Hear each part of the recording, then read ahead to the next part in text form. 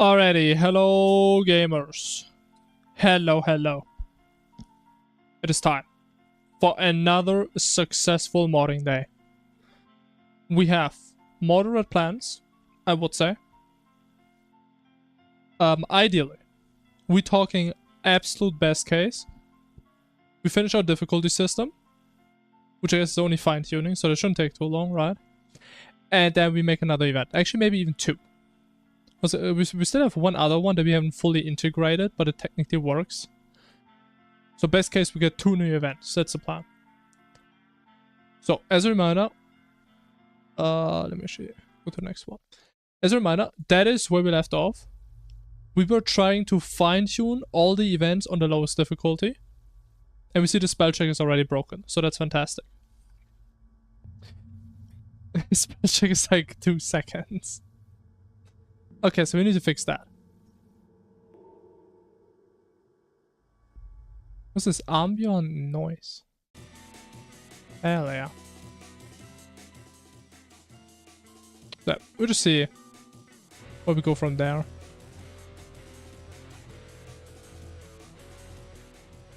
So, typing event. Oh yeah, because it's in frames. Makes sense. Okay. Fixed. Boom. What else? The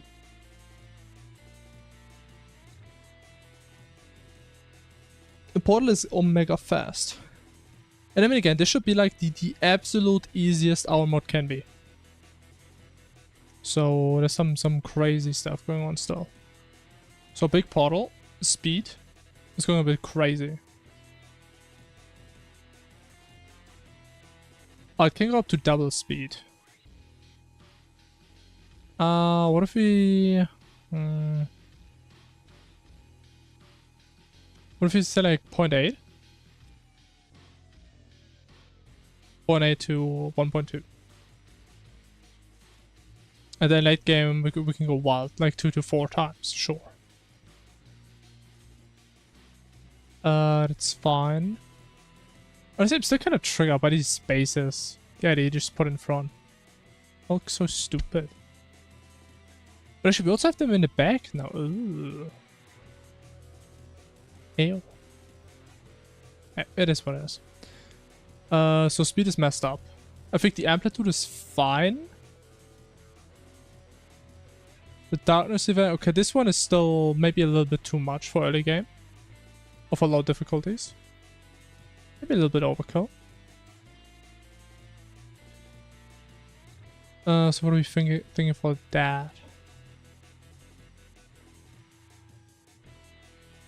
Okay, right now default darkness goes from 100 to 1000. I guess we can kind of do the same, but just reverse it. Go from 1000 to 100. I guess we can do that. No purple, hello. I'll do. Yeah, we can just do that, see what happens.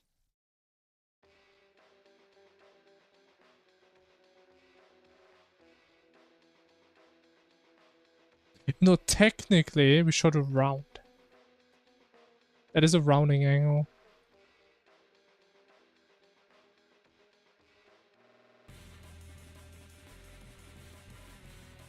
Yellow? I don't know. I've never had a yellow one. I have never even seen a yellow one. That's probably my issue.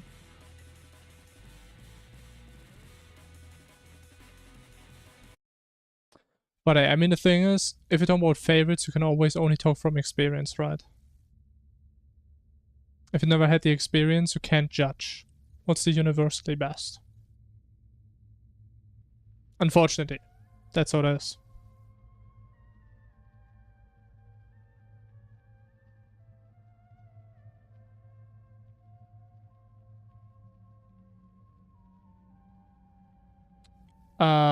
I feel like I broke it. I broke it even more than it was before. Okay, I can't even see what the first letter is, man. Okay, does at least this one work? But it's the same as before. Huh? Okay, so first of all, typing. Wait, no, typing in length is completely off. Okay, honestly, I don't think I'm feeling the ultra cool music. I think I'm going back to Calamity. Going back to the classics. Can't do wrong with Calamity.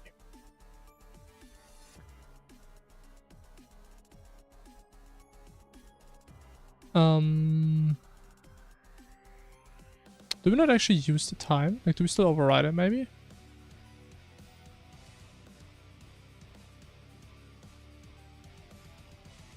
No.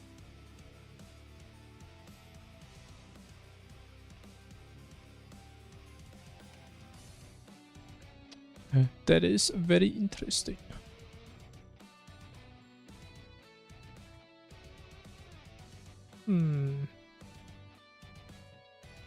Why does it behave the way it does? Okay, let's fix the darkness first.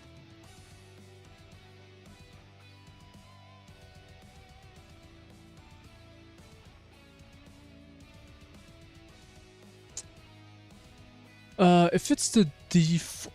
Wait, that does make sense, so maybe I should check what my difficulty is on. It should be at 0, right? Right, my day rating from bad to good, I would say it's good. Yeah. That'll be my rating.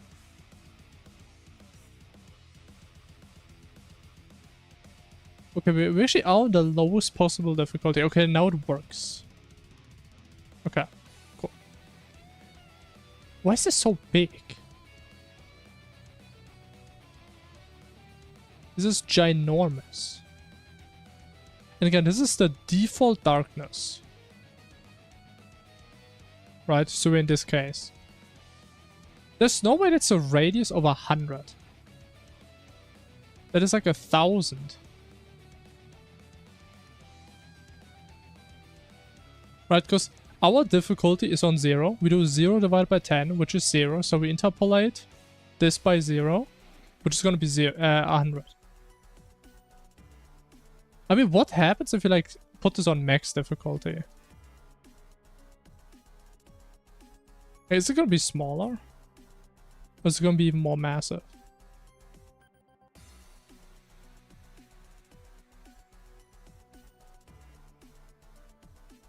This one's tiny. How is it... What? Well, how is it the other way around? Am I... Huh? Huh?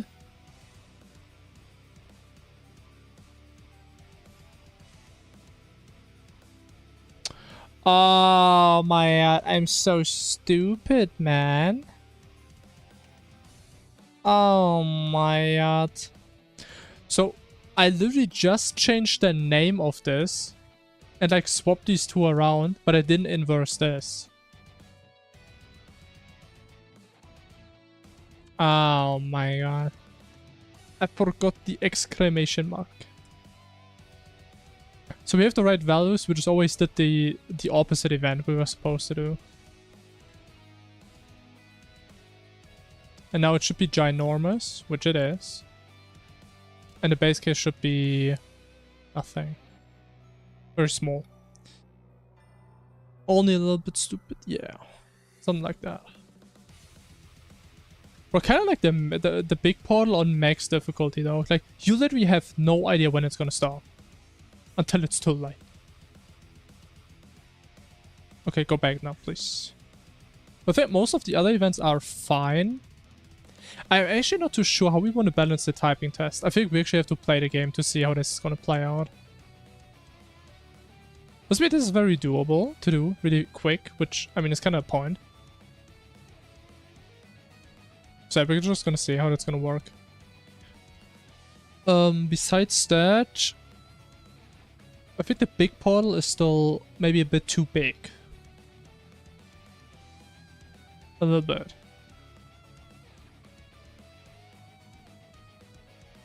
Oh, but the inverse darkness does kind of not work though.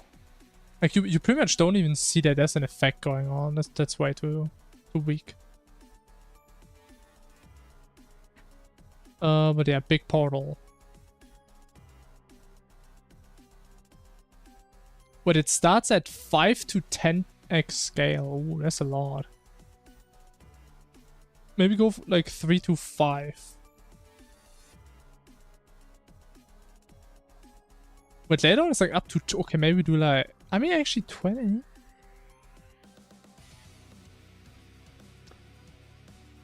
The thing is,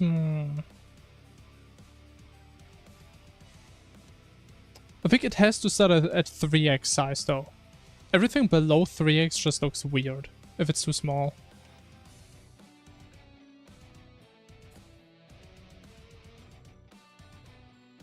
Duration. I think duration we can probably nerf later on because it's so fast. I mean, it doesn't really matter how long it is. Maybe go to like 12 seconds. Amplitude does go down, that's fine. Speed. Maybe we can actually nerf the speed a little bit. Indicator duration is probably fine.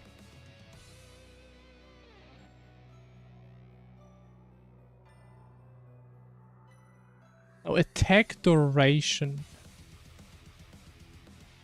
On the lowest difficulty, maybe more like 5 seconds. Highest, maybe like 20. Abort and do something, man.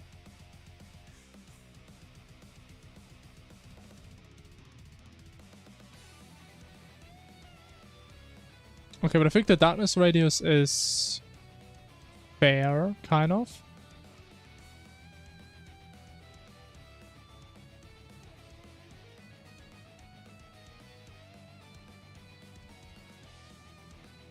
No, there's still so many of these portals. Like, maybe we also need a parameter. For like how many portals we want to spawn. So that's still a lot. Even though, unless we can also make the argument that the main balancing point is the scale, right? Because the smaller they are, the harder it is to actually get hit by them. I guess. Yeah, like the center is super small.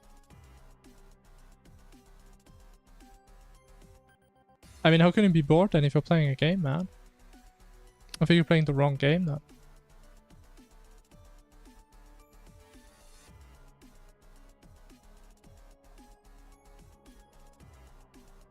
Okay, let's reload.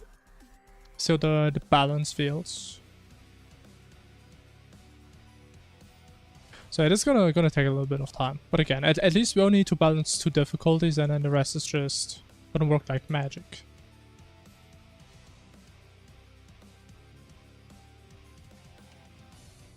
Okay, I think portal size is fine. Maybe make it a little bit slower still.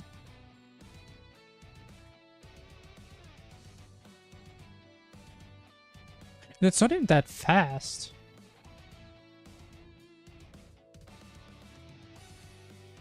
Maybe go like 0.5 to 1. It's pretty damn slow. Hopefully at least.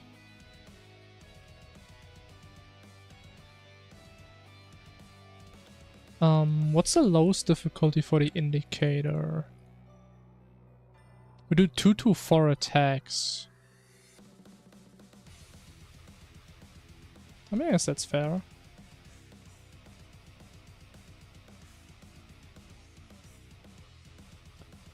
The time between attacks, 2 to 5 seconds, 1 to 2 seconds. I think this is too long. Maybe more like this, like 2 to 3 seconds, maybe. That's a 2 to 4.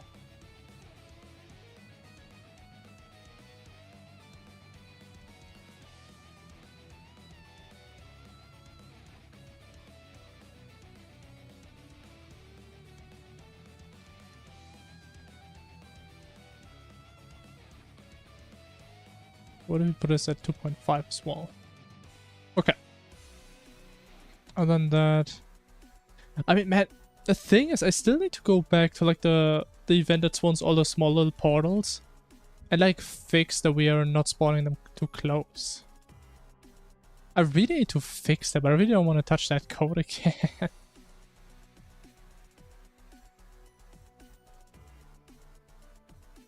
The worst part is I don't even know how to fix it. It should never realistically happen in the first place. But it just does. I mean, look how close they are. That shouldn't happen. It should be impossible.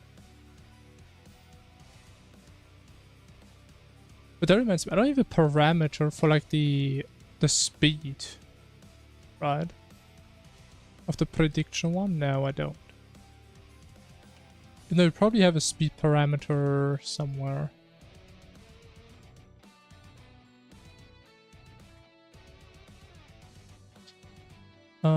Spawn death ray should have some speed.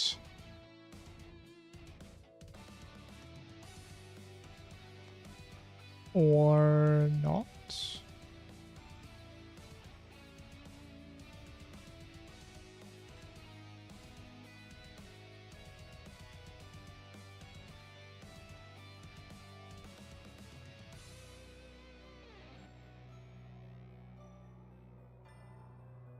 I mean, I don't think it's this, right? It should be this.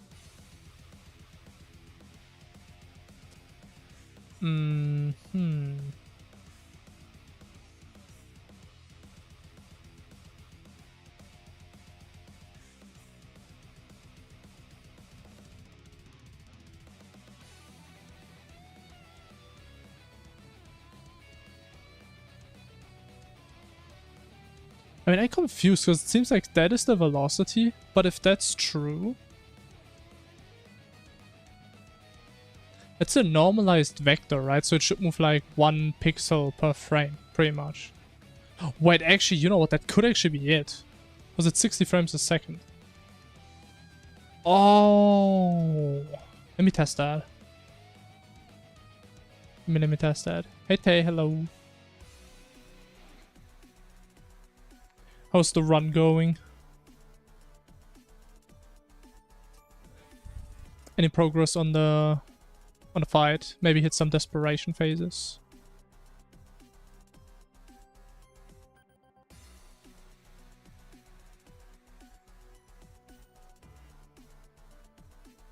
There should be... No, it's like the same speed, huh?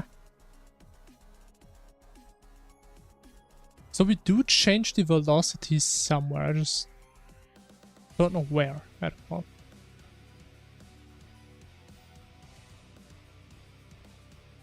Right, because we have damage, indicator time, attack time, despawn time, height, width.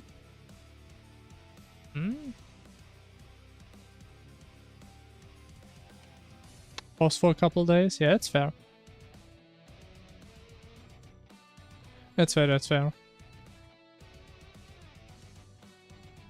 I mean, I can especially relate because there's been multiple occurrences where I got stuck on the final boss of something and then I just got burned out and stopped playing. Oftentimes where I just got very close to burnout. So yeah, it's fair. I mean, you're at the final boss, you beat like 99% of the game. I mean, it's a final stretch, right? You can take it slow.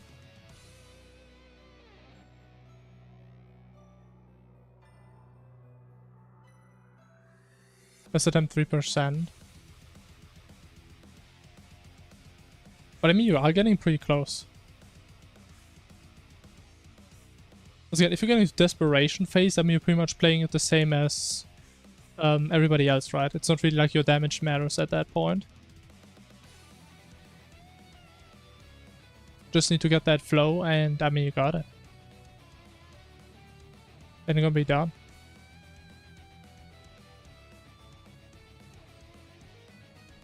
Yes, unless you want to play Wrath of the Gods after that. Crescent Staff, yeah, this thing is pretty good. Really solid weapon. No way, no?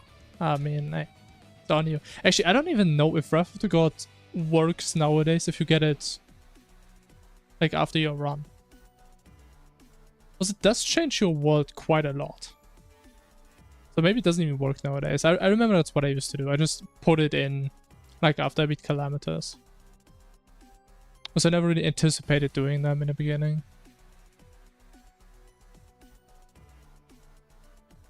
But where do we do velocity in here? I don't understand. Oh, there it is. Where's it there?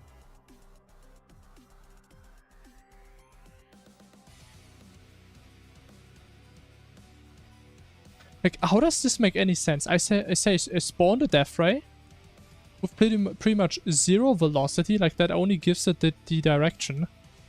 And then up here I update the velocity with something else, bro. This code is such a mess.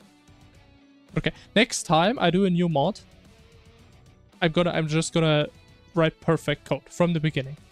There's gonna be no jank, no clunkiness. Yeah.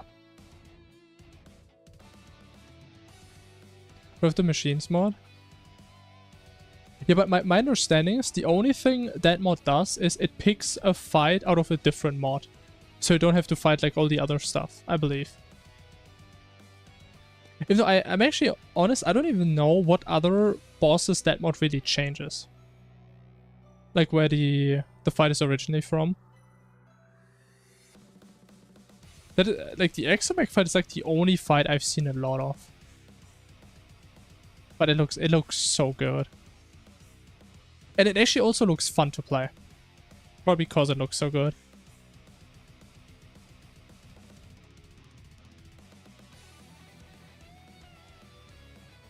But we're gonna play it one day.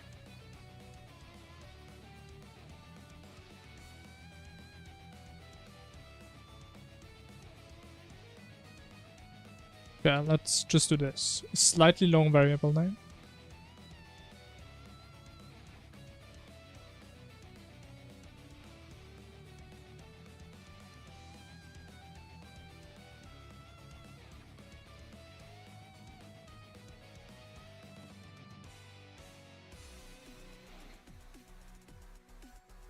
Okay, velocity.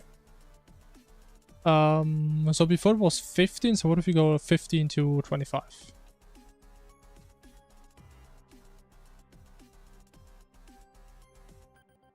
think that's fair.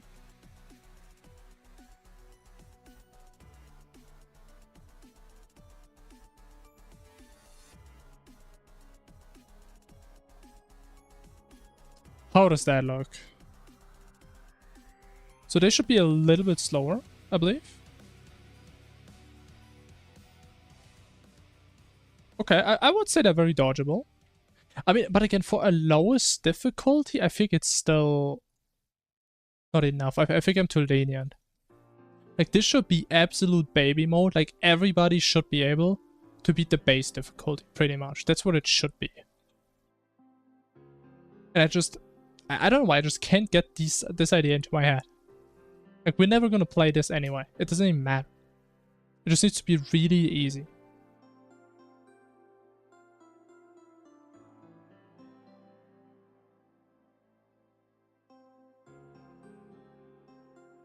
But okay, it looks pretty easy. Oh yeah, we didn't fix the darkness. Darkness is still like... It's like a negative radius. Like, you don't even see it's happening.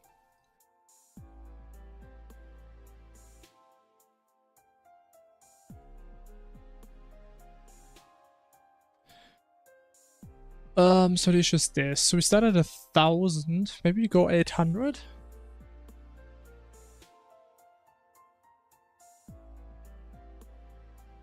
Maybe.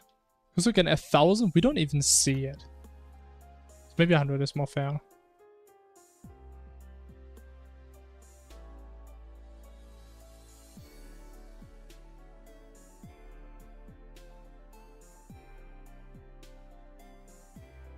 Okay, how's that? Big portal is kind of small, that's good. Darkness, okay, this one is kind of small, that's fine. Yes, technically we could also make this one smaller, but I think this is fine. Like, it could be smaller. My god, this one is slow. I need the other darkness though. We're getting a bit unlucky.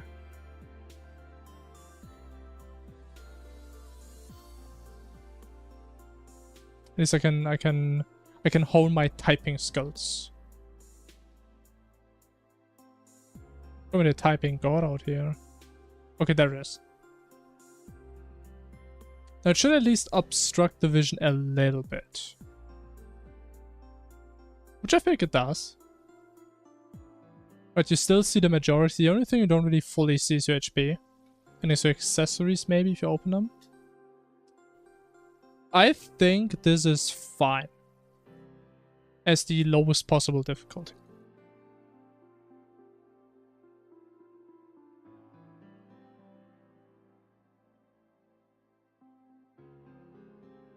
Okay, now this max difficulty, big portal, very big. Okay, we still spawn a couple too many portals. Oh my god, this thing is girthy. It's like half my screen. Oh my, that is pretty damn small. I mean, I can't see, man.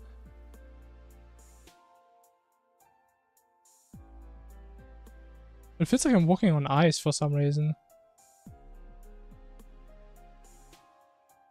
Daily calamitous attempt. Oh yeah, I guess I have 2 people now, right? In my chat. That do Infernum calamitous. I mean, what a coincidence.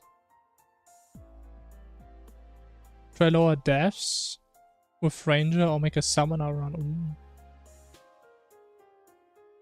I mean, if you ask me, number 2 does like both. Once again, I'm very biased, but I would say if you play Summoner, you're probably gonna have a way easier time.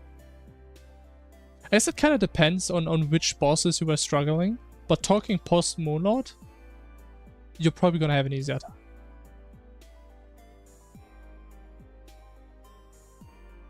But I guess if you're like a big Ranger enjoyer, that would make sense to do Ranger again.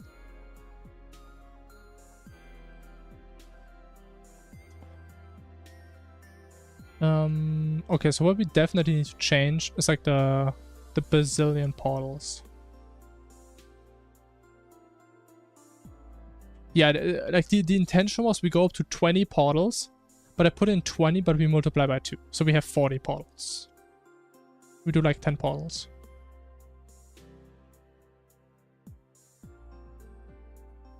I thought of this while shitting. I mean, I'ma be honest though, but while you're in the dumpster, you have the best ideas. I'ma be honest. So I think you're kind of complimenting them.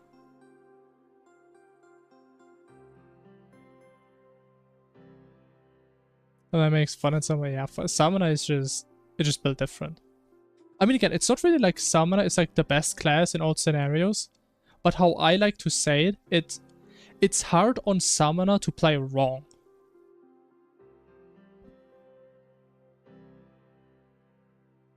It's like, how do I say it? It's like, it's kind of like, imagine Summoner is like Master Yi in League of Legends, right? I mean, you just play it, you just get kills, right? It just happens. You don't have to be the god gamer, you just do it. You know, you follow the recommended build, boom, get kills. Summoner, you just get random summons, I mean, they just work, you do damage, boom. Then on these other classes like Ranger, Melee, you need to do like all your research. Okay, what is the most efficient weapon to pump out as much damage as possible? That's kind of how I see it.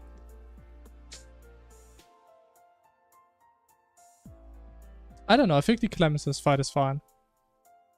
Even though again, I skip a lot of the very annoying stuff. But I mean, since you're playing Summoner, you actually also should skip most of it.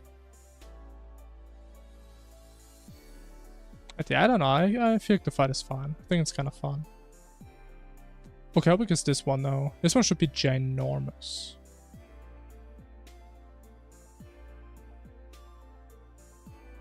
Yeah, I mean, it seems reasonable.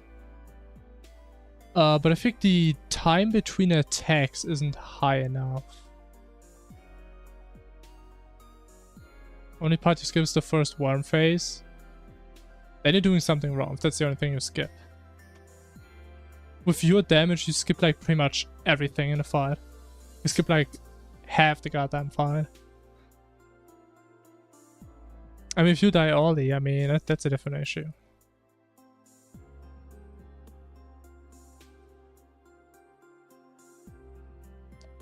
So the time between attacks.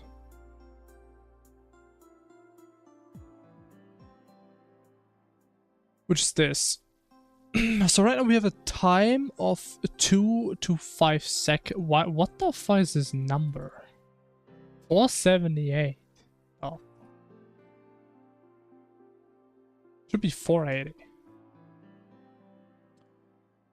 Time between attacks, 2 seconds, 5 seconds. What is? 2 to 4 seconds. What if we make it more random? We go like 60. 60 to 180. So 1 to 3 seconds.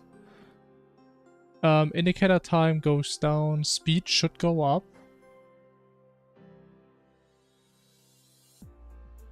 Why is it called prediction speed? There's no prediction. That's a horrible name. But it doesn't even exist. Wait, what? Oh, yeah, because I deleted the prediction logic. Okay, be gone. Fantastic.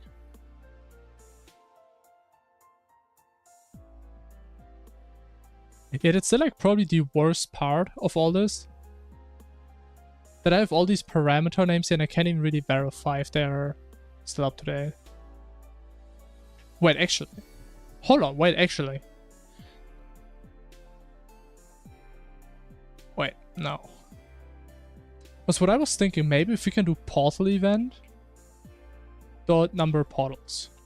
But then every one of these would need to be static, then we like convert this to string. But again, this only works if these are static.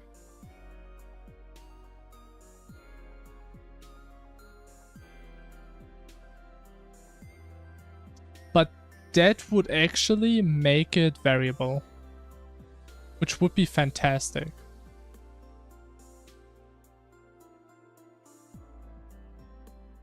Wait, there's a red in me?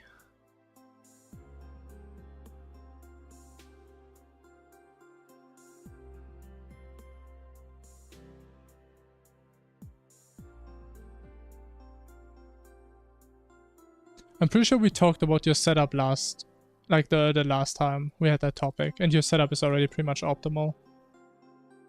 We did this already.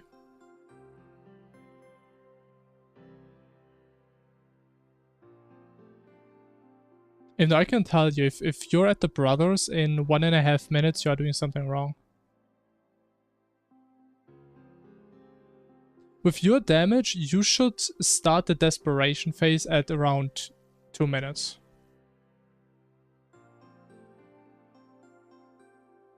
So I don't know if you're like not using your summons properly.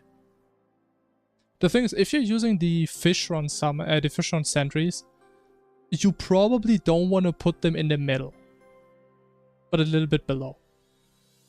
That should help damage-wise, if you're not doing that already. That's at least what I like to do, and I think it does help.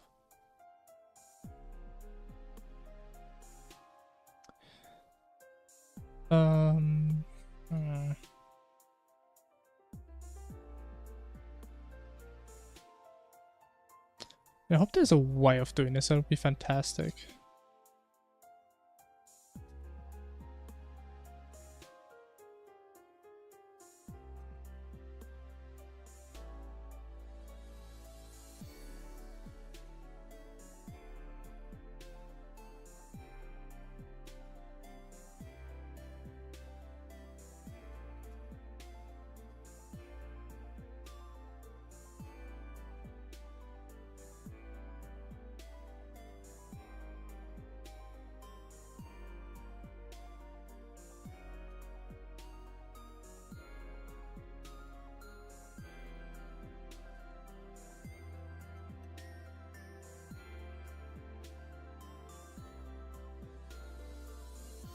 Put your sentries in the middle at the lowest platform. What is the lowest platform? I mean, I don't know how your arena looks like. I mean, where I would put them is if you... Let me actually draw that. So you probably have like the altar on some platform, right? And then it builds like the arena around. I would put these summons somewhere on a platform here. Because this way their attack range is somewhat like this. On the bottom border, maybe you should raise it up a little bit. Because I don't think they have the full range down here.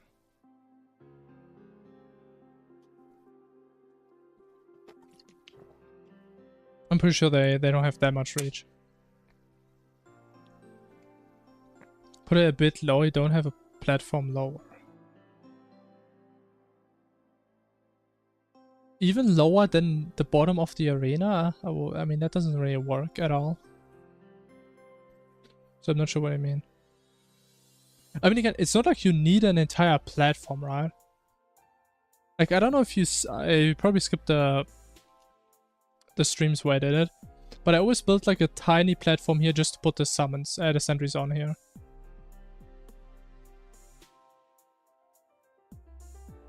But again, it's my recommendation, because that works pretty damn well, I would say. Because I mean, besides that, I can't really imagine what you're doing wrong. Once again, the damage last time was pretty good, exactly what it should be, if you didn't lie to me. And on Summoner, you don't even have to actively really attack the boss. I mean, it helps for damage, sure. But your damage is still way above average, even if you miss all your manual attacks. So Sentry is like the only thing you can really influence. That I can think of at least.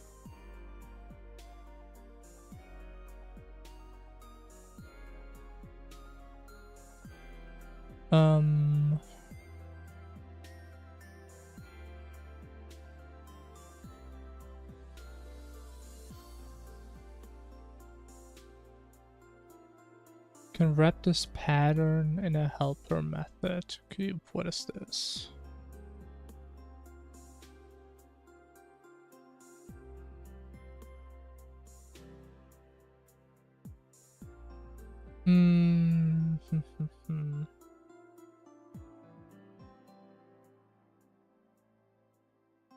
Electron 3 mirrors. I mean, again, I have no experience with the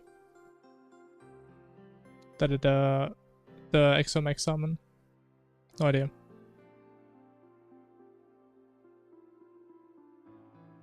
Even though, wait, actually, didn't we talk about this last stream that you shouldn't use that setup because you did like 0 damage?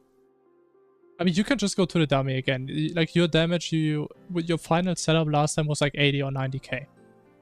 But I think I remember with that setup you did like half of that. I'm pretty sure you changed your setup. Unless you're also doing like 80, 90k with this one, then I guess it's fine.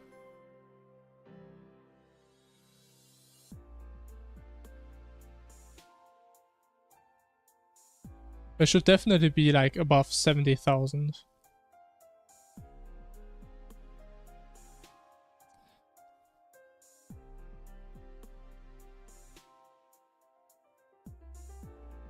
Man, is there not a way, like, I literally only want the name of a variable as a string. Like, I don't actually want to reference it, man.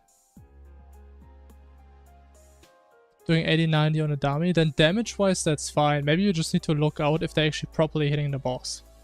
Because again, I don't know how that summon works. If it sucks on targets that move a lot, then maybe you want to use other summons.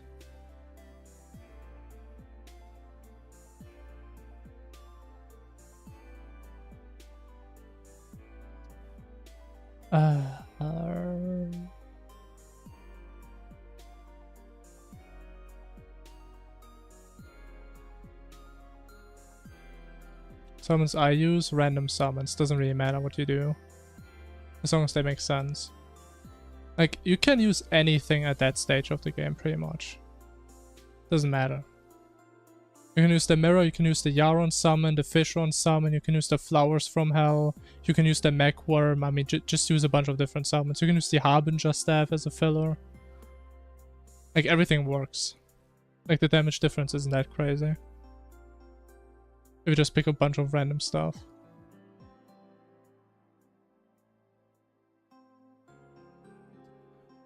So I think what we could do, which is kind of cringe, I guess we can actually just go. If I make a new instance, even though I hate. Oh wait, we can't even do that because of the dictionary. So we'd have to put in like an empty dictionary. Oh my god. And then we can reference it just to print a string. That is disgusting. I hate this. I absolutely hate this.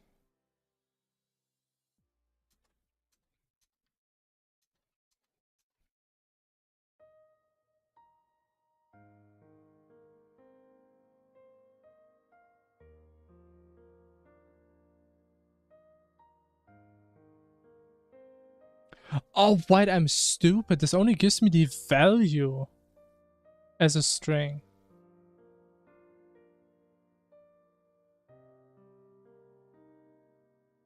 Wait. But I can't read. Wait, does that work? Oh, please tell me that works. Name of portal event. Dot number portals. Oh my god, that works. Oh, why didn't I do that before? That is beautiful. Oh, that is so good. I know if you change this to something. Oh, it doesn't actually change this. Wait, why not?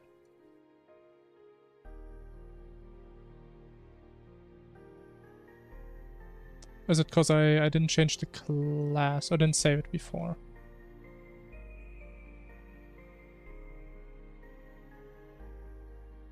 Wait. If I do this...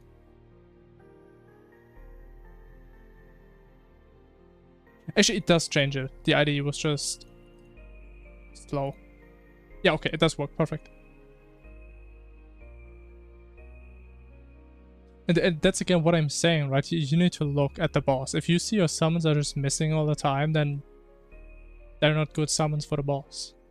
Which would be sad, because I mean, what else would you use exomech summons for?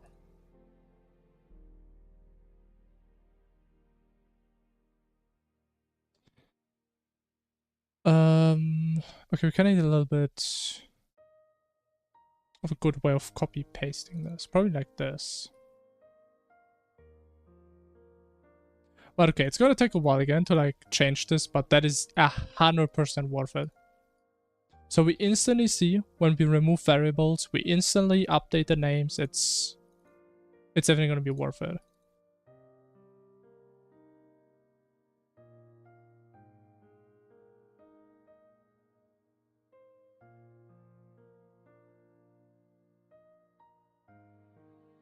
You know, it's probably not the most efficient way of actually doing this. But it is a way. It is my way. Okay, I mean, look at this, for example. This one doesn't even exist anymore. Apparently.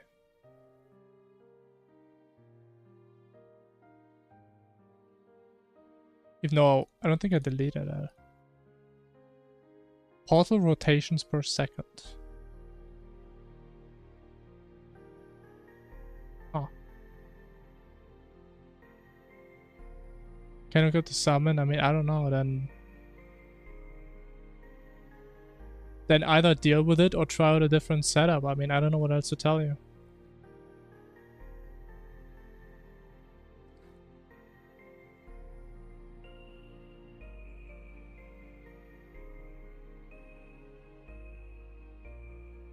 I mean, the thing is, you should still have a bunch of summons for that you used on exomech, right? Then just use those.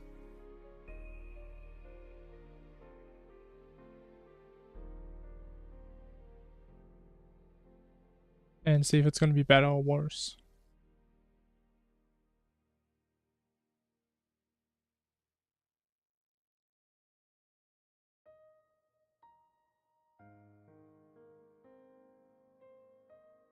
Wait, portal? Oh. Wait. Actually, let me do one quick break, baby.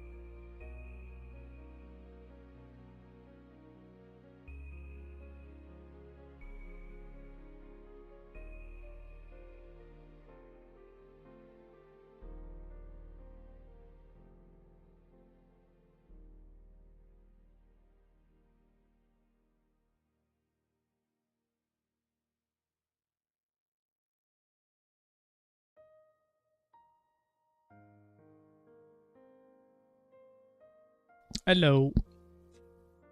Hello. Alright. So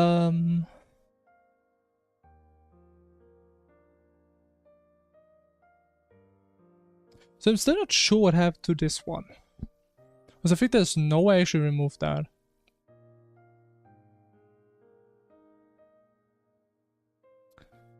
But how do I figure out where this came from?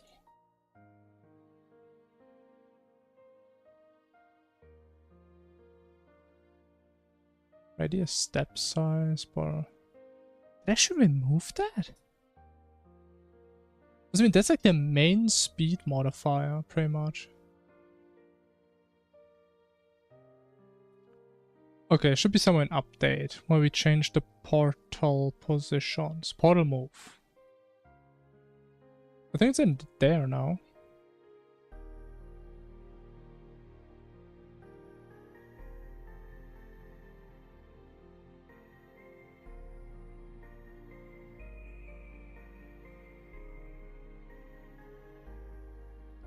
Why is this using a main local player? Ugh. Okay, doesn't really matter though. At least for single player. Honestly, I still feel like I wanna at least see what this mod would be like in multiplayer. Because this shit has to be so messed up. Because randomly I just always use the local player, sometimes I use the target player. Sometimes I use some other janky stuff. And this has to be completely broken in multiplayer.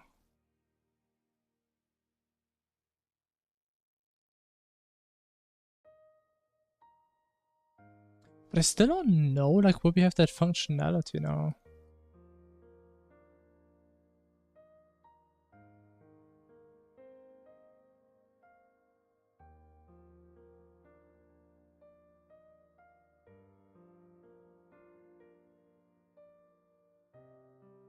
Like, how does this moving function actually work? Wait, there it is. Portal rotations per second.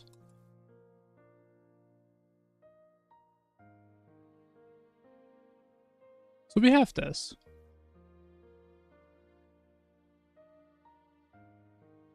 So it's just not in here, but it's in here. Makes sense. But how does it get in there?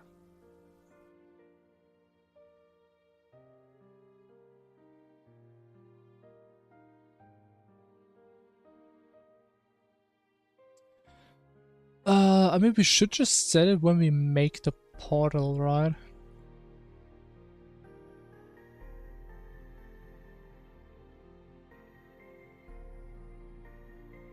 Actually, no, we just set it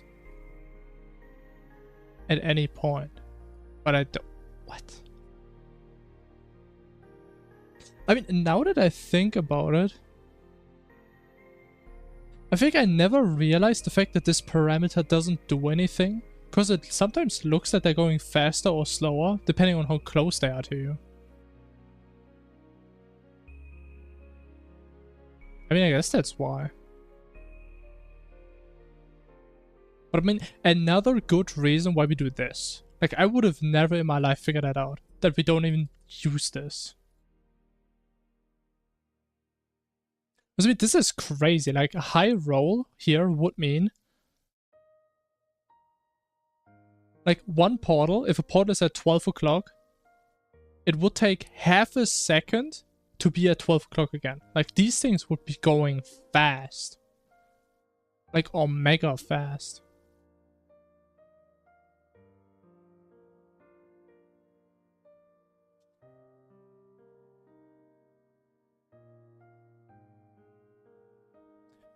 So we spawn a bunch of portals here. It should be here. Boom. Problem solved. Let me just make sure that it actually works as a framework. I think it should.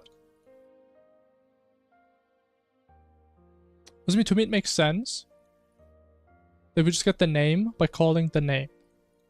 And then we have the name. Okay, it works. That's what I mean, man. Look how fast they are. Oh my god. Holy.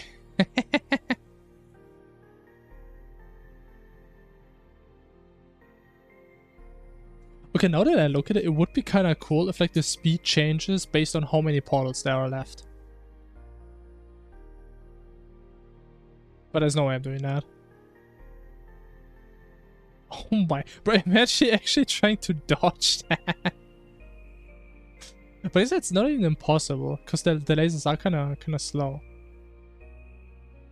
But okay, fantastic. We discovered a new parameter that is completely broken.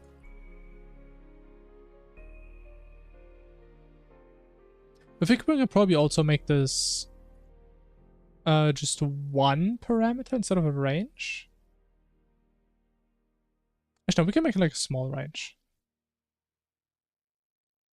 So in baby mode, it rotates 0 or up to half a rotation per second. Which actually is already pretty damn fast. Or like 0.25.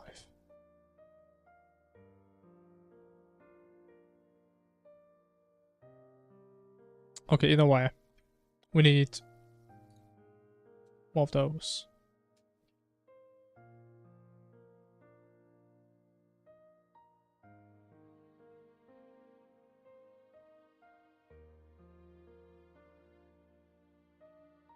Is this really Calamity music I'm listening to?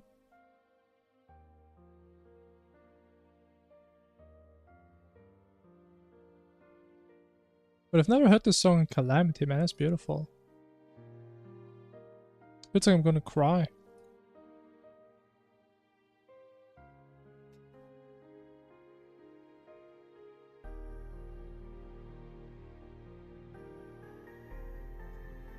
Oh.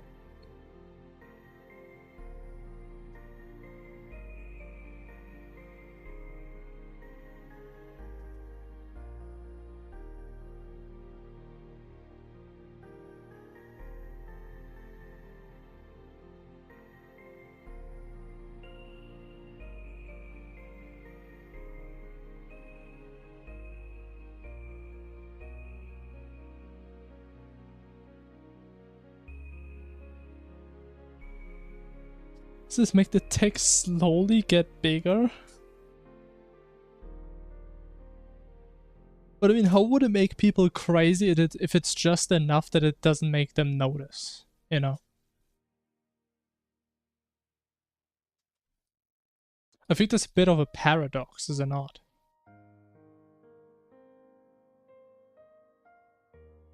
I mean, I guess they would go crazy once they notice.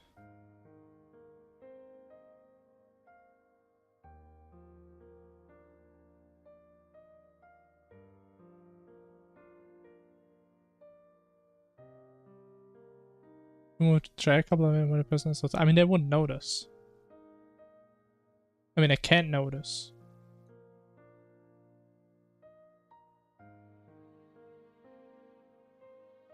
Unless you mean like a grass growing type situation. Where it's like, oh, you move the chair like every day, you know, and at some point it's like in a different room. Doesn't know. I mean, I guess I'm clueless. I mean, it is what it is. It's nothing new. I feel people know that from me at that point. And I'm not sure why. So I think I'm pretty good at hiding it.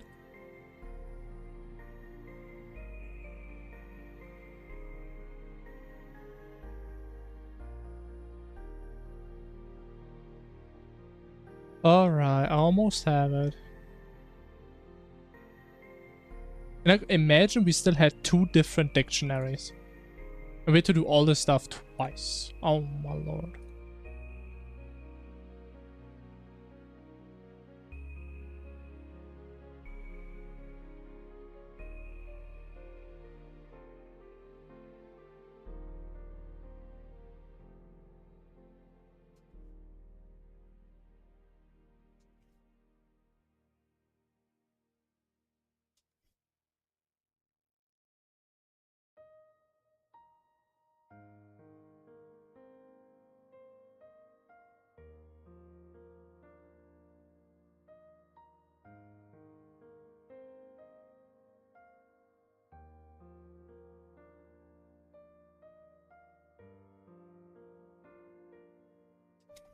All right, look at this. Now that looks beautiful. That makes me happy. And now the dictionary is even wider than it ever was. But it's unbreakable. It's so robust. You just can't break it. It's beautiful.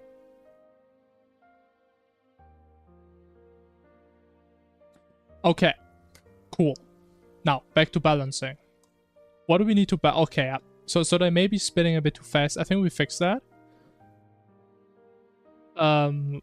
It still looks really cool. I love how fast they are, man. Okay, I feel like darkness is fine. So we can just slowly disable the ones that are fine.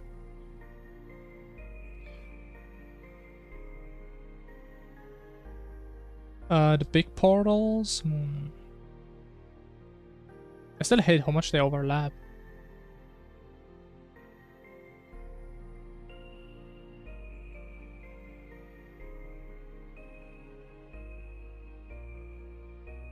Bro, I literally can't move. Oh my god, these things are strong. Okay, I think the prediction portals are a bit of a joke.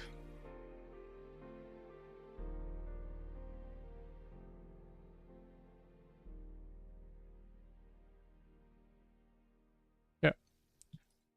Less cooldown. For more fun. They should be pretty fast though. 6 to 8 attacks. What if we do 8 to 10? Sounds more fun.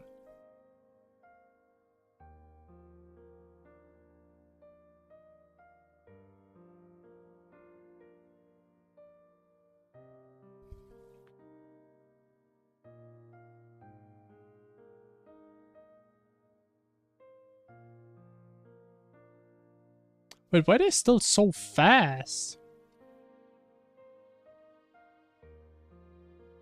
Oh my god, man, this sucks. Okay, the suck is too crazy, man. Suck goes way too hard.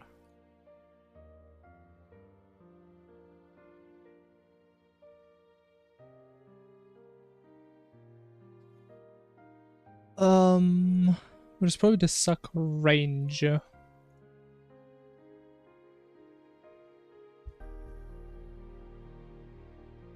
we just have like a lot of portals always sucking on us.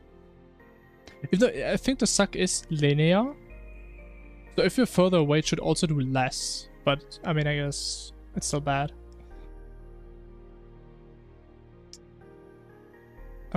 Besides that.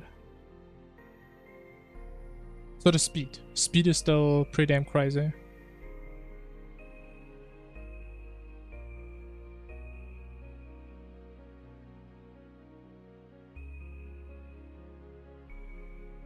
It should only be like around 1 rotation per second.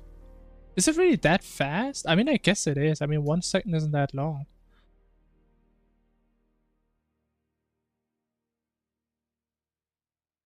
Well, what do we do? Like half a rotation? I guess.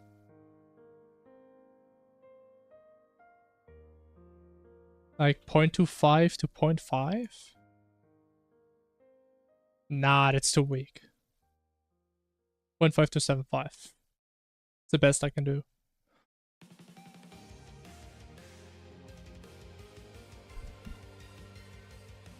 Besides that, what else doesn't look fun? What looks wrong?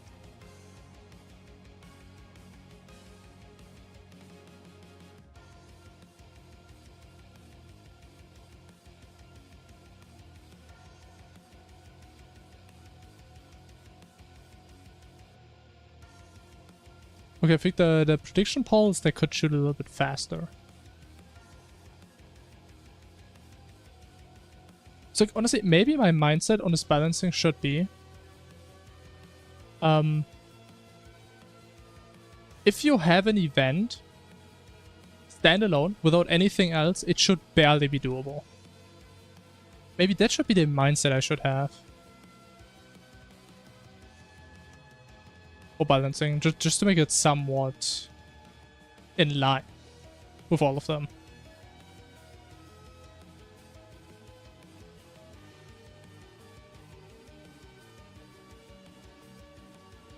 Okay, this is still really fast. Okay, the laser needs to be faster. Also, didn't I just disable everything else? Yes, I didn't. Okay, laser should be faster. I think the spin is actually not that bad. I mean, they are pretty fast, but you can see where the laser is going to be. Like, I can already dodge this even without seeing the pulse, really.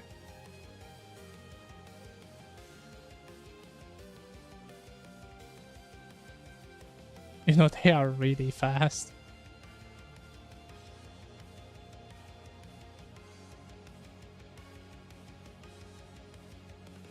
Okay. Faster, please. Oh, not faster, but the laser. Time for max length. Okay, right now it takes almost a full second. How about quarter of a second?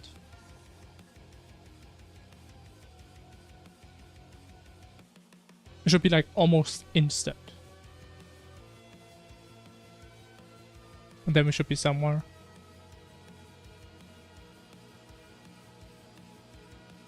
Okay, that is pretty damn fast. But it's dodgeable. In theory.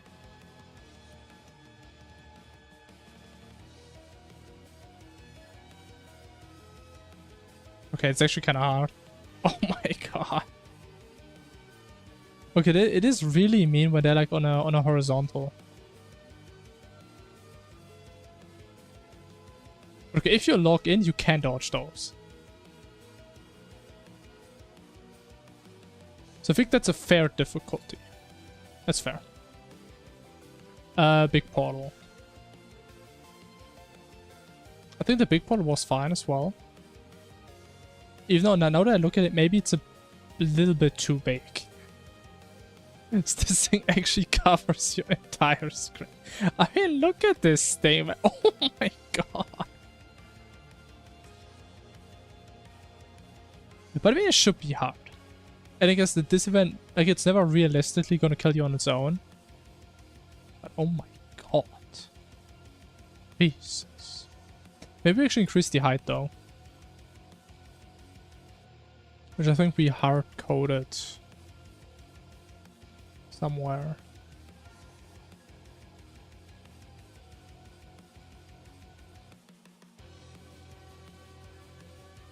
I think it's this. The 3K. Height 3,000, 5,000.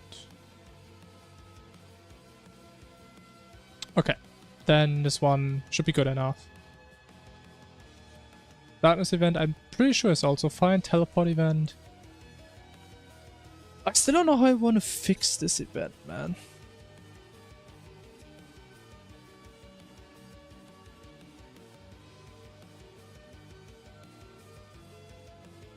Okay, but I feel like now there's like no suck. There should at least be like a little bit. I mean, there's a little bit, but it definitely gets way worse when there's multiple portals nearby.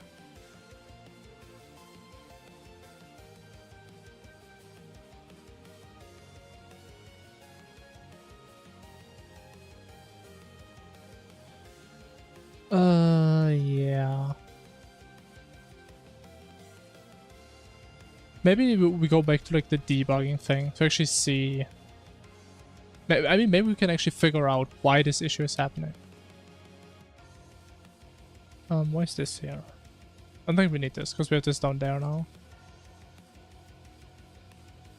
Okay, so we have our positions.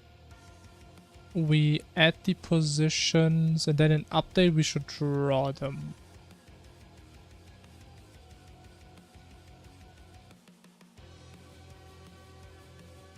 Oh, we don't, okay.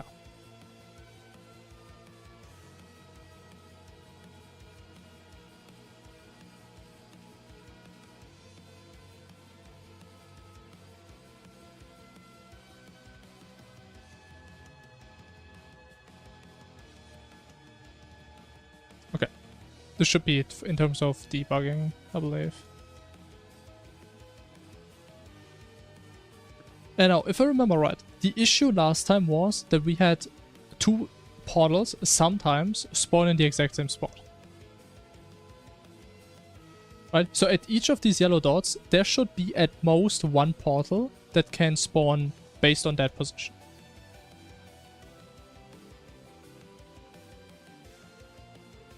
Which, I mean, this one, I mean, actually, no, this could be 2 different ones.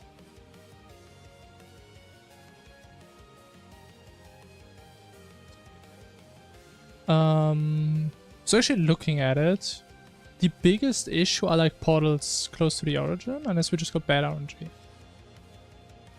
But I mean, the spread doesn't look that bad. We have like 2 here. I mean, maybe the issue is that we have too many of these lines going out. I feel like... Wait a minute. If we look at like the distance between this line and this line, it should be equidistant, but it's not. Wait, why is there an extra dot? Wait, this... Wait, no. Wait, what?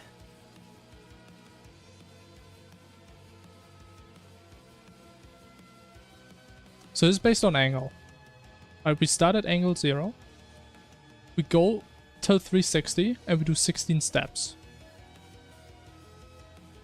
Oh my god.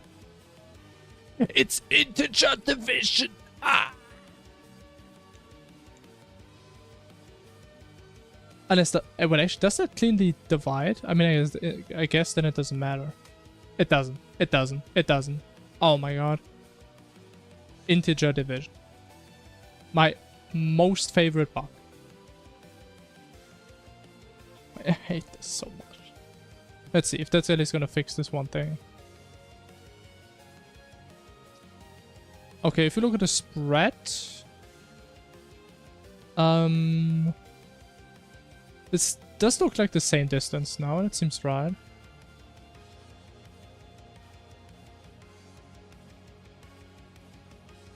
Cool.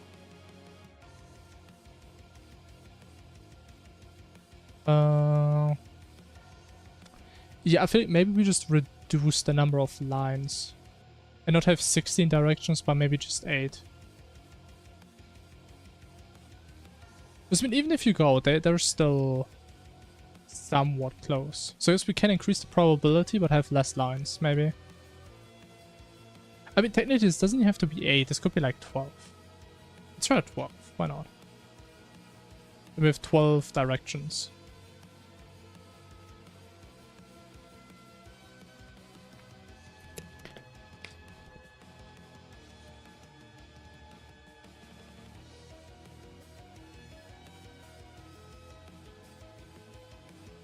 Okay, that's the bug right here. If you look at this, there's no way one of the portals could come from a different point than this. Unless... I mean, is there any way it could connect like this?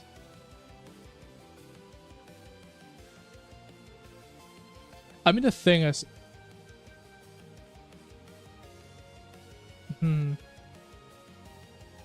Let me actually take out the randomness and see how that's gonna look. Because if we can actually spawn up to 2 portals and we have no randomness, it should always spawn 2 portals, right?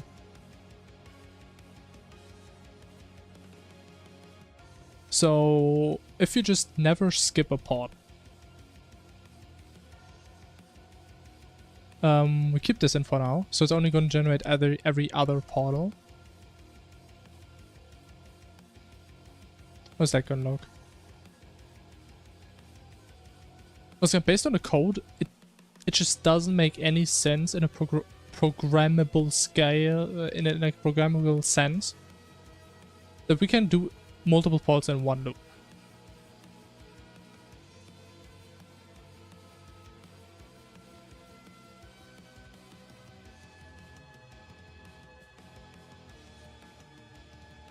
Wait, let me just see, what is the distance between points? So we have a step size of 200. Right? So between each 2 points, there's a distance of 200. Makes sense.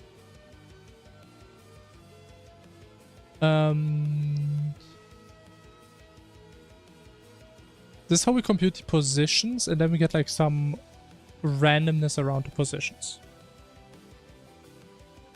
Sure. Actually, let me just see.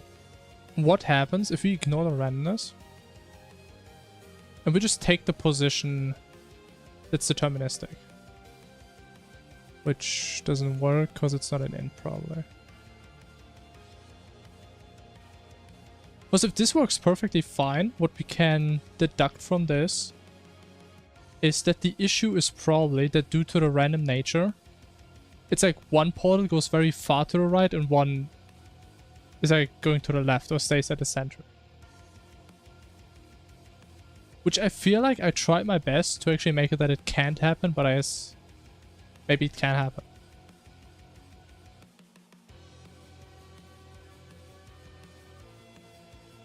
Yeah, that's it. So now we should have every other portal, but it always generates exactly on the dots. Which doesn't seem to be the case at all. What?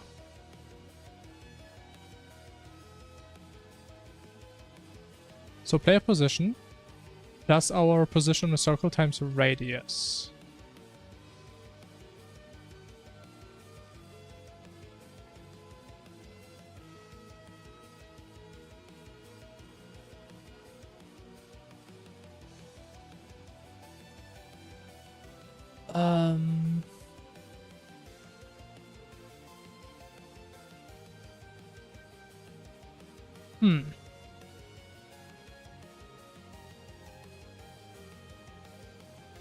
That's interesting.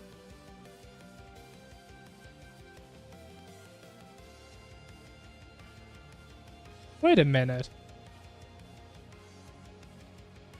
Okay, I would have expected that the center, or like the dots would be in the middle of the portal, but it's on the bottom. That is interesting.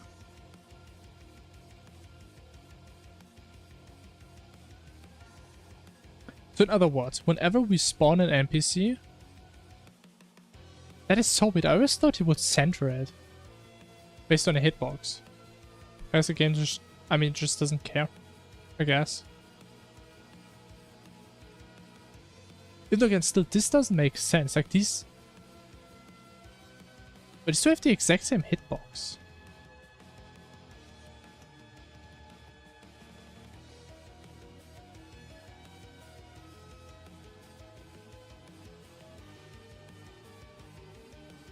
Huh?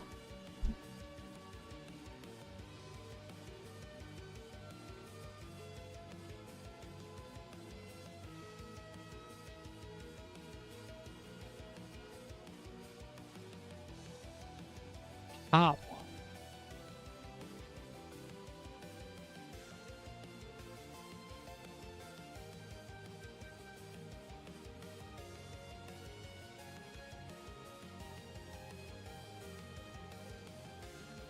That's so weird because it still seems to be random if that issue happens or not.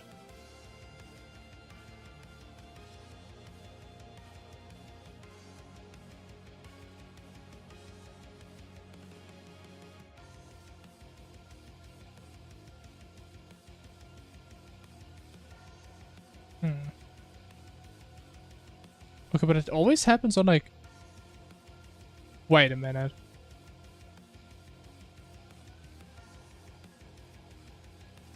Oh my god, I know the issue.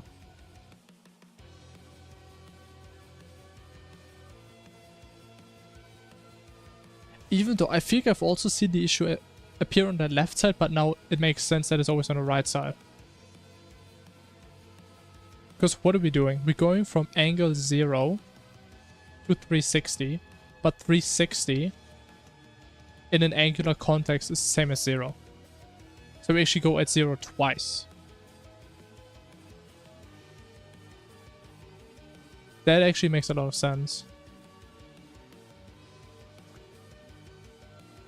So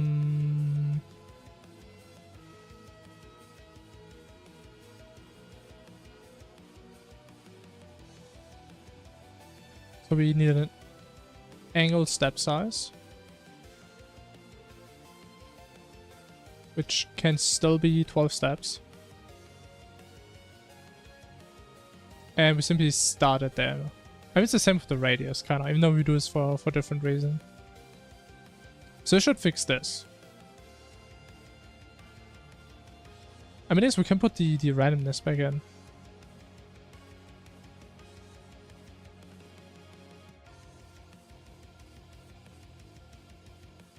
See if that still does any weird stuff. But okay, that actually makes a lot of sense that it behaved the way it did. Again, only on the right side though. I'm pretty sure it also happened on the left side.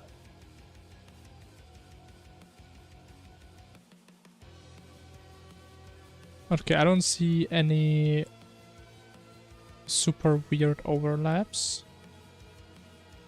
No, didn't I toggle on the randomness again? Why is it? Oh, that's why.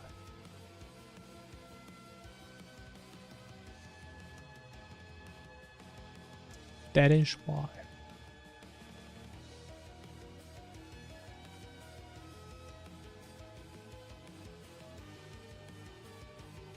Okay, we still have these overlaps, but that makes sense. Because this is probably just a portal from this one.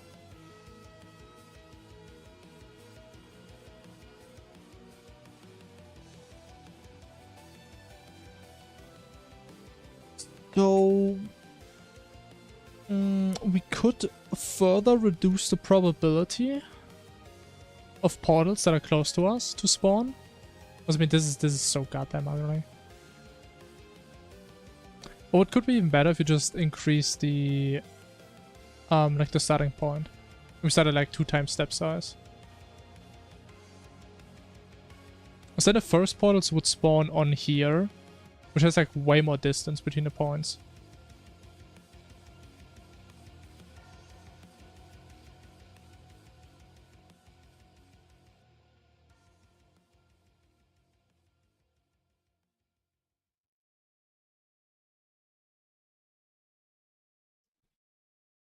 There is still some overlap. Maybe I need to actually decrease the radius, because the radius doesn't actually need to be that big to feel random, I don't think. So we use a quarter step size, which is what?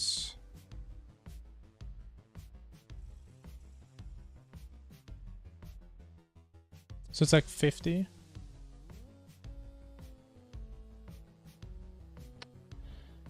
What is like 1/8?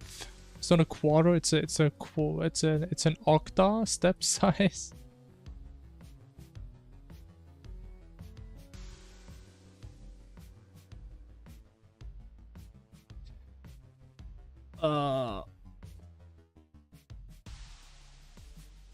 What is quarter?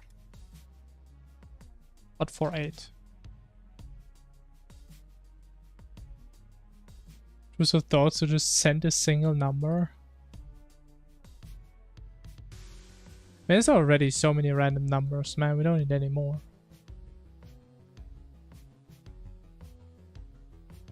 It's already such a damn mess.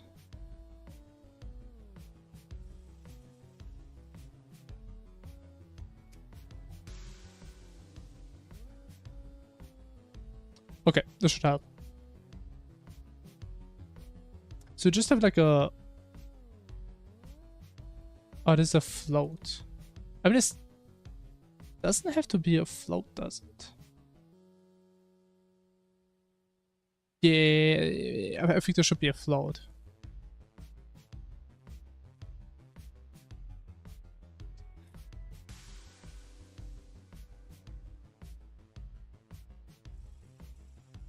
Yeah, man, just trust me. Always trust me. Have I ever done something that would make me earn your distrust?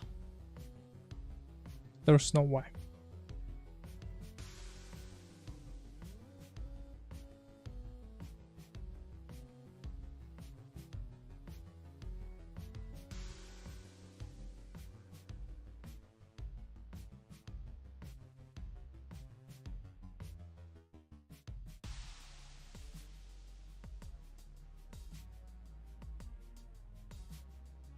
I swim in absolute spaghetti. True.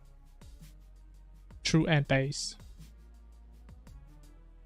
Okay, now. That looks a lot better, does it not? What difficulty are we at? This is max? This is max difficulty. Why are they so small?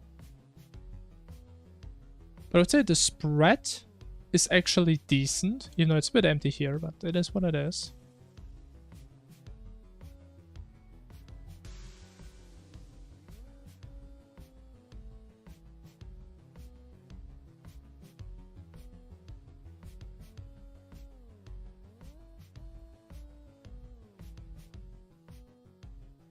The thing is though, like, I don't know if I want to make like the number of portals also based on a parameter. I don't think I do.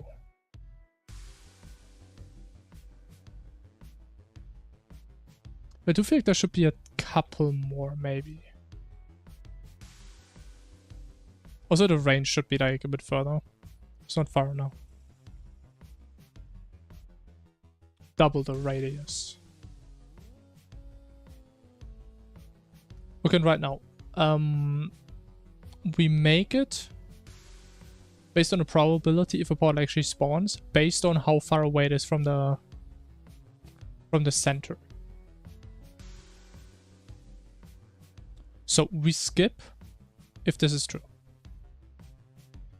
Let me actually...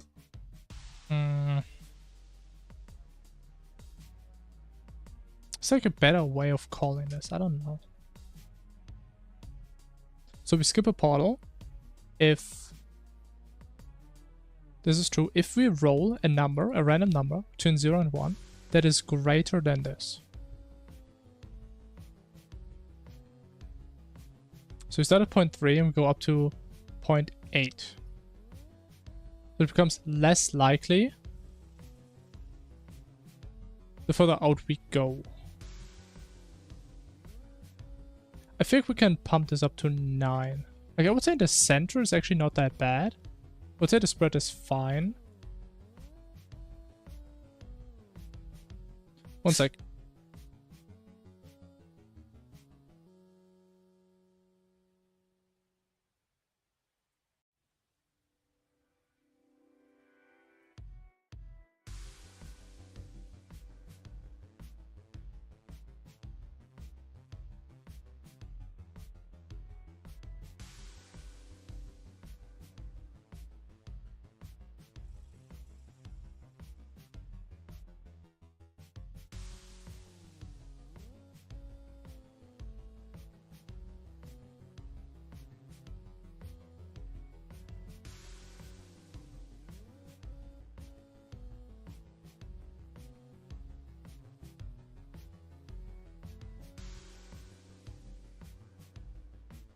Okay, was a long second.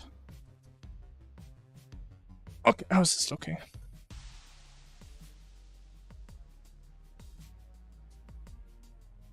I mean, you know what? Actually, since the radius is so massive now, what if you just go guaranteed? That's probably too much. But I fell asleep. I mean, I can't blame you for that. You know, we have chill music. Oh, also have a coding window open. We just do some coding, we type some numbers. It is what it is. But I feel like the result... I mean, again, it's not like it looks good, right? I mean, that's not what matters. What matters is that it works. I would say the portal spread looks nice. I think that's a good spread right there. That's a pretty decent spread.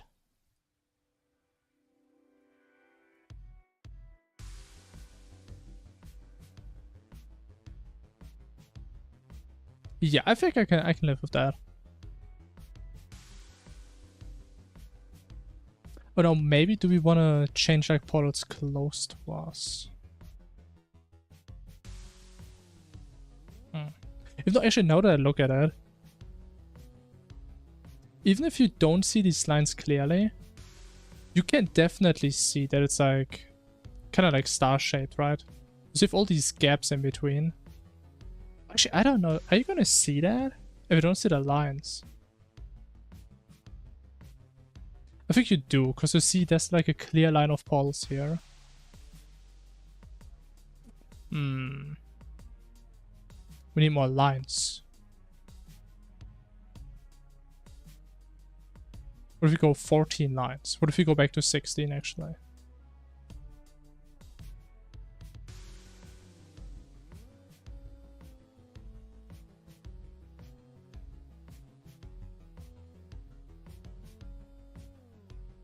Okay, we have a wall of portals.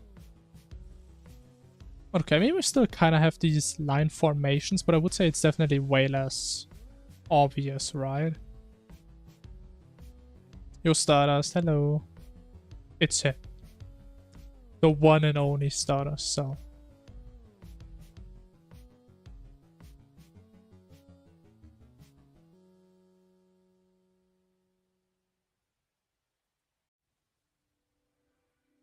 Okay, but honestly, there's like almost no overlaps anymore.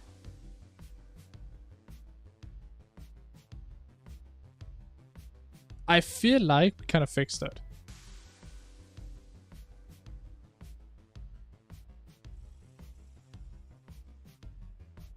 Hold on, give me one more. Give me one more. One more generation. Okay, I mean, these are close, but that doesn't bother me that much.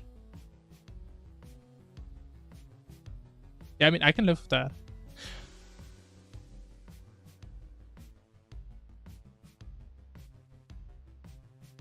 Okay, now, one thing that I did want to do for a long time with these types of events,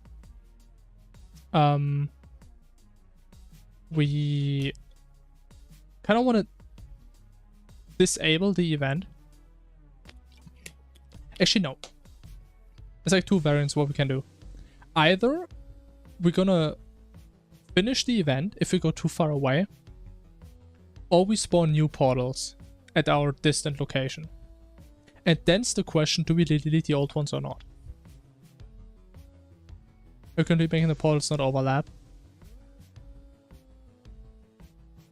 Effort. Effort, hopes, and dreams. So basically, you see like all these little yellow dots, right? That I put in for debugging. So basically, it's generating like the shape, like all these points. And on all of these points close to it, a portal could potentially spawn. Now, what potentially means is, first of all, if it's not a block. Second of all, if the dot previously doesn't have a portal on it. So for example, this one can never have a portal because the previous one had one. And if a certain probability is fulfilled, which is this function.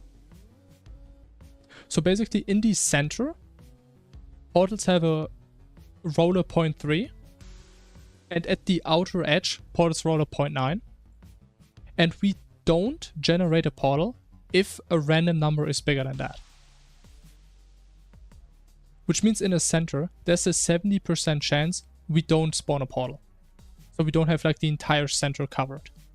So it's actually kind of rare that you have this portal like in the inner circles. And the further out you go, the higher the probability goes. Because there's more distance between portals, right? Because it goes out.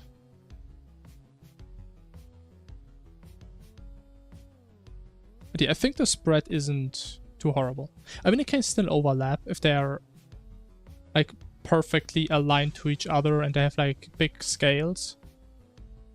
But it doesn't happen that frequently.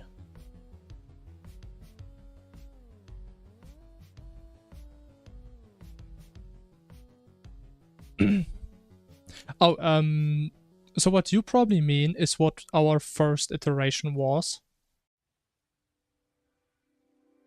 Right, so like have the player in the middle.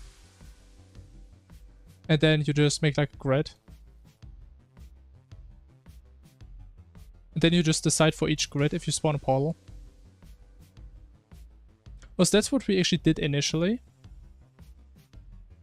I would say kind of yes. Because, how do I say it? I think the big issue with that approach was you had like this sudden break. Where just as soon as you go out, there's no more portals at all. And I guess making a circle is just more intuitive in that way. If that makes sense. I don't know if this is probably a horrible way of explaining it, right? But it's probably... If you imagine you have a bunch of stuff spawning around you, like spawning it in a square it just doesn't really feel right. It feels very artificial, even if it's still randomly spawned on this grid.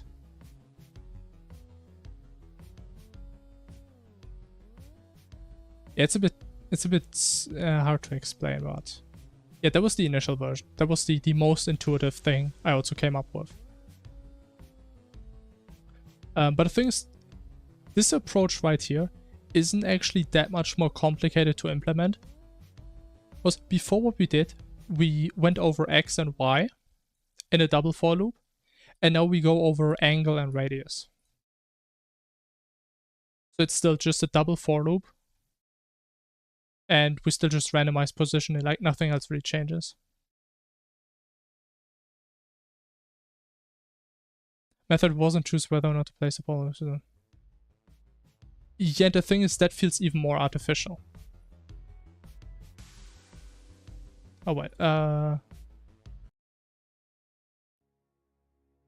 again, then you just have a portal everywhere in somewhat equidistant, and you just see the grid. You see it's just a big grid, right? Which is again why I had the idea to only render some of them, but it's still you could still see it's a grid, and you had like this clear cutoff.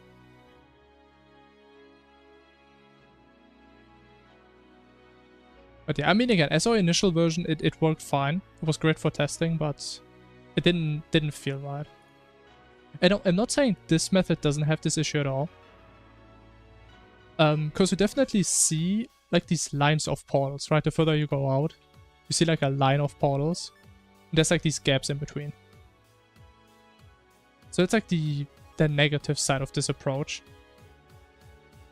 Even though I think it's not that bad. And again, I kind of want them to become a bit less often the further out you go. But yeah, something like this, I'm not a fan of that. That is... it's not nice. I guess what we could do...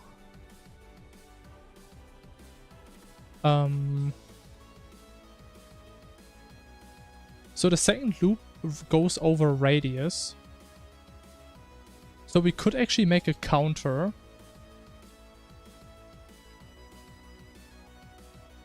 Where we just count how many portals we generated, and it can't like go over a certain amount. Maybe rotate the whole thing to make it less visible. What do you mean by rotate? Because this thing goes out in all directions, right? So rotation wouldn't really change anything.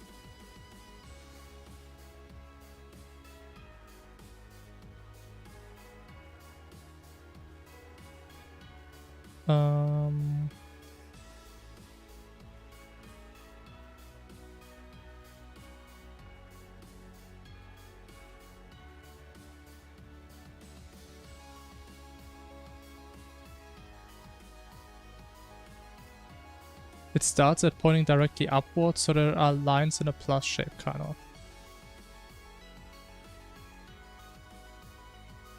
I mean, yeah, I don't think that would change anything really. Because right now I think we have 16 directions, right? That just go like this.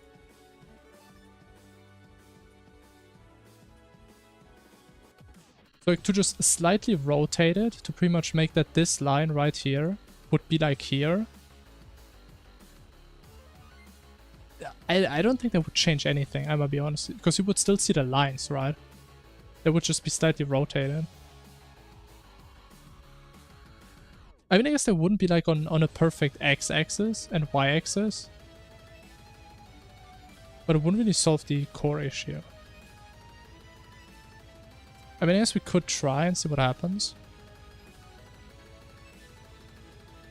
So we want to start at half the step size.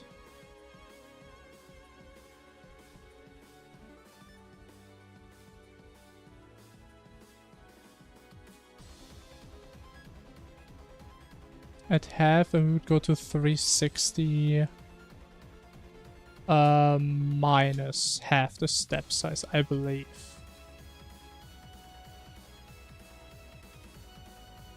Will make it easier to dodge since you can just hover sideways. I mean, true, but again, the idea is that you're gonna like jump around in here, right? If you're fighting a boss, we can just go straight in one direction the entire time. Okay, sure.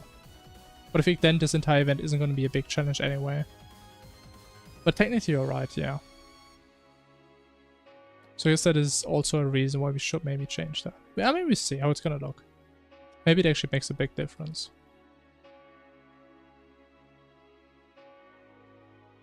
Okay, it's definitely not plush shaped now.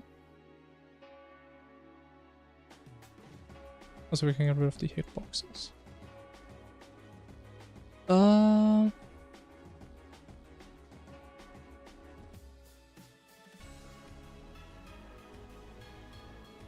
I mean, it does feel a bit more random.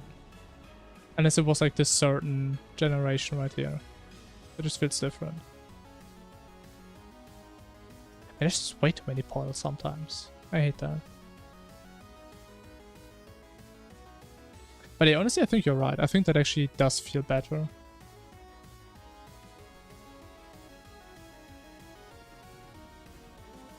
Okay.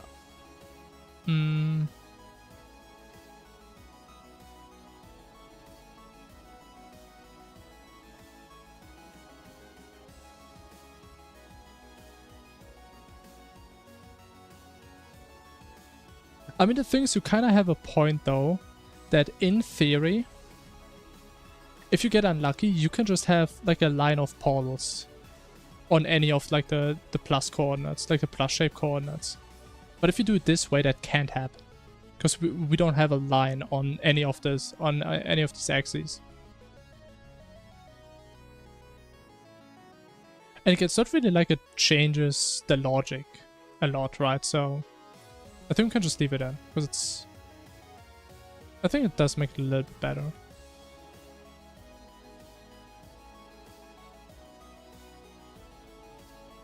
Have an idea? I mean, sure.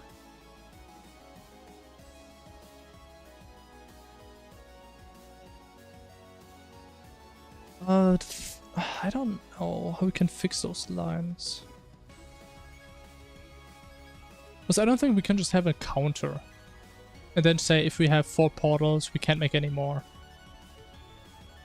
Offset the angle of each ring by a set amount every time the size of the ring increases. Oh. Oh.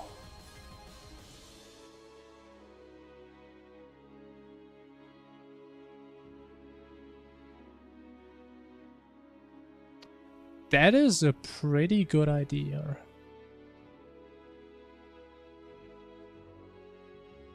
That sounds that sounds nice. How would we do that though?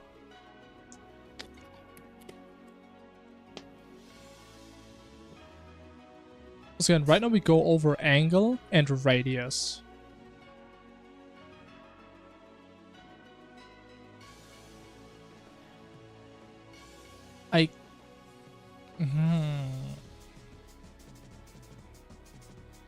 Technically, if we just add a constant to the... I mean, technically this is also a constant. No, because we would do this in every single step.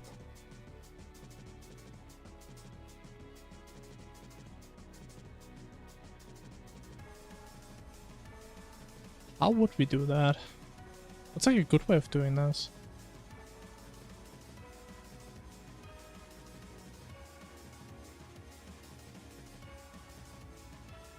So we would kind of need to change the step size in every iteration. Wait, are you actually allowed to do that? I mean, you probably can just change it, no?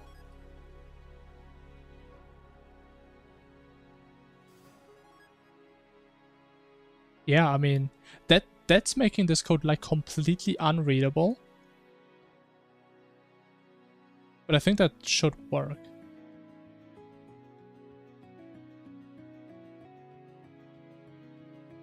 So the angle of the lines in a variable that increments for each line. I mean, again, you're not wrong, but we're in the context of a loop,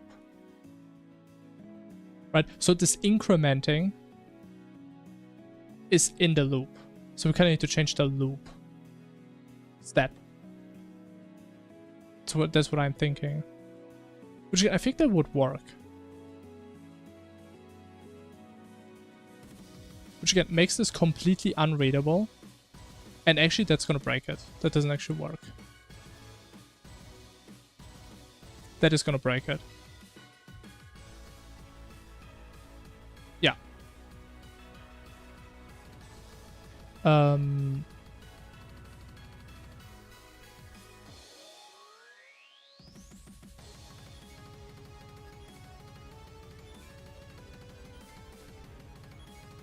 I mean, that's the interesting part. I was also thinking if we have to make a triple loop, but we like the third loop would only run once, kind of. Which makes me think it's only a double loop. I don't think we need 3 loops. But I'm also struggling to do it with 2.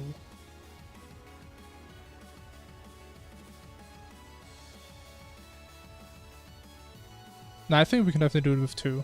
If you just be smart.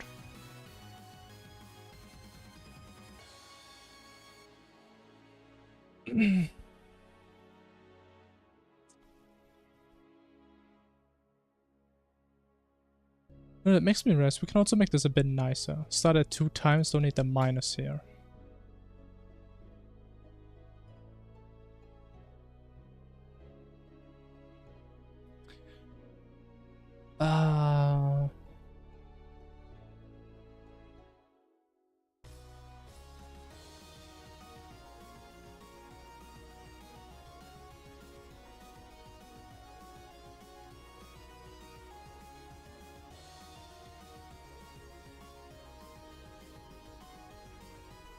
Increment for each ring step, decrement it back to what it was before.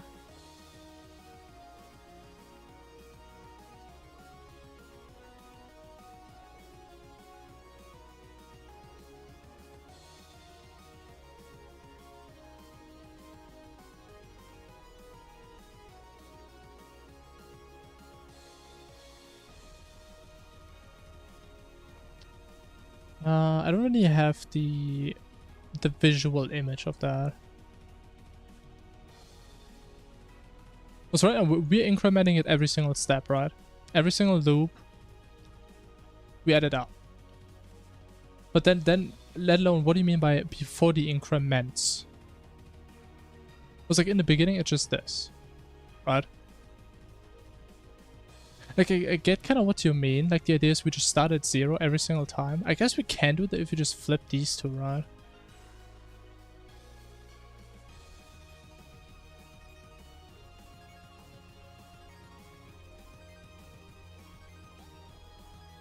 Oh, you know what? I think I get it.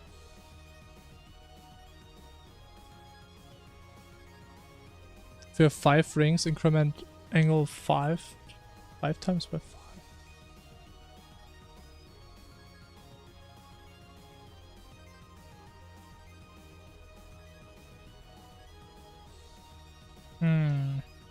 I mean, I think I have an idea how we can do it. We just need to flip the loops. Because the issue right now is that the angle never resets. Like, as soon as it hits 360, we're done with portals. But if you flip it, we can do some janky angle stuff down here.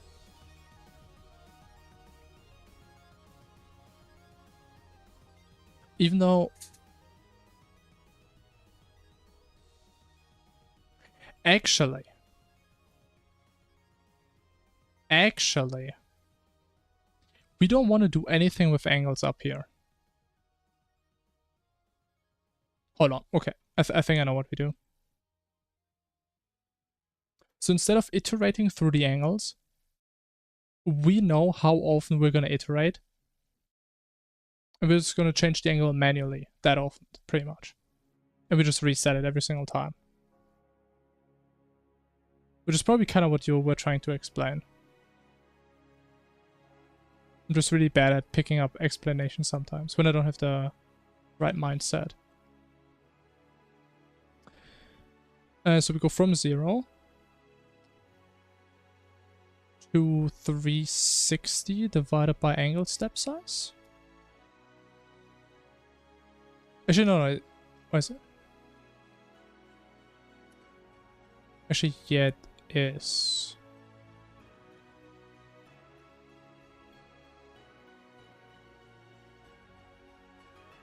No, it's not. We know it's 16 steps. Right, because it's 16. So we have 16 iterations.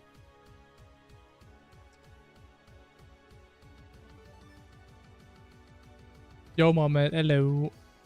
I'll do. Okay, the angled step size is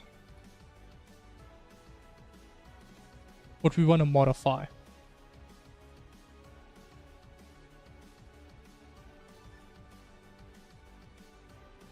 So in the first iteration, angled step size, we just offset it by some number. Then the angle, which we also need to define.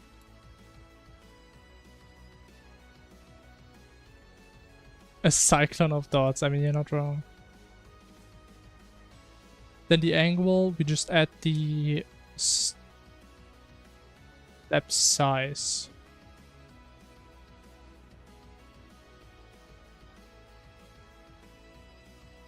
Nah, it's actually not gonna work. Because that's not gonna make it angular. It's not gonna be a circle. So we still need to make sure that we can hit like every degree, kind of. If no, wait, we want to make it different for each ring. Do we do this here?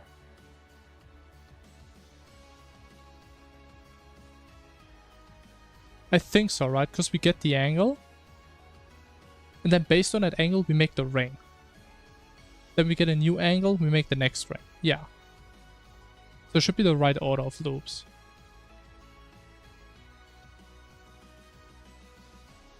Hey Valid, you're tired? I'm also getting tired, man. Like, my brain is working overtime right now.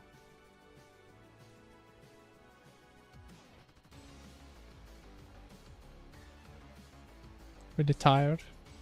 Was it the 2,000 chickens you had to collect? Was it 1,000? I forgot. So the code made each line and the rings came into being after that. No. Again, the lines you see are just for debugging. Right, the lines are just the positions of the portals. We make them pretty much in here. That is the position. Which we compute based on the two loops. Oh, what's the cows? Oh. The cowsies.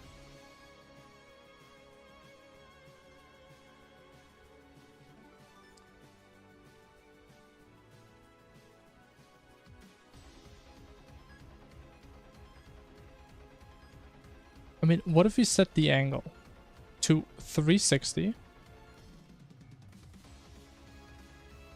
divided by I? Can we actually make this a float? Oh, that's so cursed. So there should be a float division, yeah. 360 by I, so we still hit all the angles. Plus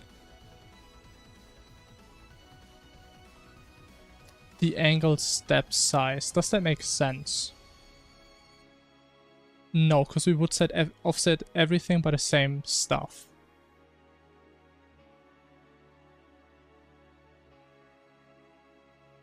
I mean, we could just add a random factor to it. Maybe we just make the step size random.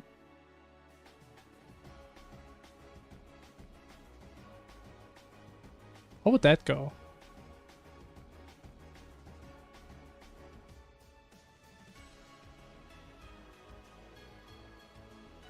Not Rain Man. Let me just put a random value from 5 to 10. Maybe? I think that could be something.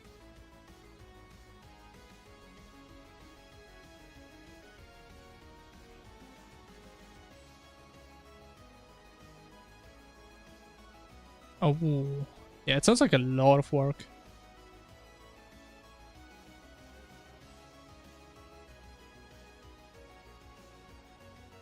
Huh.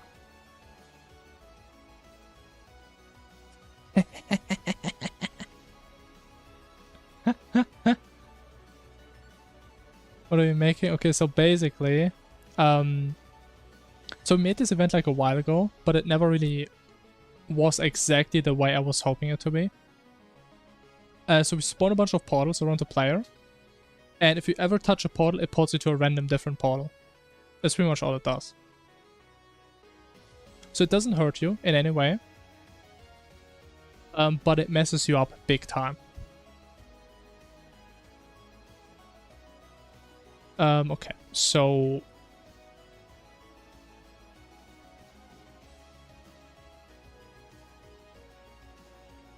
wait a minute, how does my game not crash? We're literally doing a division by 0 here. Literally divide by 0.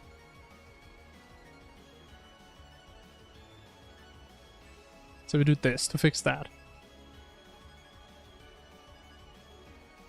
The limbo keys, what's that? I don't have no keys, man.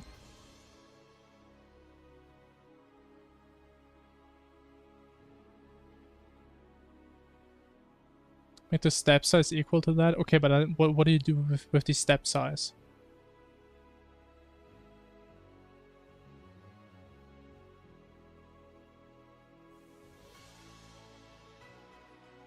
Look it up. What is that? Limbo keys.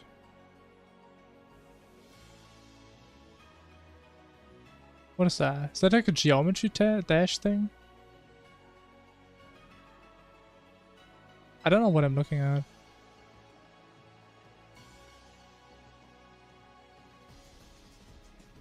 But the thing is, I really don't want to do anything like that, because my mod should only make things harder, not easier. Shuffling around keys. Huh.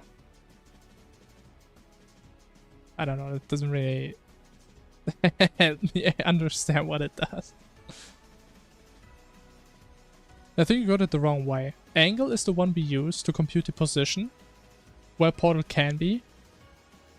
Angle step size was what we used before to increment the angle every single step. To pretty much go from one line to the next one. So basically the 4 for loops we had, the first one just pretty much goes to a different line on the same radius, and the second line goes to the next outer ring. That's kind of how it was structured before.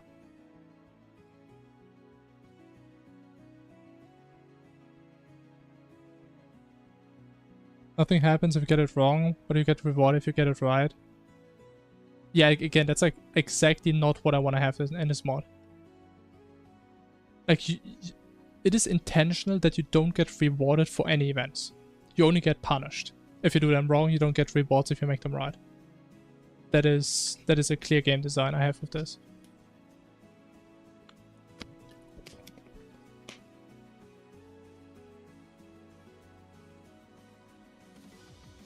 Yeah, but again, I was thinking about that stuff, and I made that decision at some point.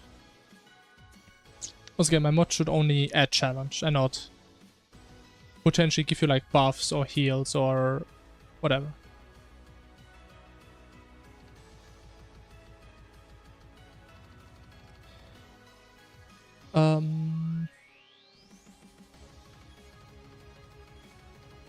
Okay, if you think about this logically again. So right here.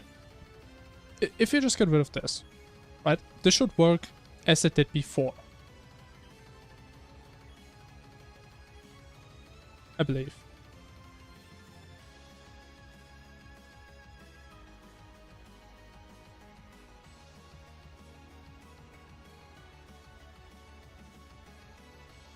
Okay, it does not. That is interesting.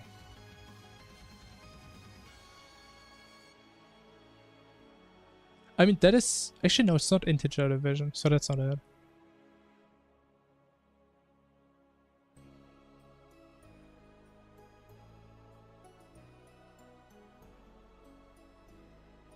I'm actually not sure why that's so different. So we have the first line here. Then a bunch of ones that are just super clumped. Then you get more and more distance. I think it's adding to the thing.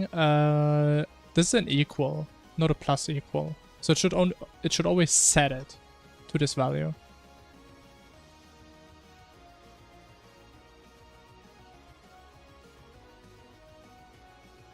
So that's not it.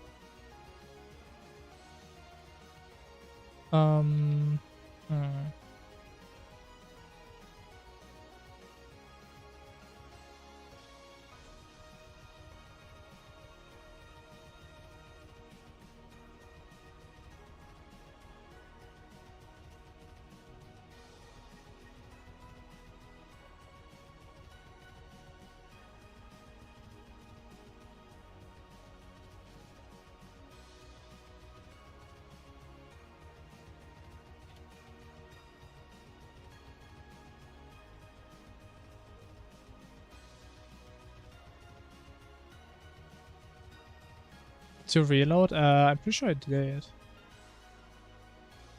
We can see again.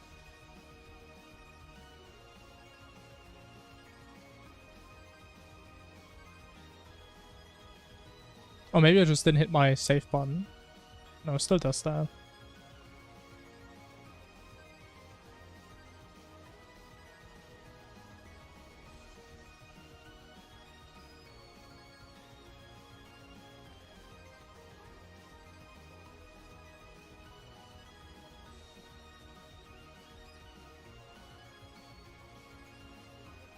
But I mean, the code Mr. GPT shows me, that's like the same thing pretty much.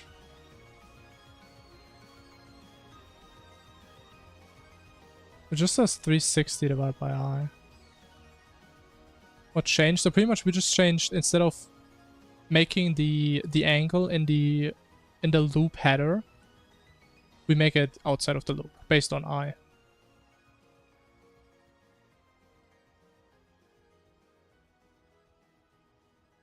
Once again, making this with the loop, like what do we want to do with the offset that keeps changing? That doesn't really work that well. Actually, wait, maybe there's a way of making that work.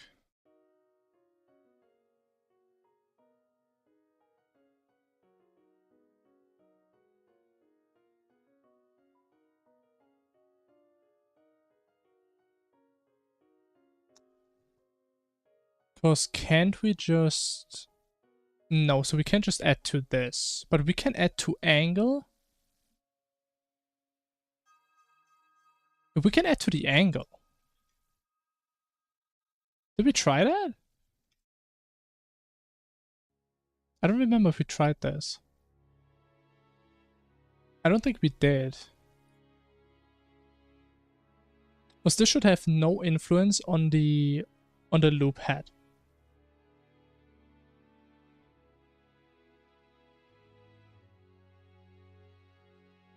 I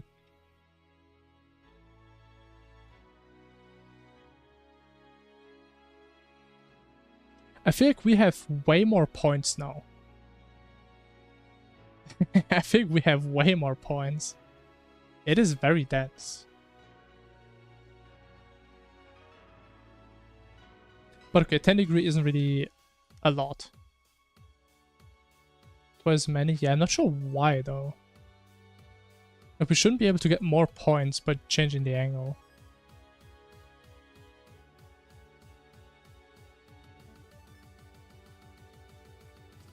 It's an interesting shape. Okay, maybe my conception about loops is wrong.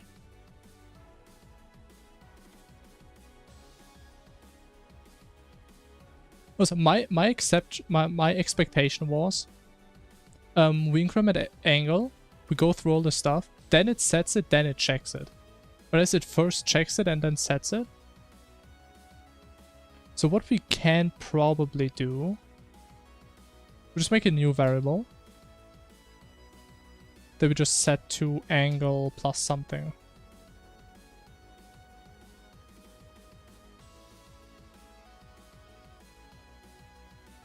If my hypothesis is correct.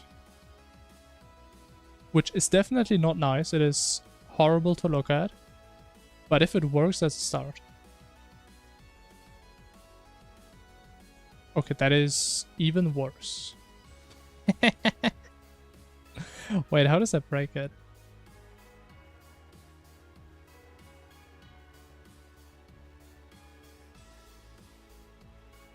But this doesn't break though. If you put in a number that's too big.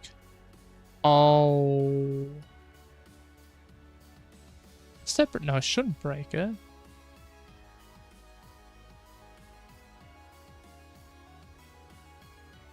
I mean, worst case, we do...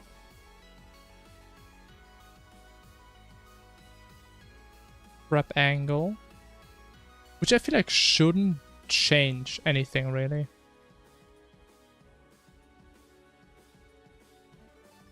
Not at all. Oh wait, we need the same down here though. Oh, it doesn't really make any difference.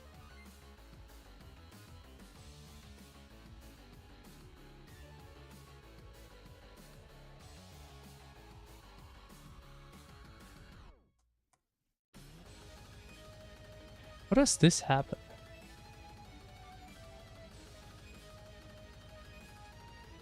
And where is the object reference?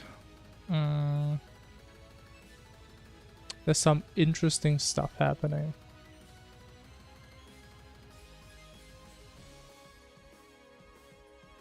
We have 130 and 111.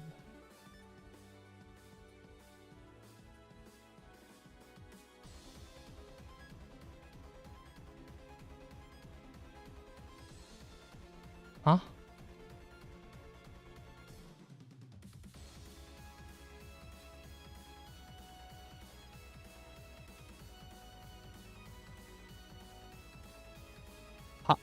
How?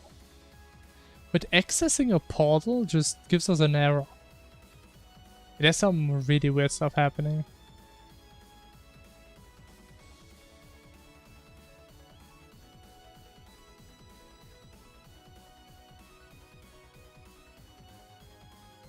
I mean, do we just do mod 360?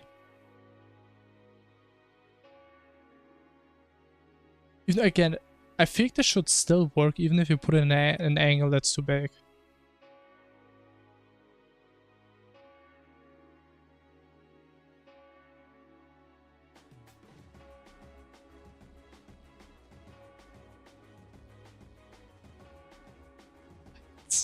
That is so weird. I have a loop that starts at the player, goes out by a certain amount. Plays point goes to the player.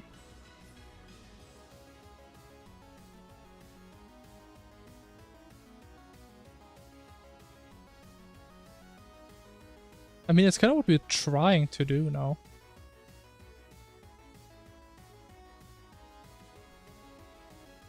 I mean, it wouldn't be one line, I can tell you that, but... like, how is this not what we already tried? Right, because we always go based on the player position. Then we take our angle times radius, right? But we're just trying to figure out the angle in every iteration.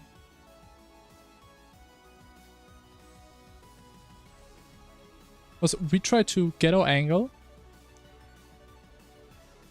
Let me actually draw this.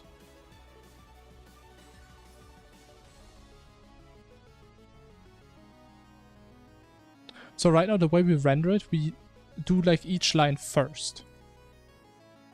Then we do the next angle. And so on. No, we're making the lines first. Right, because we first set the angle. The angle is one fixed number. And then we iterate through all the radii.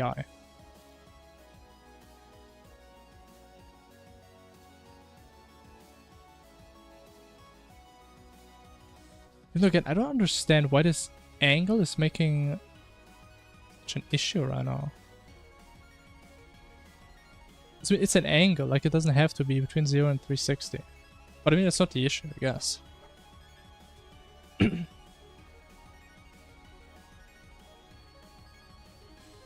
Oh wait, you know what? Does that actually even make sense if you do it that way? How does that... What? Actually, we need to make it the other way around though, no? Am I confused?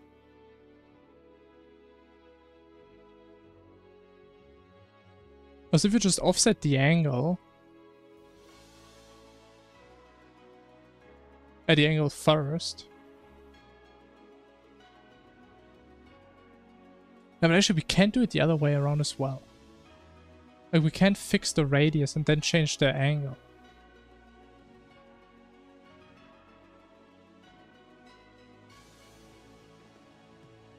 I feel like no matter which direction we take, both of them don't work.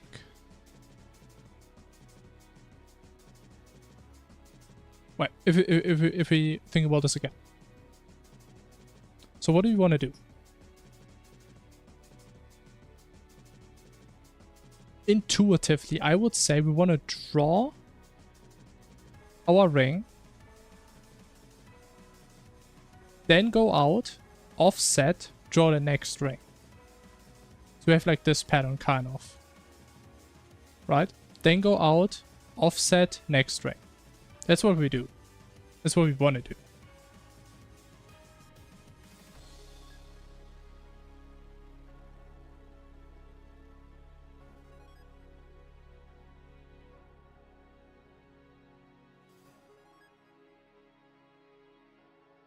I mean, yeah, of course, we have the angle stored somewhere and adding it up, right? But that's kind of what we tried. That didn't work at all. So we need to start from 0. We need to completely reinvent the idea. And if we do this approach, we do the ring first. Right? We fix the ring. We iterate through the angles. Then we go out. We change the starting point of the angle. And make a new ring. Right?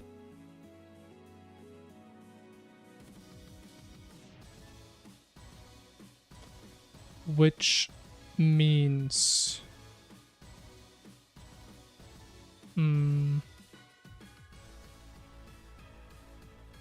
It's so weird in my head, because usually it doesn't matter which way you have the loops. But I guess it's different for us because we need to do something between the loops.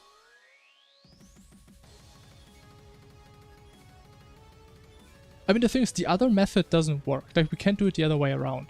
I don't think. So that was the issue we had right now, I believe. Was if we fix the angle, right? We do an entire line first. And then, what? We offset. Then we have another line. We offset, we have another line. Like, the other method always does the lines.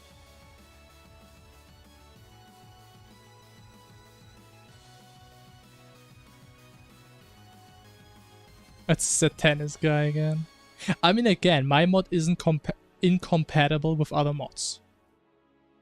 So, I mean, you can use it with any other mods. If you want to.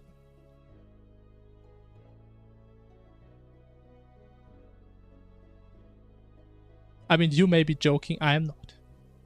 I mean, it's the whole point of this mod, right? You can just throw it in no matter what kind of bullshit you're playing. That's the beauty. I think I'm gonna have to play like Masochist with this at least once. Just to see how bad that would be.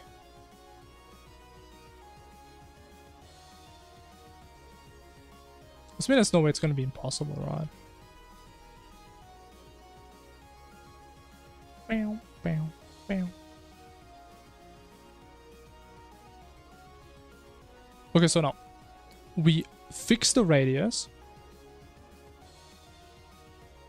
and we do angled stuff.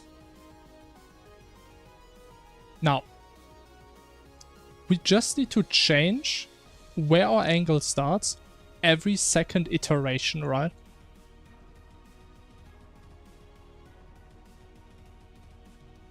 It was like if we clean this up a little bit again. Okay, we can clean it up more. We kind of just no, not iterate, but we kind of just swap between two angles, kind of. No. We get like this filling pattern. I think we do. You know, the more I look at it, doesn't this do the exact same? Does that actually change anything even?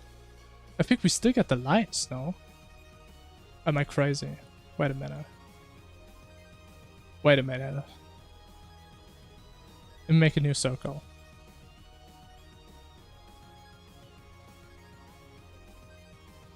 Would get lines half as dense. But why don't we just change the amount of lines then or something? Wouldn't that do the same? Like I need to draw this so I can properly imagine it. So we make our points. Boom, boom, boom. Then we offset. So wait, this is one circle.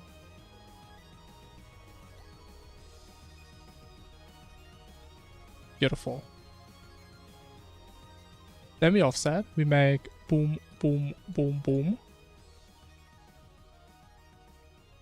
Get another circle.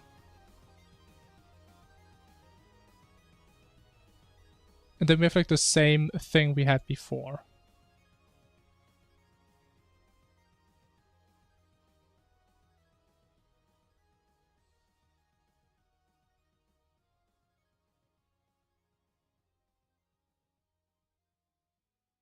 Which again, we have the lines.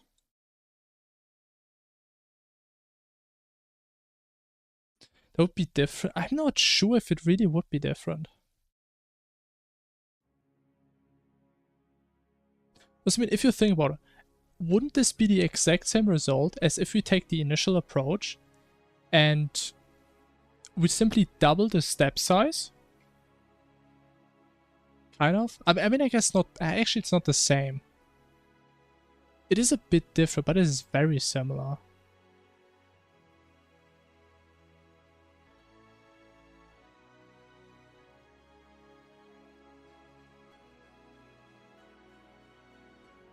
Half the lines are further away from the player if I have the distance.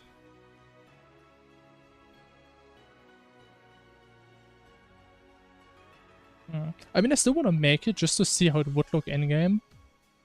Like, it does look different, but I think it's gonna look very similar. But okay, I still want to make it. But again, basically the idea is though, we only have two states. But we have like one state where we're pretty much in this. So we start at 0. And we have one state where we do offset.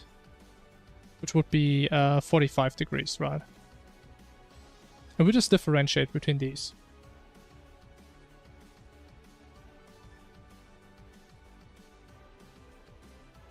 So we just need a start angle.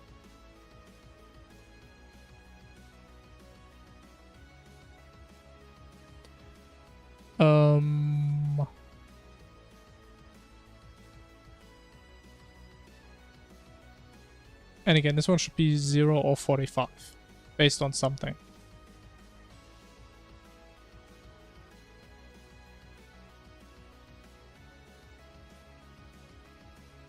I mean, I guess what we can do... We can check if radius... Oh! Hear me out. If radius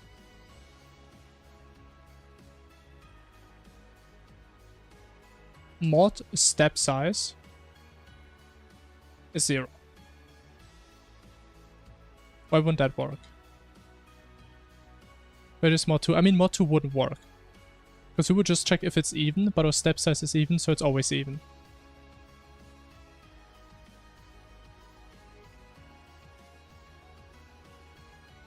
Right? Because we start at 2 times step size.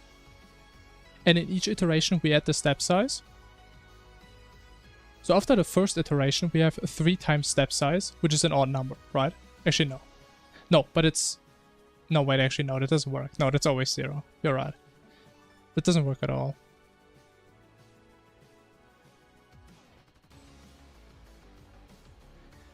Can we actually use mod? I don't think we can use mod. But we also can't use mod 2.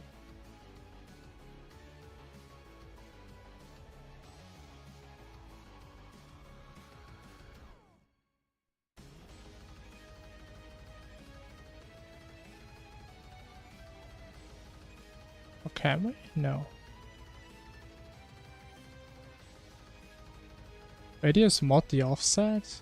I don't... I mean, we could actually... Could we?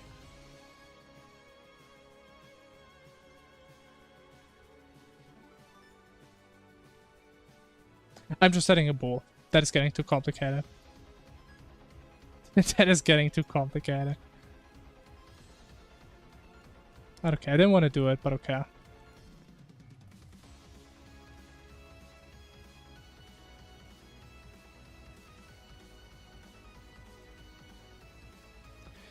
Okay, if we use an offset, make it 45, otherwise make it 0. Boom. And this is going to be the start angle. That is going to cause some issues, but the concepts should work. And I think every time I said it today, I just broke even more. Oh! That's fair.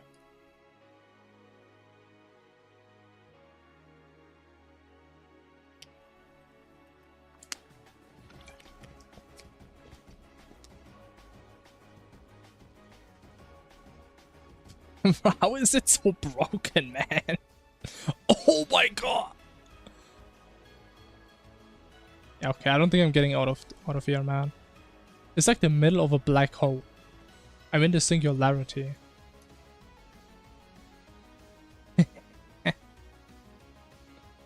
Emperor's gravity attack. That is very, very fitting, yeah. Why does this keep happening, though?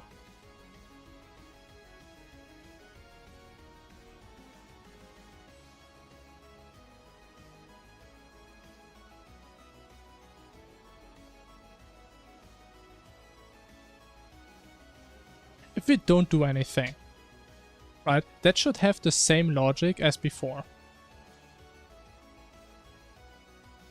What I do? Right, it should be the same logic, we just swap these two.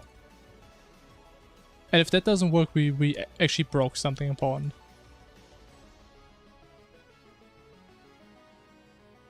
Which I would never do.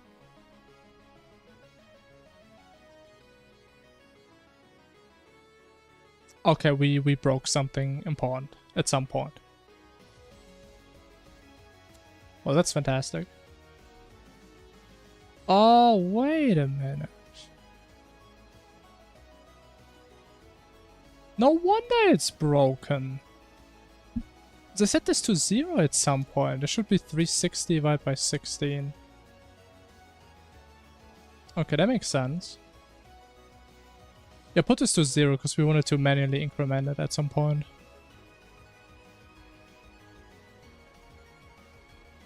That does make sense.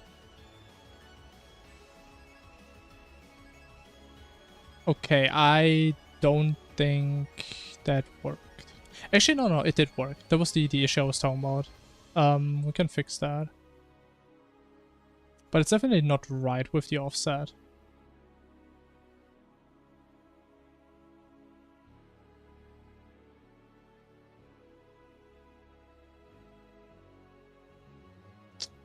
Oh, because we never use the angle. Yeah, we actually never use the start angle. Wait a minute. Why do we have this then? Why do we have that hole?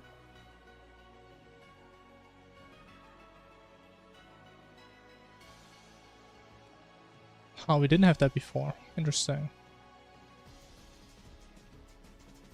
Let me just do this, see how that's gonna go. Actually, no, let me actually start there.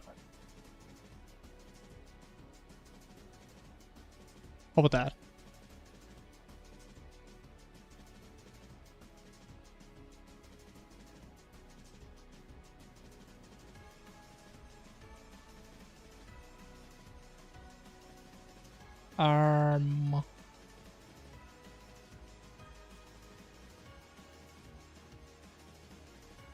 Yeah, I don't think this is P.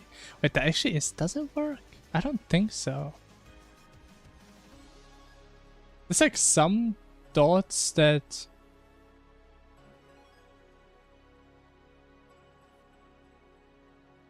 Ah.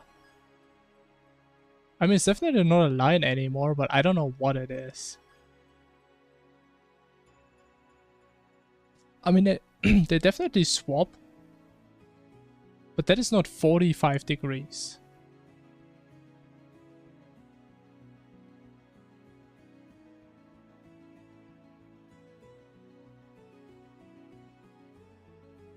Is it an issue that the start angle doesn't necessarily align with this?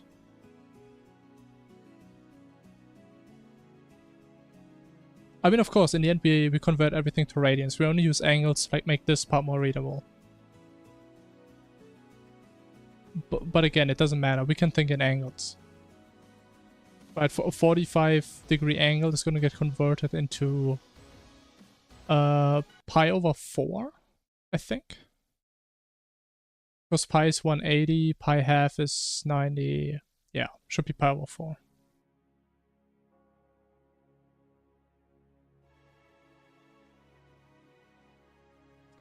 Just keep getting dog remixes again, man.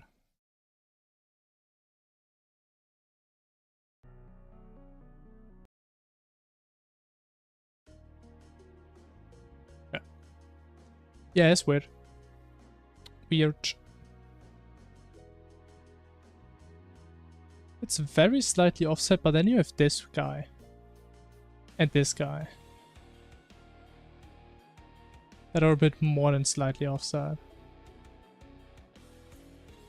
Interesting. But what is that line? Wait, what the f... That's a solid line.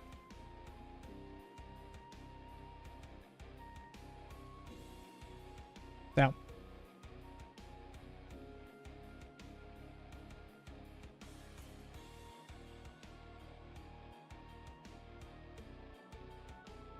Does that one variable? I mean, that wouldn't really change... I mean, that wouldn't solve our base issue, though.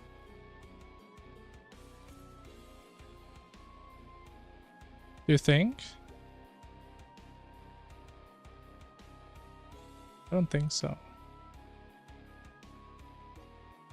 Also, we should at least already see our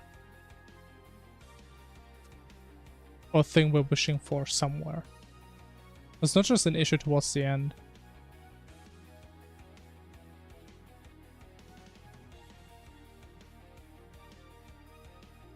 And again, at some points we are making some funky dots.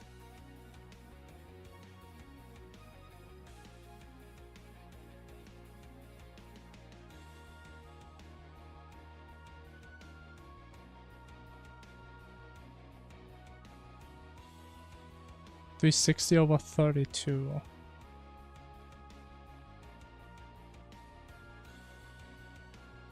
I mean, I know where you got the number from, but I think that shouldn't solve it.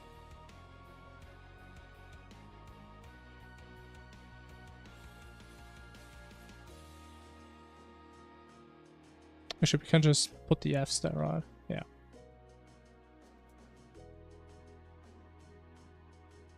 Hey, I mean, we can just try. Sure. But again, I think we're only changing where it starts, right? So it's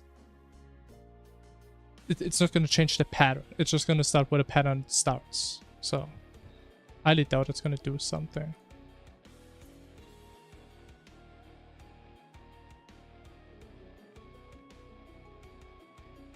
How does that actually do it? Wait, what? Wait a minute, what?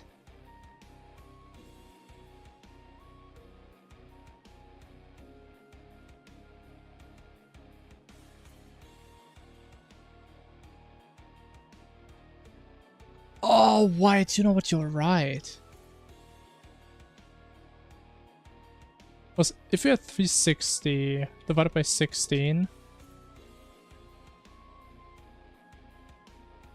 Yeah, that does make sense. Because I was...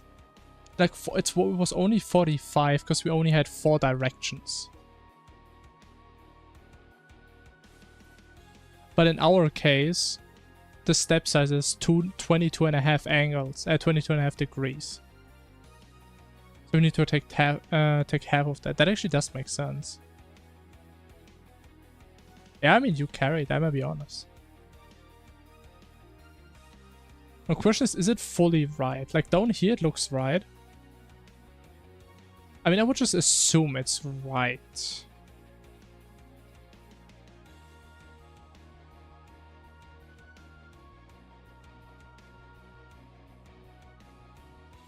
Okay, now, actually, you know what? Maybe you had a really good idea with this, because these types of shapes would have been impossible before. Yeah, honestly, I take it back. It is actually very different to what we had before. Like, of course, we can still have lines, but we can also have a lot of other structures, other formations, so it doesn't really feel like that.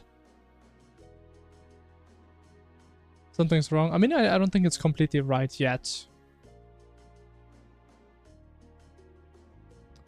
But we can figure that out. Because the things before... let me go back in time. For example, before we had to do this. Because the issue was, you can't start at 0 or at the angle step size.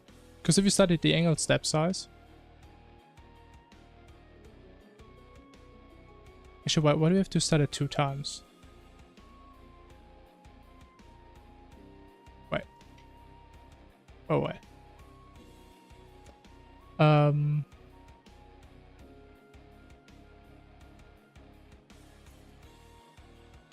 I mean, the issue... What would the issue be, actually?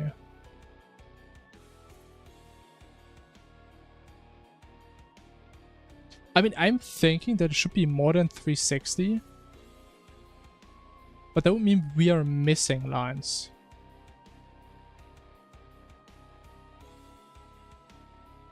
Are we having too many?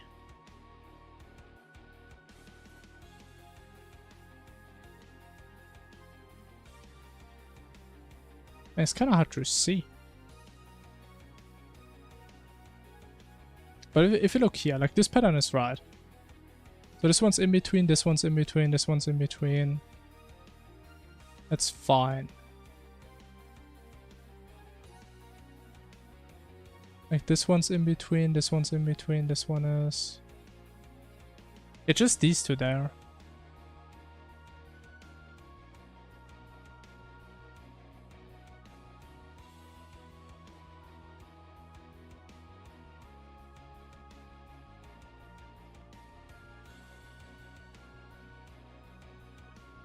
I mean, you probably don't mean minus 360, but you mean minus the start angle, right? Because that number is the start angle. I mean, otherwise we could run into 0 minus this and then we have a negative. Which, I don't know, maybe it's intended. Actually, is it intended? I'm not sure. Yeah, but again, then we would have start angle minus start angle. Then we have 0.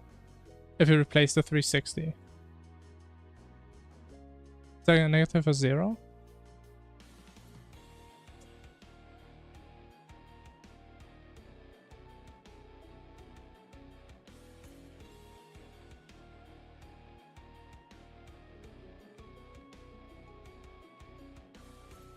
I mean, I guess we can just see what's gonna happen. Yeah, no, it's different. I was just making sure, because 360 divided by 32 is the same as start angle. So I was just making sure that you're not confusing something. I mean, we can try it out, see what happens. I'm a big fan of just typing things in and seeing what's gonna happen. Okay, we actually don't need the brackets, right?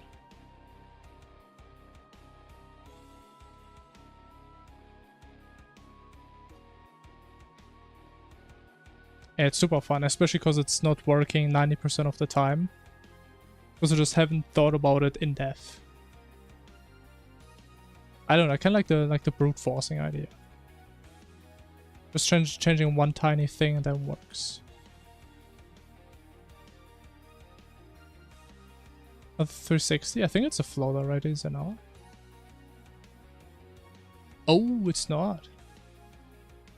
That's a big mistake.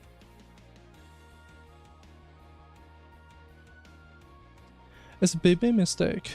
Good catch. Good catch. I still hate integer division, man. This is such a dumb feature. But yeah, I don't think it's better. No. There's actually a dot missing. Actually, no, there's not a dot missing. I'm stupid.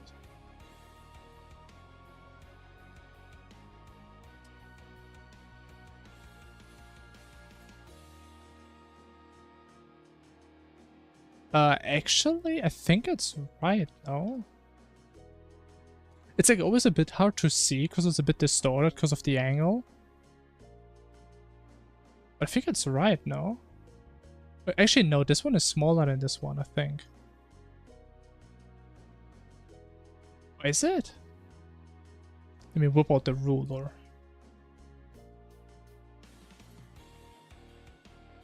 This was like roughly...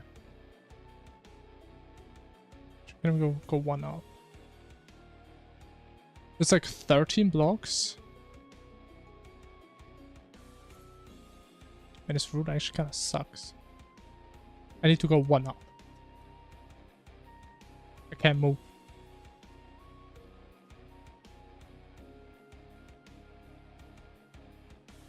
Look, it's like 13.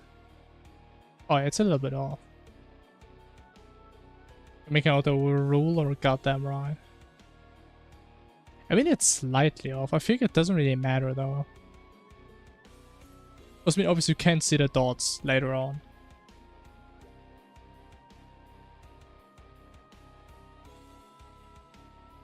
It's just a normal ruler, yeah.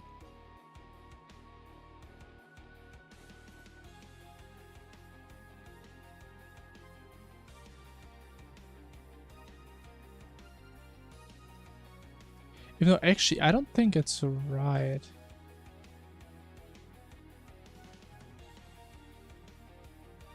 Because technically, if you have these two here, there should be one in the middle before it continues the line. Actually, it is off, yeah. Was it down here? I mean, down here it looks right. Blue screen. Oh, yeah, that's what the old ruler was supposed to be. I forgot about that. It looks right down here. I think it's just the right side where it starts.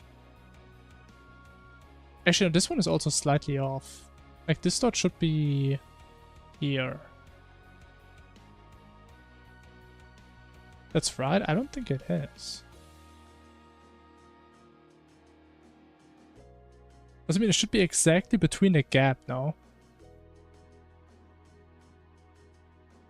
I mean, again, it's a bit hard to see because it's like an angle, but...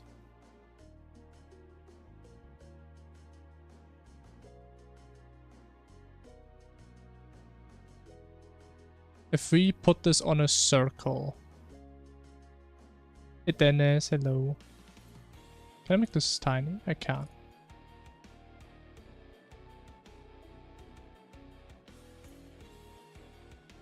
I don't know. Is that right?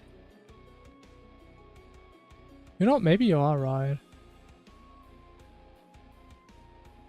Yeah, it actually is in the middle. It's so hard to see.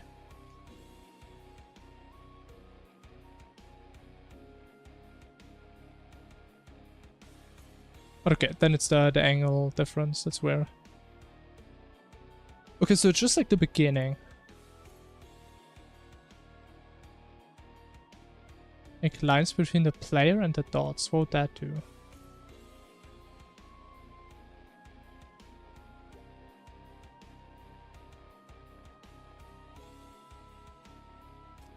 What would that do? And I also think there would be a lot of effort just for debugging.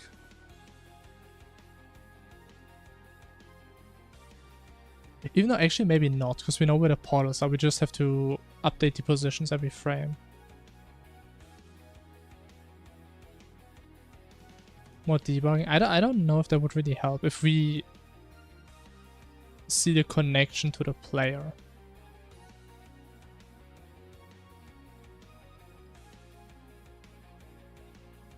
Okay, but isn't the only issue we're missing one here? I think, right? Because if you look at the distance, that would perfectly fit one in here, I think, right? Then we would also get some in between here. I think that's the issue. So we're missing one line. So we are terminating one step too early.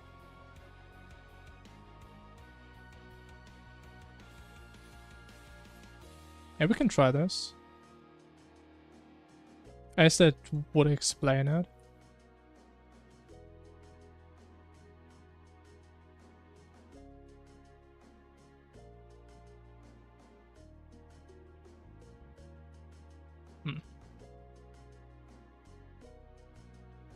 Oh, that's not it. Okay, we do get one line, but it's the wrong line.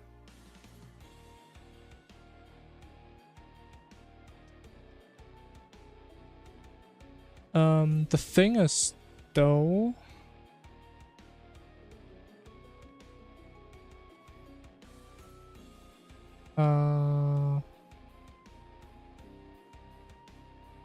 I think it would make sense if you just don't have this, but I guess, I mean, that's not a... You see it? I think you're way better with math than I am. Holy. What are you seeing? What's your third eye seeing? Angle step size? Oh, no. There's no way that's it, right? I mean, if we look... Well, what is 360 divided by 16? 22.5. So we would talk about half an angle of difference over 16. So we would have a difference of 8 degrees in the end, right? I think. But there's no way that's it, man. Oh my god, if that's it. I mean, yeah. 8 is actually a lot, considering our angle step size is like 22.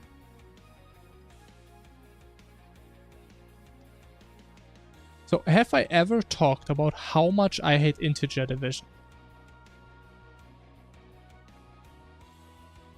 Yeah, you actually are, man. Like, honestly, I always look out for integer division errors. I still miss them all the time. It is... I'm actually getting so upset at this error, man. This happens every stream 50 times, man. Oh my god. Honestly, man, I love how this looks down here, though. That looks so cool. That actually reminds me, can we actually change the color of the debug dust? Oh no.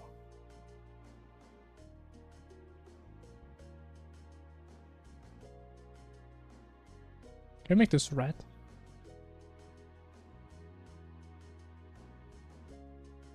Just for the future, because I think yellow isn't the best debug color.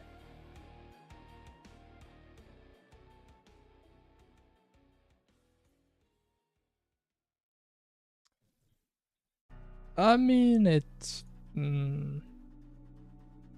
actually, I think it is. It is a little bit better. It's a bit smaller. Like, the color is better. It's just small. I think we can make it big. Can we not?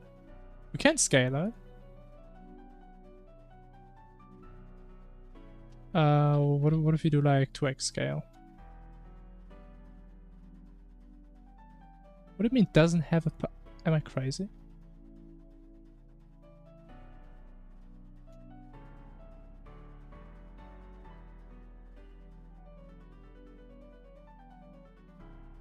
Oh, wait, we're already scaling this somewhere. So it's this one. It's already scaled up. Okay, let's just do 3x, I guess.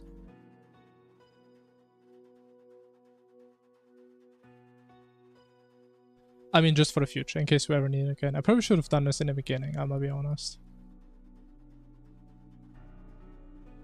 Yeah, that would have helped a lot in terms of visibility.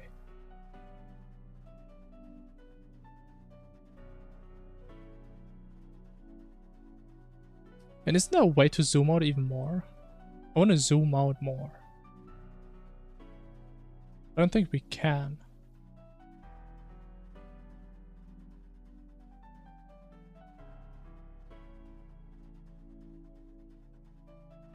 I mean, I'm sure there's a mod, but I don't want to get a bunch of unnecessary mods. Right, if I can do it in here, that would be cool. If I can't, then okay, sure.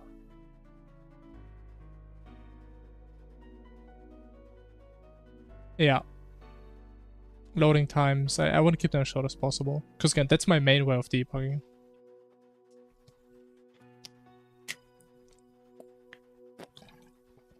But yeah, I mean, it works. Or maybe we need to play around a little bit with like the spawn probabilities. Because I think it does look a bit empty on the outside. Yeah, I mean, it should be like the easiest part of this, honestly. But yeah, we do one quick break though, BRB.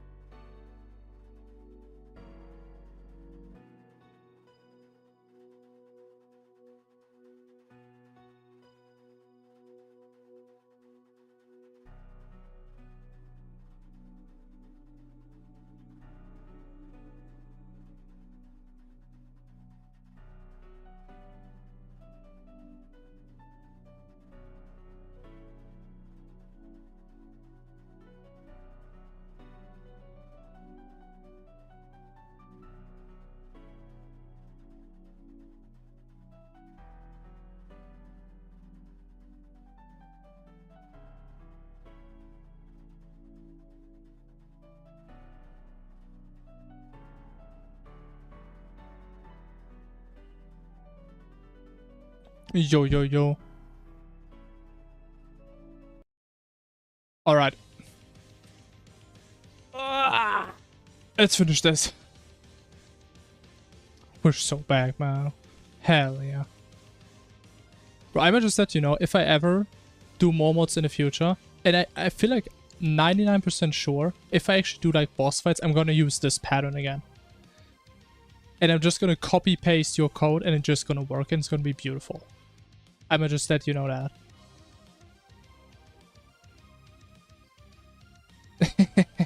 I mean, I really like this. I think you can do some cool boss patterns with that. I think I've actually seen boss patterns in the past that used something like that. Give me full permission. Thank you, man.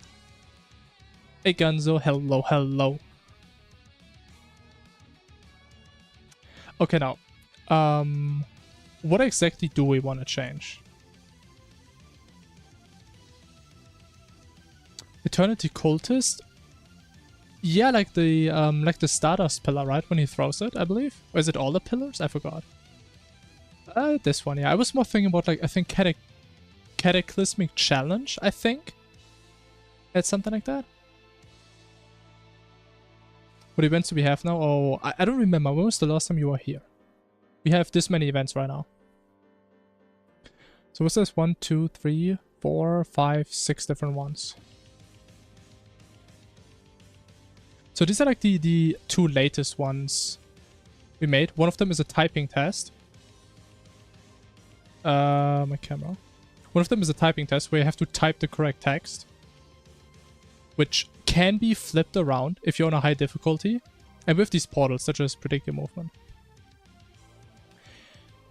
But more importantly, we have an actual difficulty system now. We can pretty much, you can play as whatever difficulty you want. That's huge. And it took us like an hour to balance today. You know, it's probably still off for what? Yeah. Yeah, remember he throws the pillars. I just don't remember if it's only the Stardust pillar that had like the fragments or if it was all the pillars. It probably was all of them. But yeah. All of them? Yeah. Makes sense.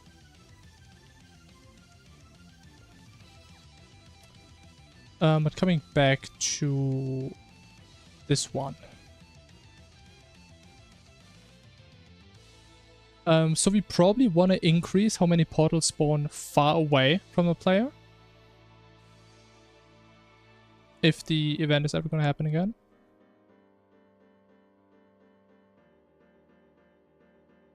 I don't remember. Do they actually give you a debuff? I mean, I think I rarely got hit by that. I didn't save. That's smart.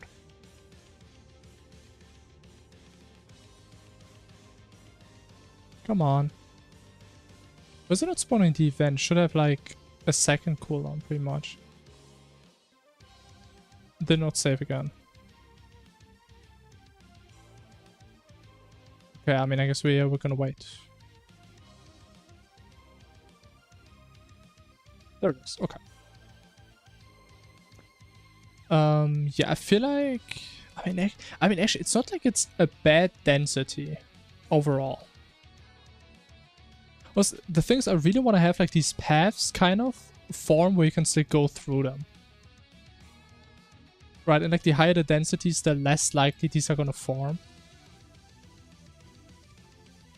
But I think towards the outside, we can probably make it a bit more likely.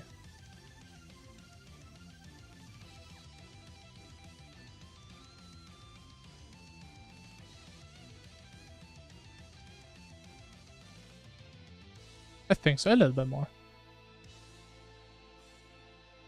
Seen something like this? I don't know.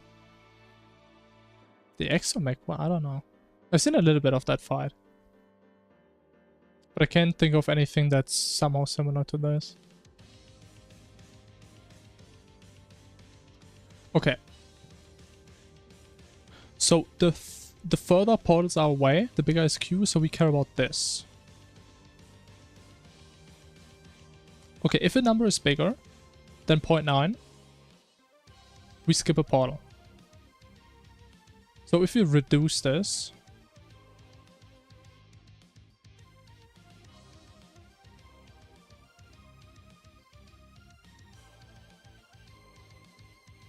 Wait a minute. Yeah, if the number... No, wait. It should be bigger. Man, I always sit here and wonder like which direction I have to find units. I think we make this number big. Right, because if you get a bigger number, it doesn't spawn it. So the outer circle there should be like a 95%.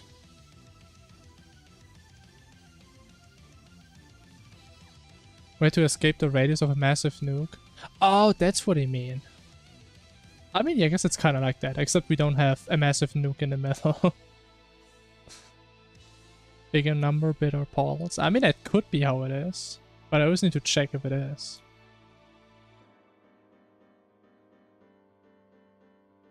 Okay, I think density-wise, that is not too bad. I think we can work with that. Yeah, I think that is okay. Sure. Now one thing that we need to decide. Portals can't spawn inside the map. As far as I know, they actually can't.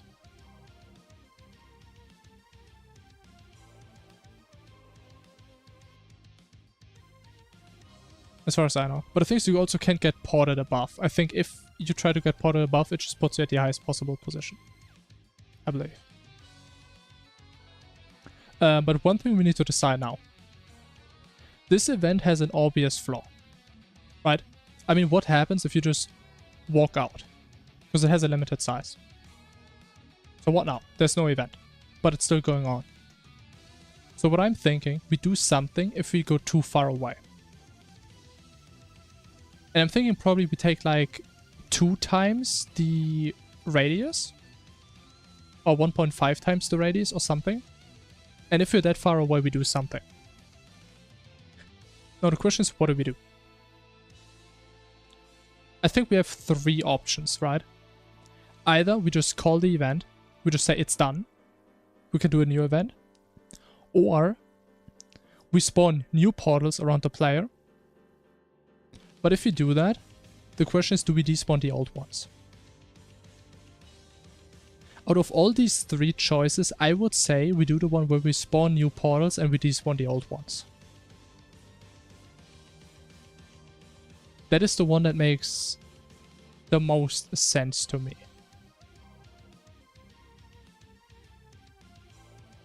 However, I guess this would kind of have the disadvantage. You can just... I mean, I guess even if you just keep running to the left, there's still gonna be portals you can run into, I guess.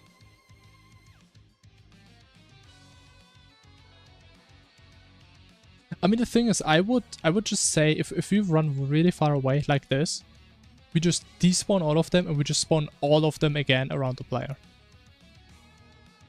So we just do the entire spawning process a second time. That's what I'm thinking. Because that would be pretty easy to do. And I don't think keeping the old portals is a good idea. Because then you can kind of abuse the system, right? Because let's say we have the portals here. I go super far to the right. I spawn a new set of portals. You can just go through a portal. You have a 50-50 chance, kind of, to go to like the left portal. So you pretty much get a free teleport to somewhere really far away. Mid-boss fight.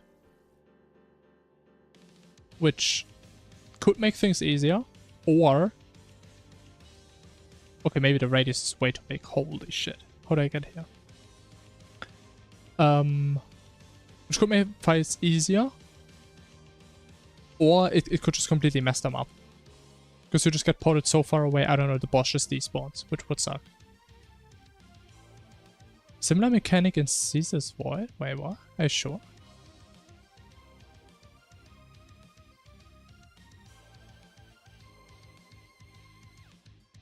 I don't know. I mean, I always fight him in the arena. In the dungeon arena, so I'm not sure if I've seen that. I know, like, in the phase where you, like, freed him from his shackles, he, like, always ports right next to you and shoots stuff at you.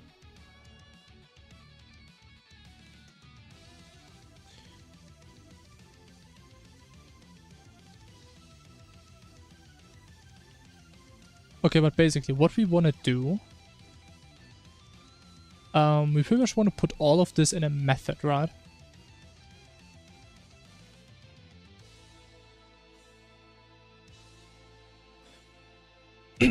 Public void spawn portals.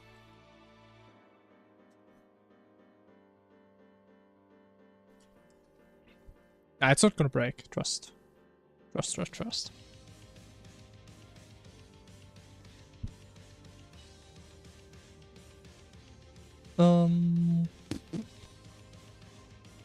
Let's just take the entire thing.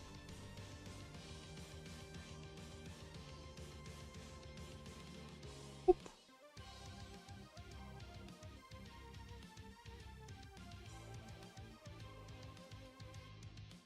And then we just call this here. Cool. Then, in the update method, actually, we need to remember the spawn point. That would help a lot.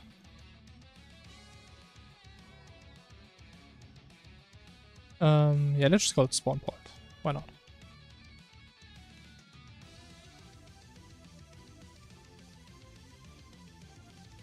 We say spawn point is target player dot center. Okay, just so we have that. Then this is where we do all the portal logic.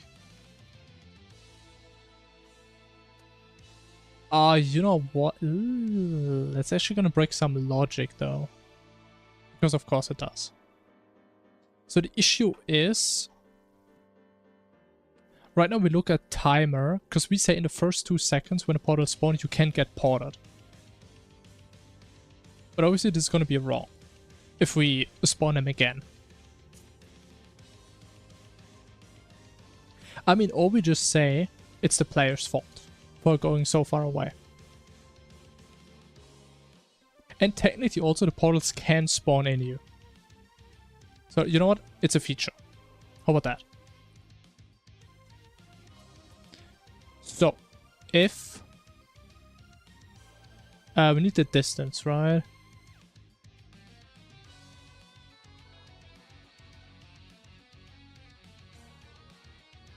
I always forget, how do you get distance? We just subtract the 2 vectors, right? And order shouldn't really matter, because we only care about distance, not direction. Actually, no, that would be...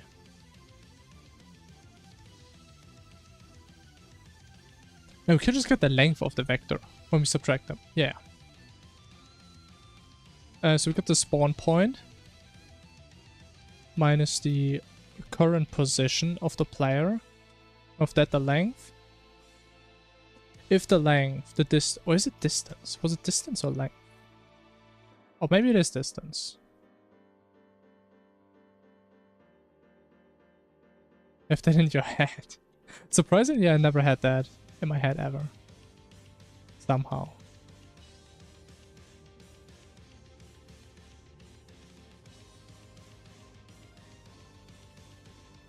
Oh, it's... Ah, I see, I see. I mean, it's a catchy song now.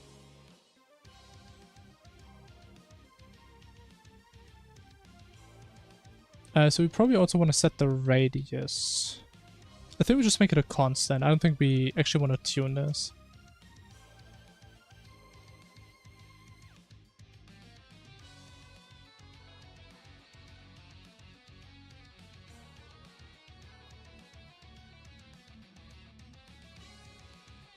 Oh. Would I set this? 2200, sure.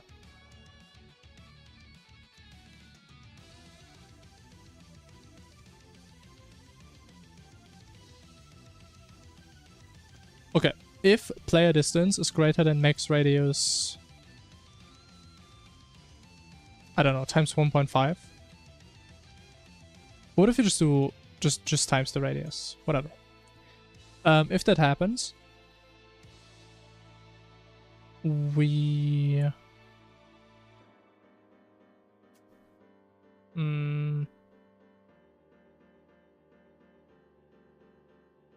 yeah, we just do it in here. We need a new method. We go through each portal.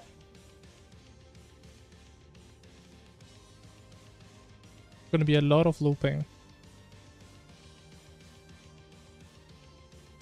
For each portal. Actually, oh, we can make this fancy though. I always forgot about that.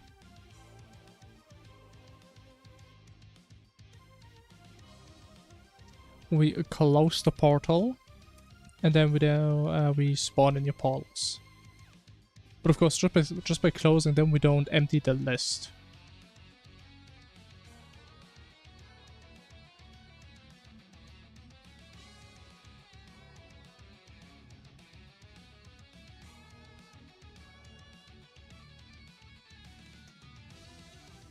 Nah. We'll just leave it here.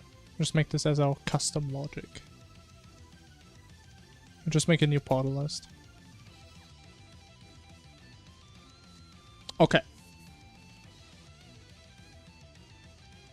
So if you run away further than the maximum radius, then we close all the old portals, we get rid of them, we spawn new ones. Makes sense, hopefully.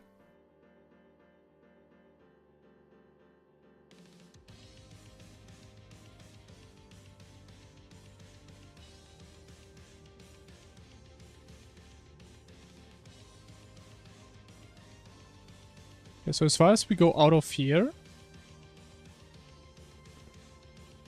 I mean, it did something. I don't know what it did. That looked really interesting though. Oh, what happened? Oh, what was that? Errors are not fun. Nah, errors are always fun because you can learn from them, right? 85.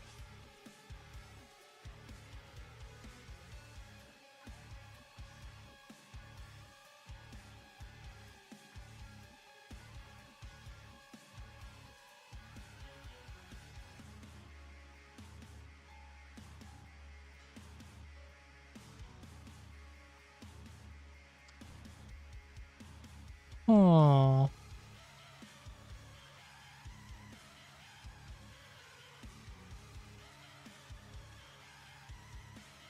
What else do we have? 74.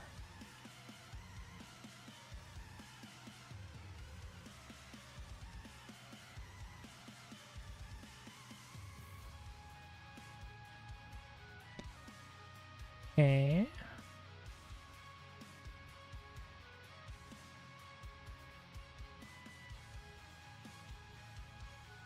Also, why is this here, man? Why do I keep doing that?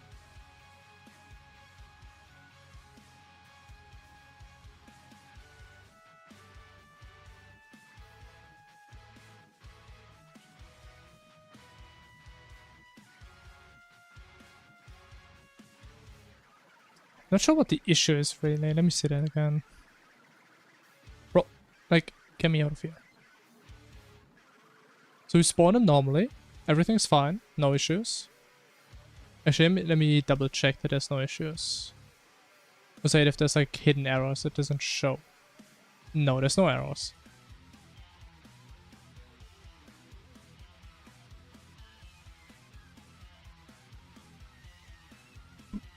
They're just instant close, which is interesting. Did I read out? I didn't read out because I just wanted to see the bug again because we didn't change the code. I mean, we did change the code, but it's nothing relevant.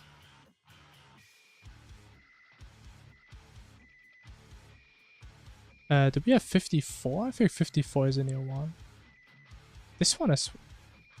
How does this throw an arrow though? Oh.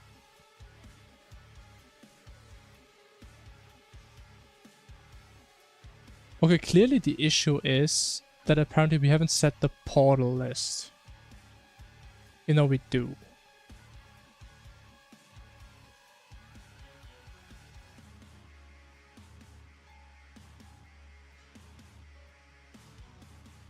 So I mean the start method obviously works, right? We can spawn the portals initially.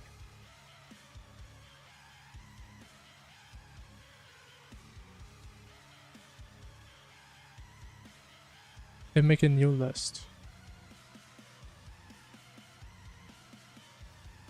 Which is the exact same we do up there, right? Exact same line. List of portals. Let me spawn them again. Oh, you know what probably isn't that smart? The fact that we never changed the spawn point.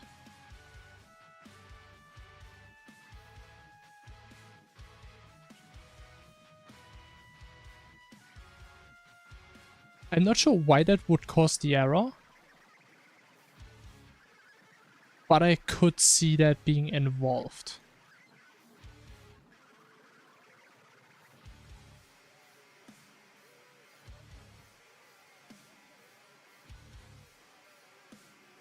I mean, technically we would just try to despawn and respawn all the portals every single frame, because we're so far away.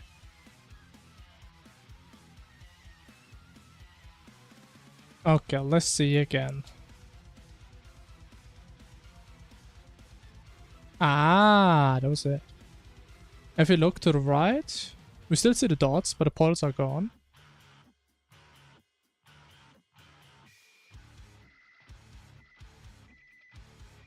And yeah, it just closes all the old portals and makes the new ones.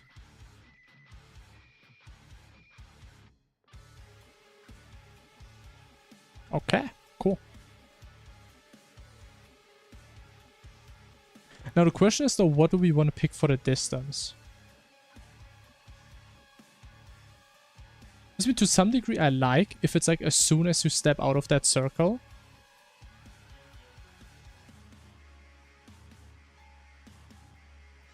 Yeah, like at which point do we spawn the new set? But we probably want to make it a bit more. 10 or 20%, you think so? That would be fair, yeah. Maybe even 50%, I'm not sure.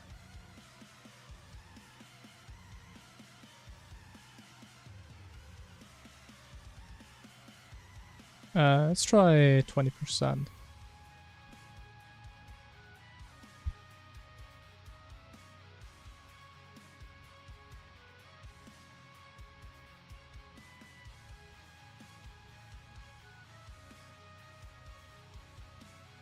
Okay, so if we go out, we are outside now.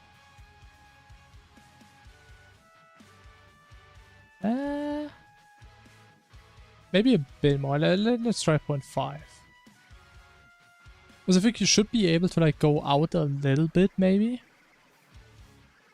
But not too far.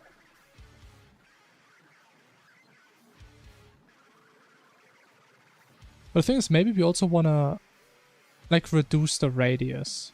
If we have like this respawn mechanic.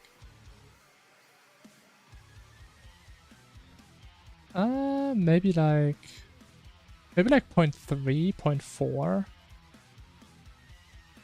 Maybe 0.4. This was a bit too far for my liking.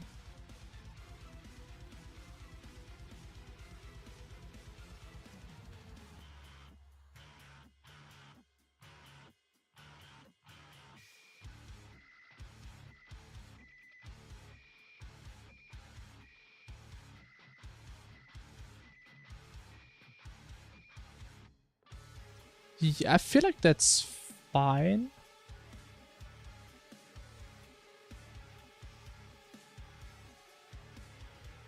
Yeah.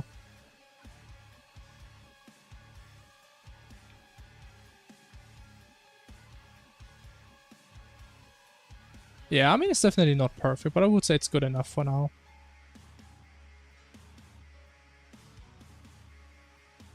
I mean, in theory, if I was like a super fancy mod creator, I feel like what we should do, we should make like some type of force field that like indicates that range. So, you know, as soon as you step out, it's just gonna spawn new ones.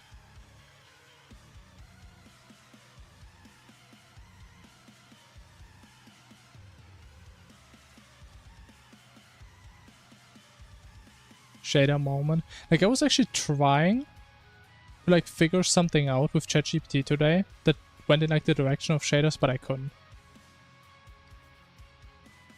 I have no idea how it works. But like, I was actually thinking of an event where pretty much everything is black, but you only see the outlines of things. So you can't differentiate different projectiles or NPCs, you only see outlines. Which sounds really cool, but making that happen sounds really hard. Especially because the best we could probably do is just take the hitboxes, which are just rectangles for the most part, as far as I know, and then you just see rectangles everywhere, which probably doesn't look that nice. But if you could get like perfect outlines, that would look pretty nice.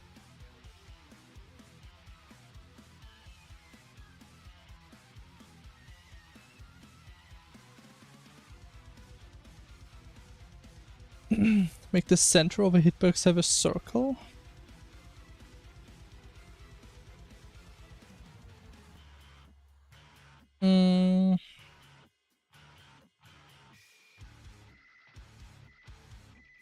I feel like that would be... I think that would be a bit unfair, though. I mean, I guess it does depend on the context, right? But I imagine a boss like Providence, right? And Providence is like a tiny circle on your screen.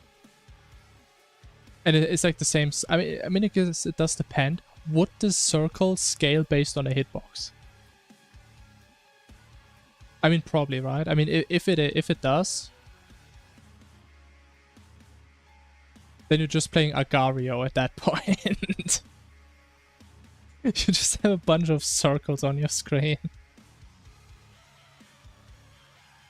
The outlines would be cooler, but I don't know if you can make that happen. I actually don't think I even wrote that down.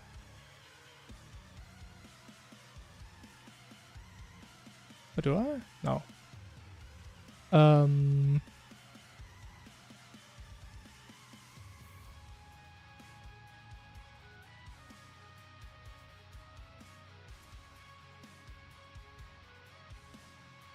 Yeah. Okay. I would say we're done with this event. Cool. Oh. I'm happy. So we need to get rid of this debugging code.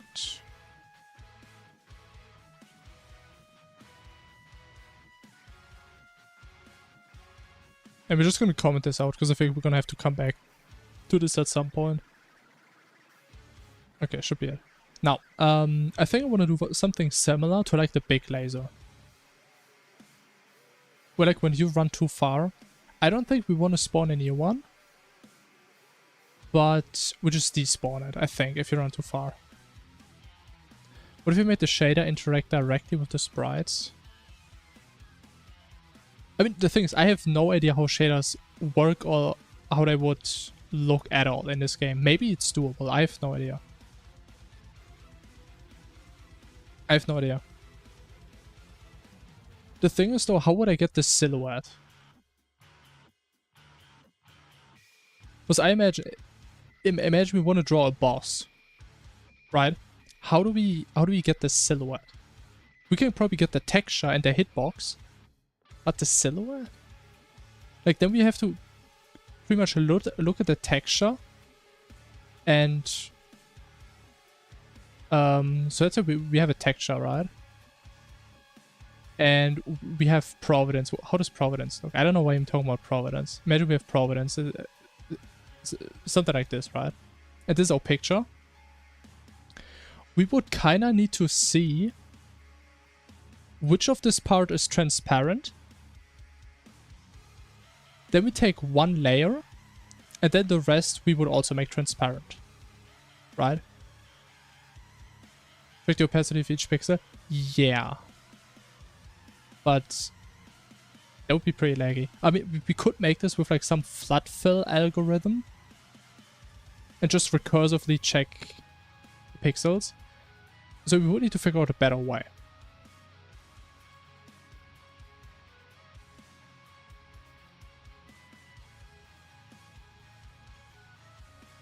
But again, I don't know if we have like access to other ways. I mean, maybe I'm also wrong and there's like circular hitboxes. Or like polygonal or whatever you want to call it. Right, but based on my assumption that everything is just a square kind of, or like a rectangle.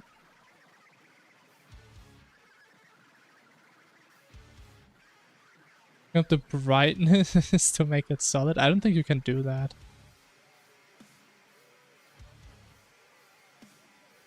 I mean, you can like put color on things, but I think it's limited. I mean, we can try with the event right now. When we spawn the portals, we're just on here. We can just see what would happen if we do portal, dot color, and we just put a big number in. How about 1 million? I think that's not gonna work though. But I mean, maybe it does. That would be really funny if that actually would work.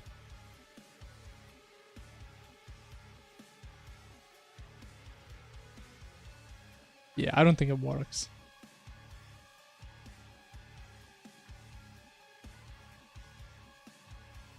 Yeah. And the thing is that the 255, that is the default color. So it's gonna look the exact same.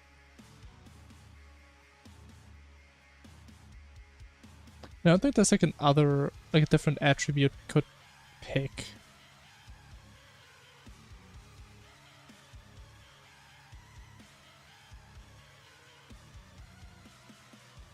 Maybe there's stuff like draw effects. I don't know what that means though. Make it solid black, then negative. How do I make it solid black?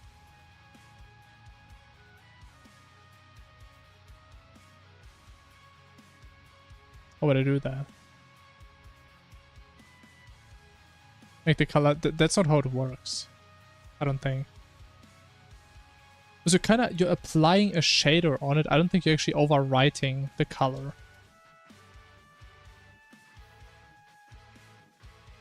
Right, if you put 000... Unless I'm completely wrong. I mean, I could be.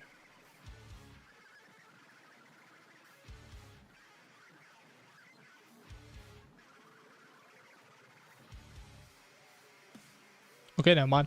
I'm completely wrong. I'm very wrong. What do you mean with the negative, though? Oh, yeah, because then... Ah, I see.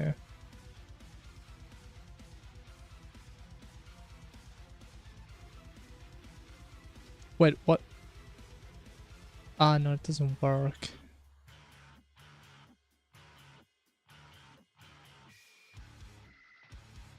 I don't think we can do that. Can we? Is there a chance?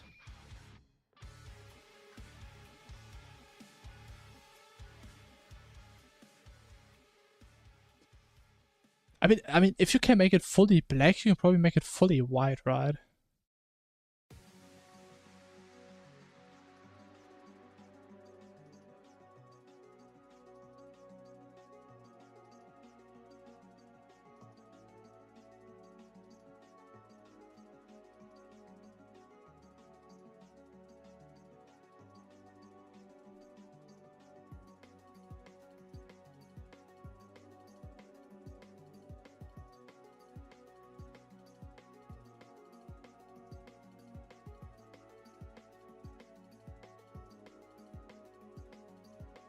You can also give it opacity. I think that's the only additional thing you can do.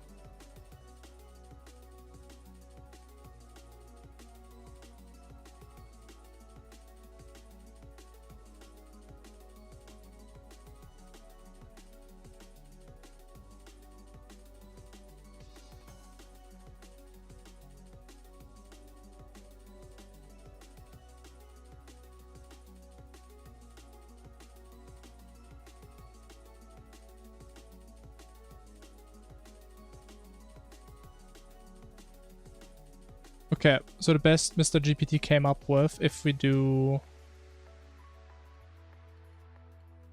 this, which I don't know how that would... make a difference. But actually, we did try out some stuff with opacity, with like the typing event. And when I was expecting things to be transparent, they were more white than before. So this could actually work. I think it does work. Okay, it's not fully white, but it's very white.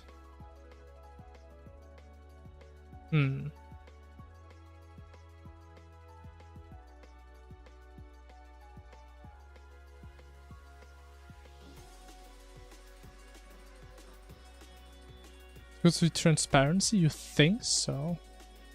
Because the sprite isn't transparent at all. I think it's fully opaque.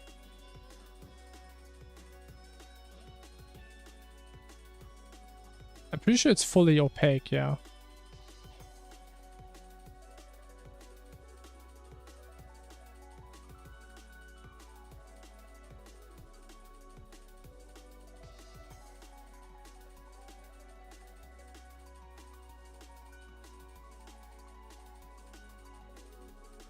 Unless I'm wrong again.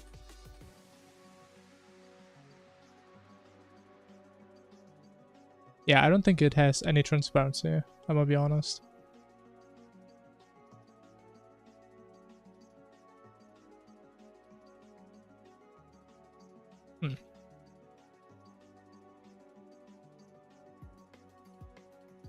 But okay, that would be NPCs.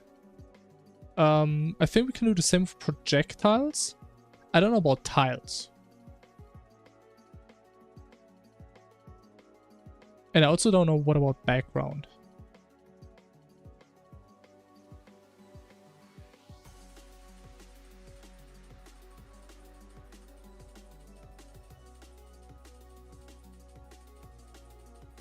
Okay, maybe before we do janky stuff in here, let me actually make a new class to try stuff out. What would we call this?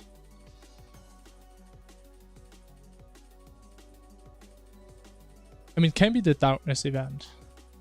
I don't like the black and white event. Or outline event, maybe? No. Wireframe event. What about that? Technically, that's a wireframe as well.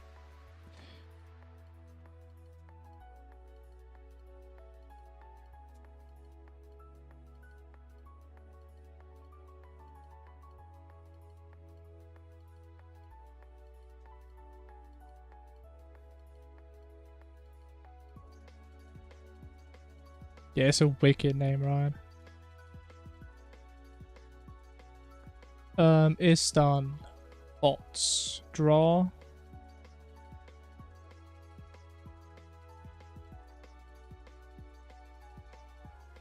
Don't care. I don't really care about update, right?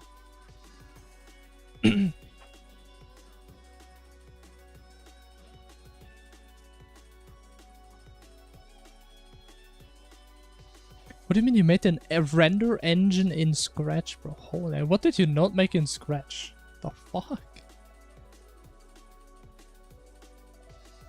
Like, call me just casually dropping bombs. Like, tomorrow's gonna tell me he wrote the entire compiler in Scratch. I wouldn't be surprised. Never made a playable game. So, like, the one thing pretty much every person does when I first start with Scratch, you didn't do. That is ironic.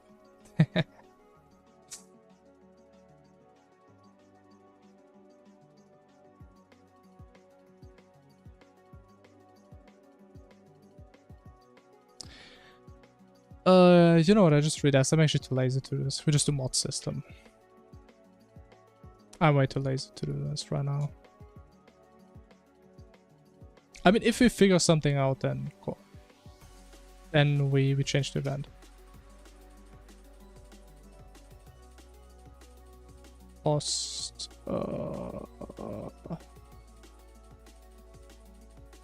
Let's do this. Who cares?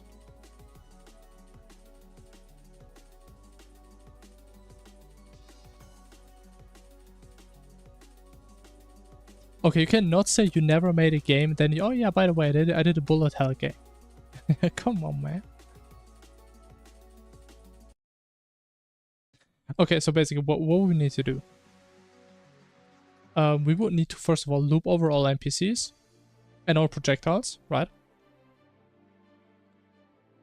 I don't think it was this. Was this the list of all NPCs?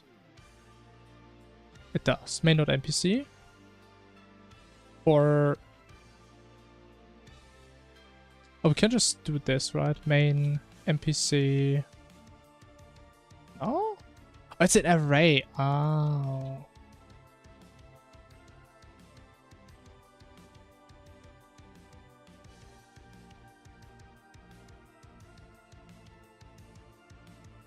I mean, no wonder you know so much stuff about programming then. Even if you never used a language like this, I mean... holy.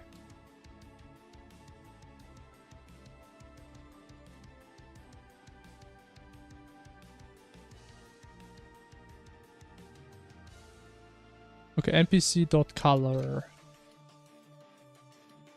New color. I'll just try this. Boom.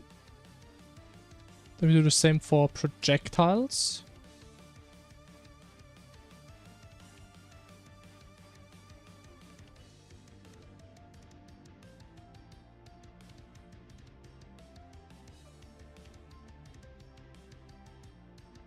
Oh, there's no color attribute? Wait, not? Oh, because it's projectile.projectile? No. Wait. How do I change the color of my death ray? I'm pretty sure I can do that.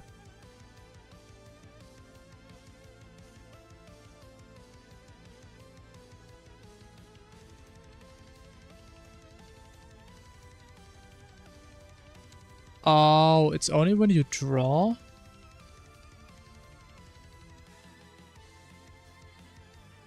Yeah, so you can only change or like set the color in a moment when you draw it, but not afterwards, I guess. Oh, that's an issue. We can change the alpha, I mean, that's cool.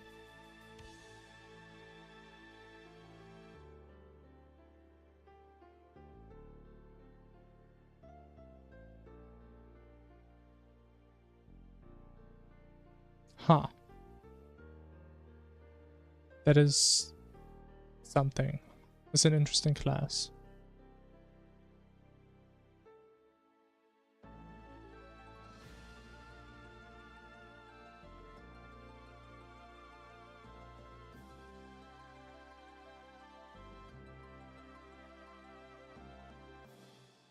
That's a glow mask, but I have no idea what that is.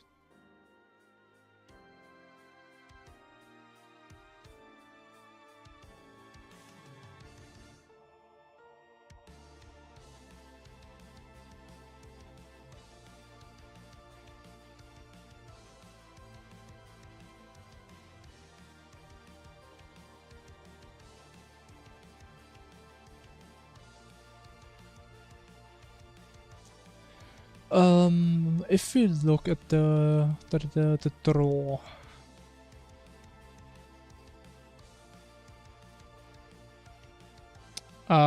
Can we even check the method? Can we go down?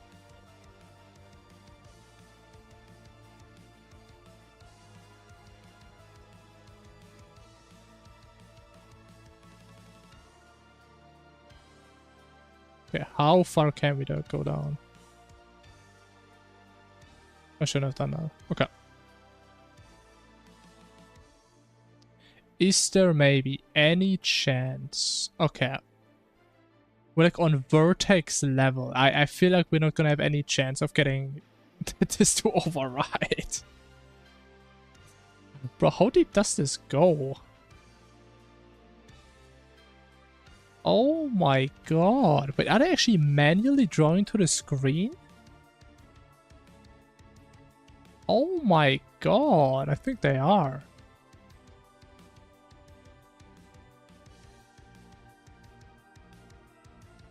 God damn.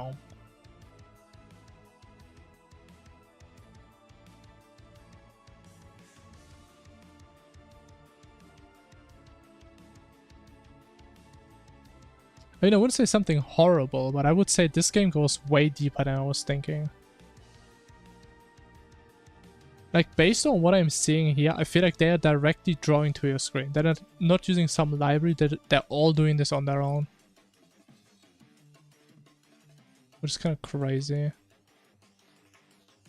Like, they're manually writing vertex positions and shit. Holy.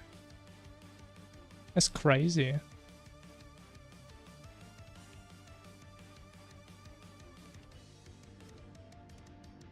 Yeah, the issue is like the color is just being passed down like 50 methods.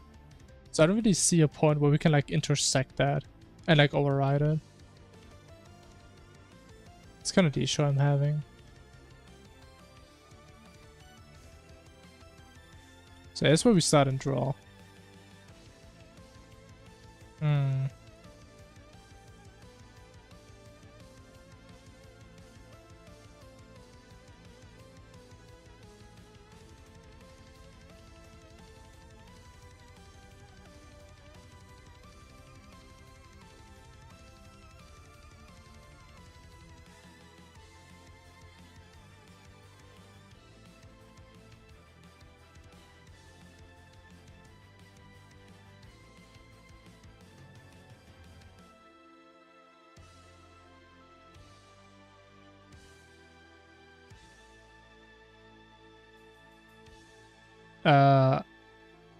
No.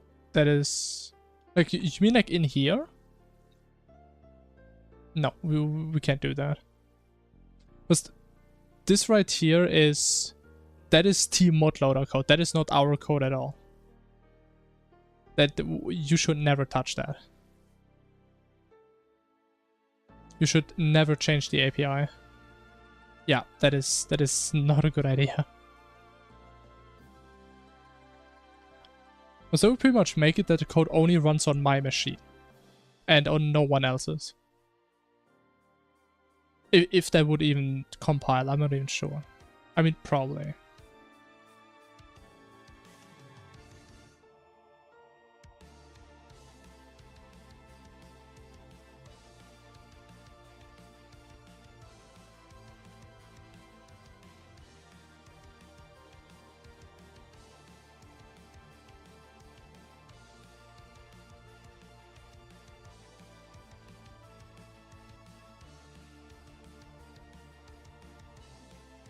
Oh, what is that? I think I saw some magic. Yeah, that's probably not gonna work. Boom.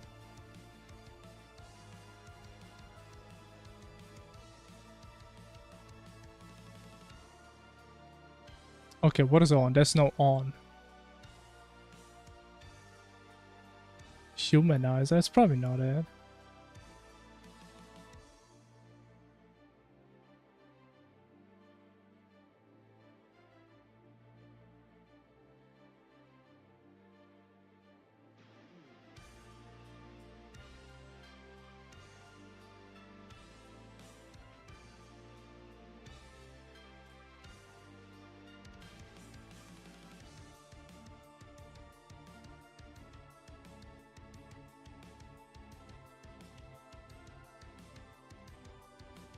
But am I actually supposed to have this on method?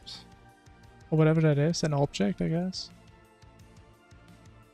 I don't have that, man. On.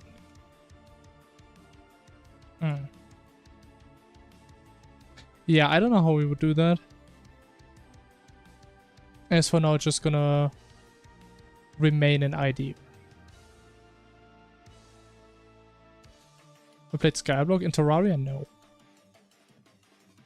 And in Minecraft, I think I played a bunch of mod packs and Hypixel. I don't think I ever really played vanilla Skyblock. But I never played the Terraria one. Because it never really looked that interesting to me.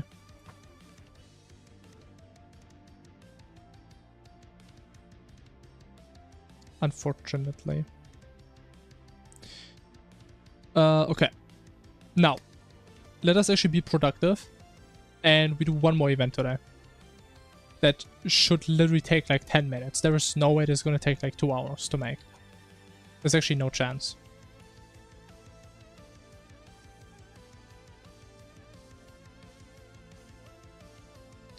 Okay, and it's going to be... What do we call it?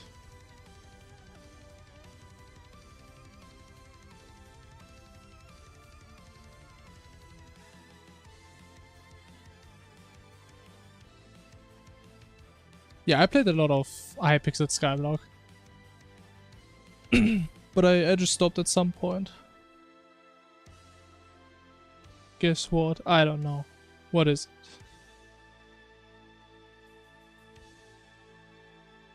Getting a foraging update.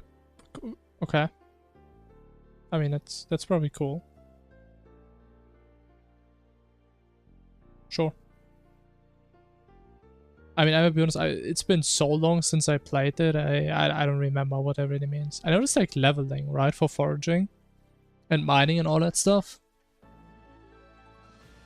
But I don't know what that really did. I think you like got more stuff or something. I remember leveling mining. I remember I mined a lot of cobblestone. I don't remember why. I think I needed that to like go to a different island. For like the mining island. Okay, well, why don't we just call it the mutant event? Which sounds like a clickbait title, not gonna lie. I think it kinda is.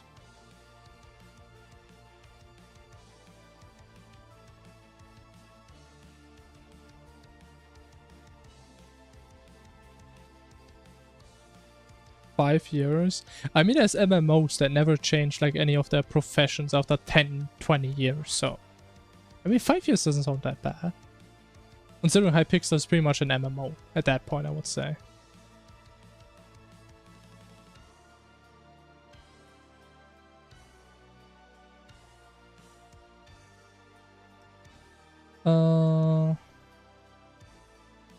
Okay, every skill has been updated. Okay, I guess it's a different thing. Yeah, sure.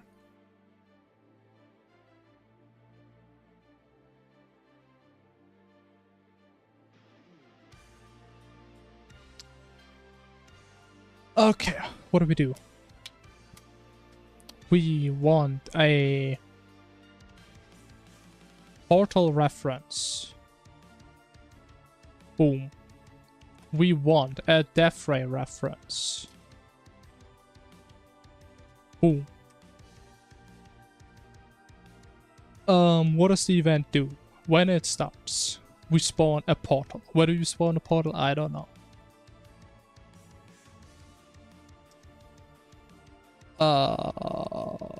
I mean, for now we can just spawn it on the player, I think.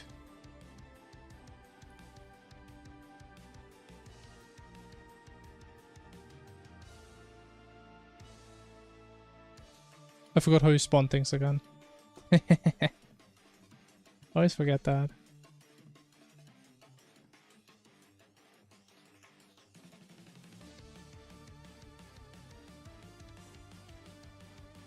NPC.new NPC. I mean, do you really need to remember stuff if you can just copy paste stuff? Think about it.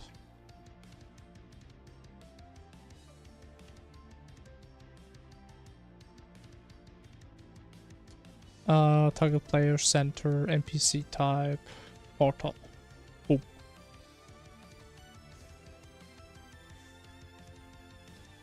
Why not? What's the NPC type? I don't know. Oh yeah, it's this fancy thing. Sure. Boom.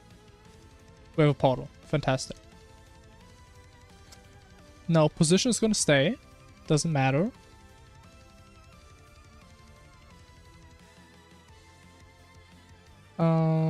I think we're just gonna let it sit for some time.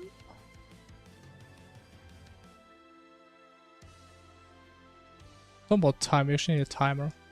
I still think there's probably a better way for timers than having a timer in every single separate class. But okay, I don't know what else we can do, so. We'll just have another time parameter. My favorite.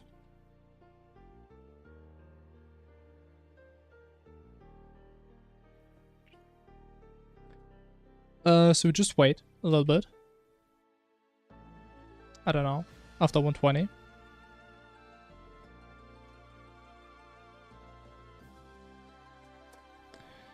Then what do? We spawn a death ray. Crazy, I know, right?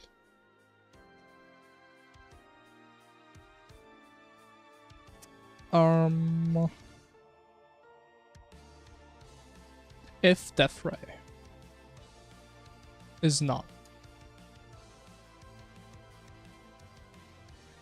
What do? We spawn a death ray, right? Oh, actually, I don't actually get my portal here. Love death rays. I mean, I hope so. Because that's all we do here.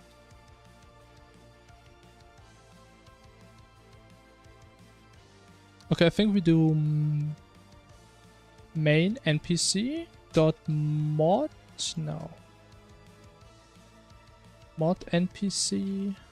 How do we do this again, man? Main npc. We get the idea and then mod npc. Yeah, makes sense.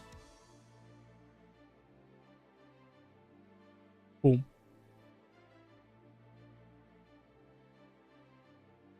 Yeah, sometimes they like doing that stuff. Where you just type what you're saying.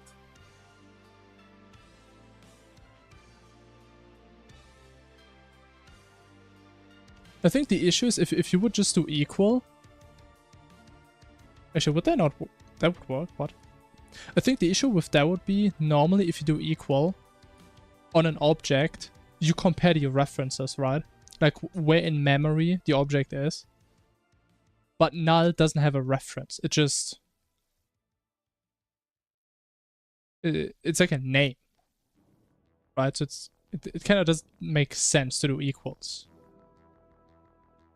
Which is why I think they oftentimes have like a separate thingy. I mean, it's probably like a more technical reason.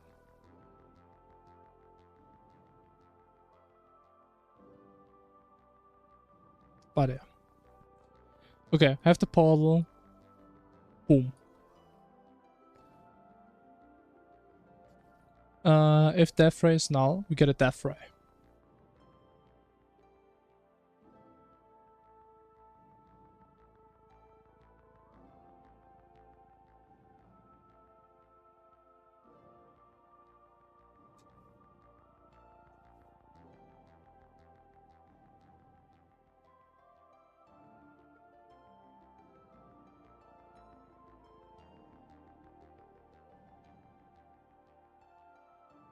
Okay, position. Portal. But isn't this kind of weird? A projectile takes a position as a vector, but an NPC takes one as two separate integers. Or is that like an overload? No, there's no overload. That is kind of weird, is it not?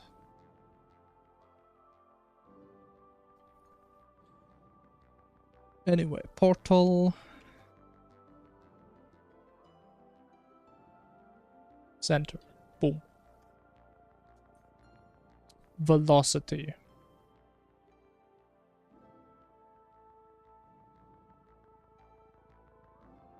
I think we don't use velocity. Actually, we can just say vector to 0, right? And then we just set the rotation afterwards.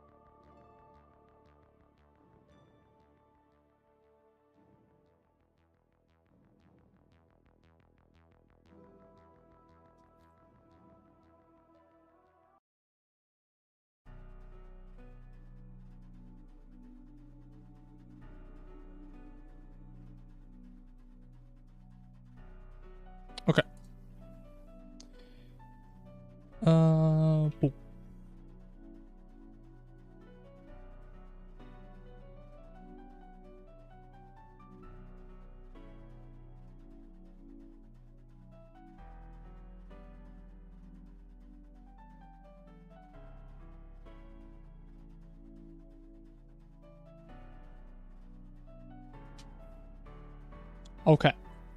So we spawn a portal. 2 seconds later, we spawn a death ray on top. And then every frame, we need to rotate the death ray so it looks the same direction as the portal. Pretty much. Right? There was no rotate. How do I handle that again with velocity? I always forget how my death ray even works. This thing is such a mess.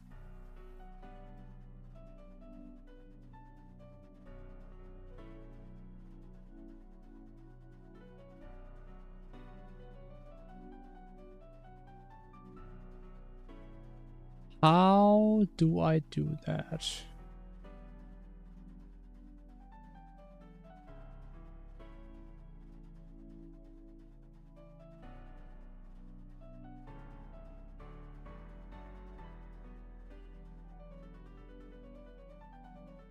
I mean, you would only really have that issue if either your death ray is super small, like super small in width, or if your step size is too big. It's like the only scenarios where that really happens. And it doesn't really have to do with FPS, right? Because I mean, if your game has half the FPS, you could just use a different step size, right? If you're worried about that, based on the FPS.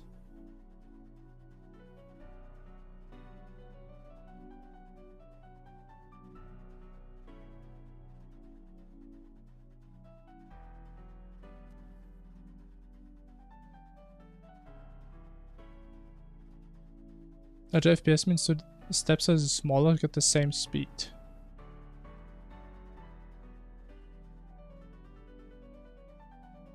Yeah. Sure.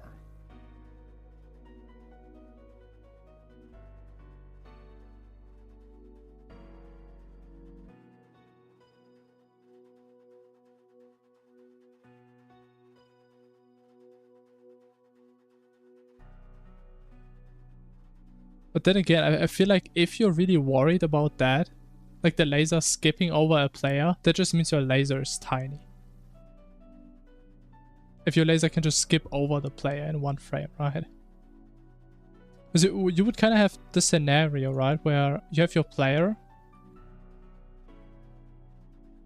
and then the death ray is here in one frame, and in the next frame it's here. But if your death ray is like that, I mean, it's likely that it's gonna hit the player if it's that massive, right?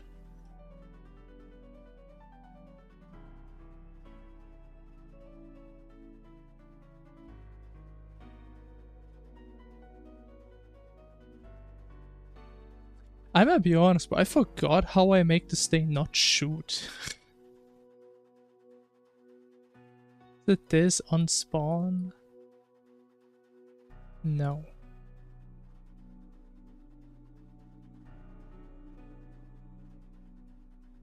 I mean, maybe you should at that point, yeah.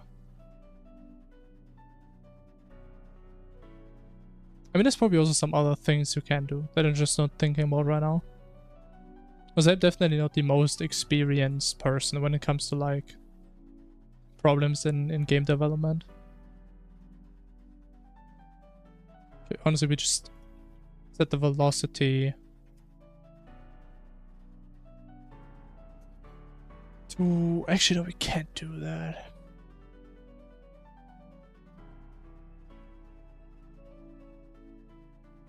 Wait, Portal has rotation, right?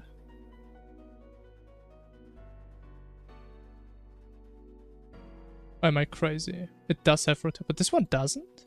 Oh, it does have rotation. Well, I'm stupid. We don't need velocity.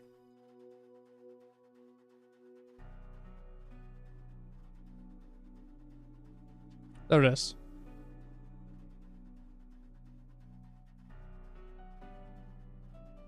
A really small player hitbox?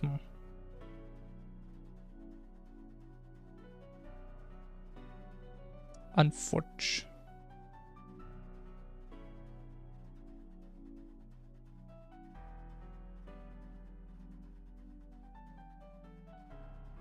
damage type.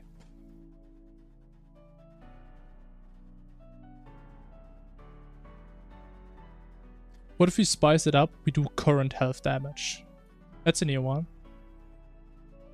Like 50% current health damage. That's crazy.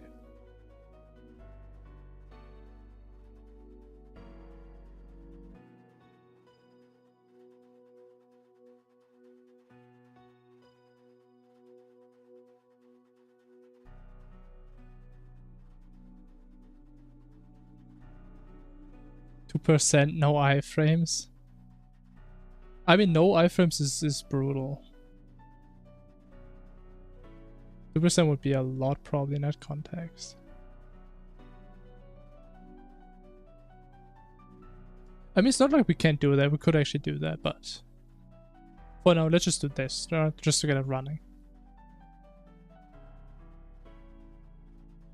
Why don't we also give it like a crazy color?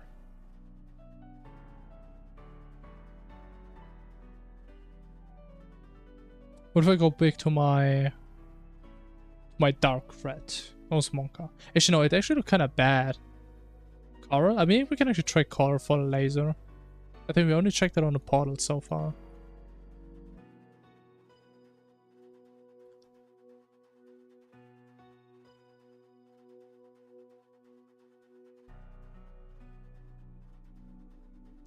Don't need this.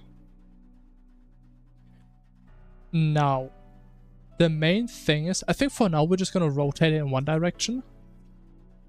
But the idea long term is to make it like the mutant death ray. Alright, where like the portal spawns somewhere. Right, we have the player. And the idea is the portal, while shooting a massive laser, always rotates towards the player. So for example, if the player would run off this god here, it would just change direction to the player. I think that is my plan. Because I think that makes it more interesting and also more fair to some extent.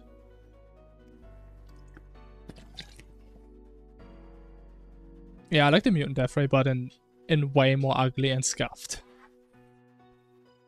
That's the plan.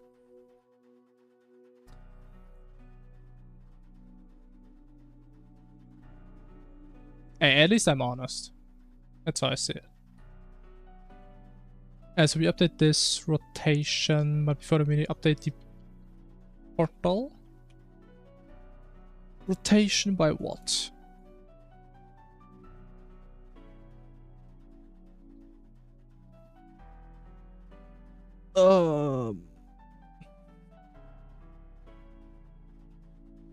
Okay, if we take 2 pi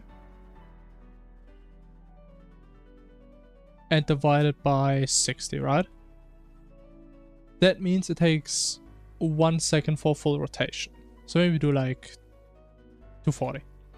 Takes like 4 seconds. We add this on top.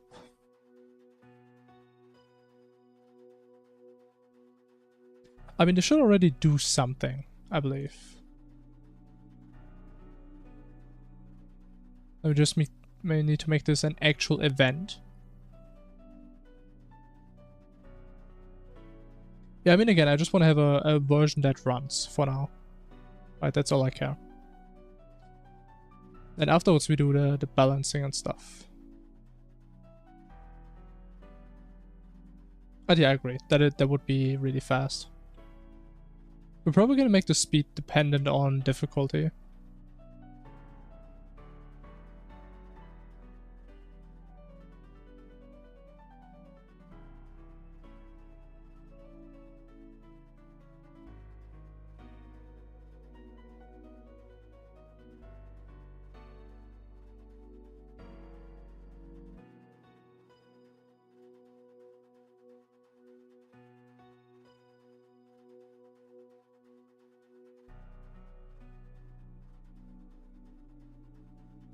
Alright, I think that's it.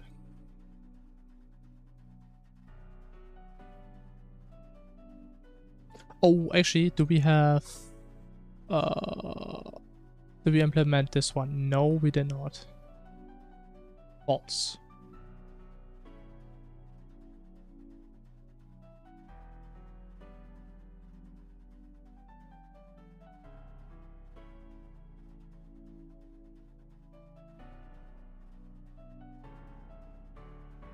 That is fair. I always forget about that. That is very valid.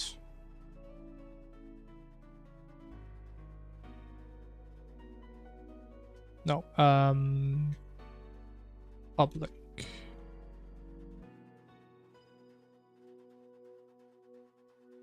No. Bro, did I actually forget how to make a constructor? Man, it's kind of embarrassing now.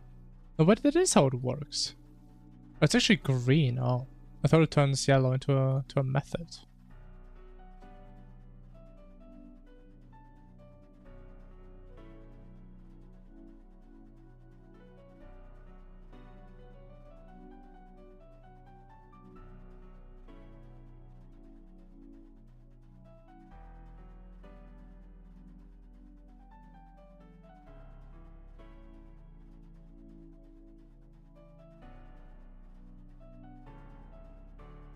Okay, there it is.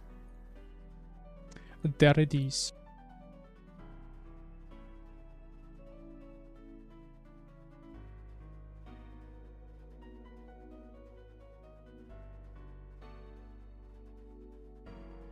Okay. I mean, it's doing something. Okay, the laser isn't really rotating. But yeah, the color also isn't that nice.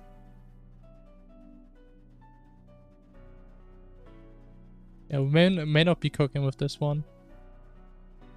But it's like a different cool color. What if you make it like very dark? Probably not black, but something very dark. Dark slate gray. It's a Death Ray sprite. I joined it from like a free texture website. Oh, not this one. This one. Which is way too big, but it looked cool, so I took it.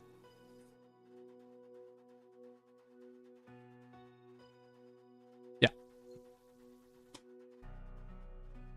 I can't even tell you where I got this from. But I made sure it's free. And yeah, that's cool. Make it grayscale? I don't know. I mean, the thing is, as far as I can see, that's not really what people do.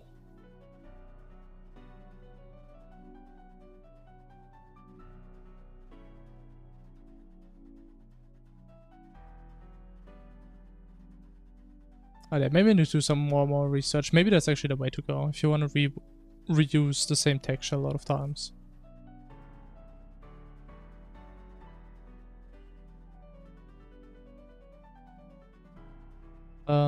Anyway, so the projectile rotation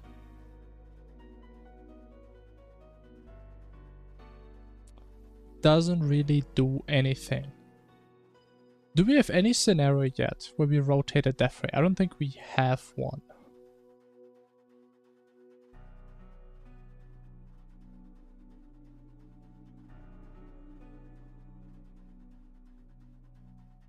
I do. Do I have a laser that ever wrote? I don't think so.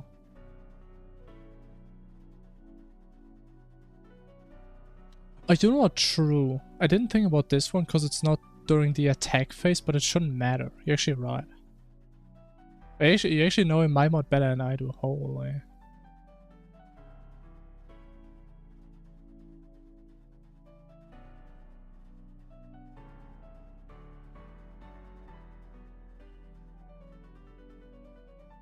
Oh, it's direction. What's the difference between direction and rotation? I guess we will never know.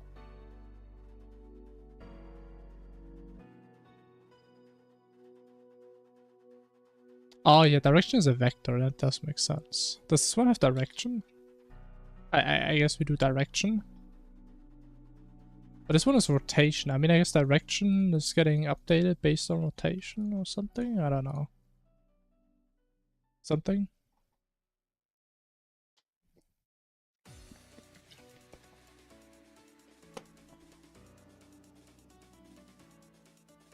Now behold.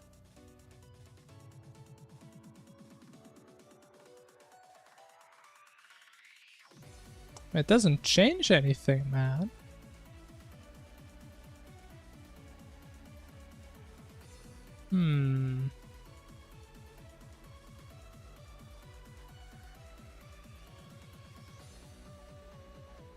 Just to make sure, if you take the rotation and we do the same, does that actually change something? Also, the color also wasn't that crazy. We'll just take black. But I mean, black is just this, yeah. It's gonna be a bit too dark, probably.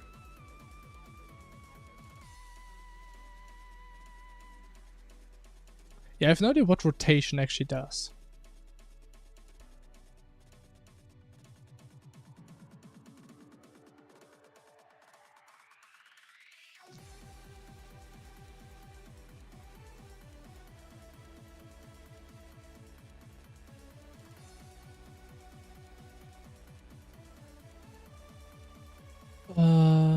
Okay, I guess we just manually set the direction then. See what's gonna happen. If my math doesn't have a mental breakdown again. Hey friend, hello. Hello, hello. Wait a minute. Oh my god. Direction. Oh my, it's a parameter from the projectile class, but I have my own direction parameter. Oh, I was about to say, man, how come I don't call it the projectile here? It's a vector. Oh my god, bro, I hate this mess, man. What is my mod? Okay, gonna see in 2 seconds. You're gonna see it and you're gonna understand the beauty and the potential. I just need 1 second. How do we get the... I think I have a helper for that, right?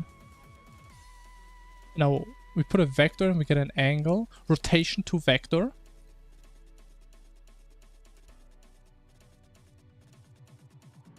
So we put in the portal rotation.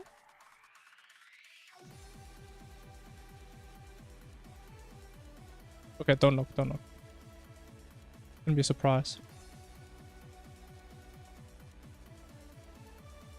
Release your mod, nice. Very pork. It's been here for a bit. Okay, now watch this. We spawn a portal. Holy. That actually... Okay, you know... It does look stupid and bad, but at least we have the concept. But okay, as a summary, what my mod does... it can like spawn a bunch of different events. And the main idea is they happen during boss fights. So the only idea of this mod is pretty much to make your life a bit more challenging during boss fights. That is the idea.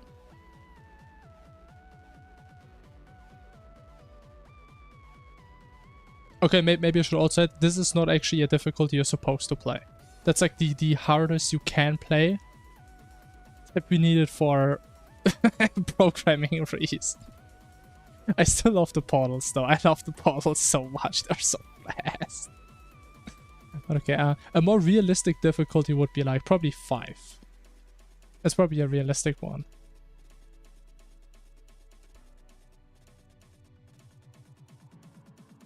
I mean, I would consider my mod is a QOL mod. The difference is it doesn't add QOL, but it removes QOL. That's how I see it. It's like negative QL, right? Which is a type of QL. Anti-QL, exactly. But here's what it does, just a bunch of random stuff. Like lasers shooting at you, portals that port you around, even bigger lasers being shot at you. You have typing tests. I mean, that's kind of unique. If you mess up the typing test, you just die. So that's fun.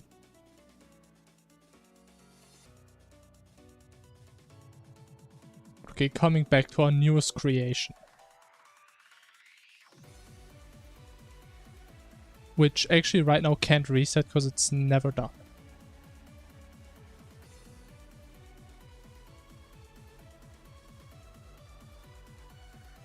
So we probably want to have a duration.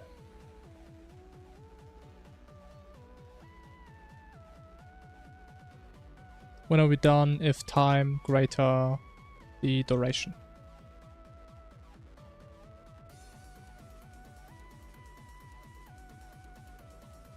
Yeah, I mean the thing is I consider myself definitely more of a programmer than like a designer. So I know it looks horrible. I like the concepts, but it doesn't look that great. I'm aware. And I'm gonna be honest, I don't think I'm gonna be able to make it look nice, but it's gonna be primarily for me just to like make things a bit more hard, so it doesn't have to be perfect.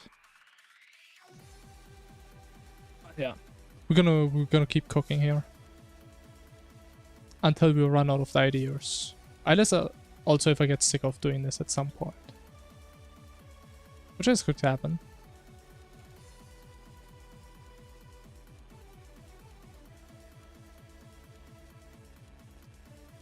Close portal.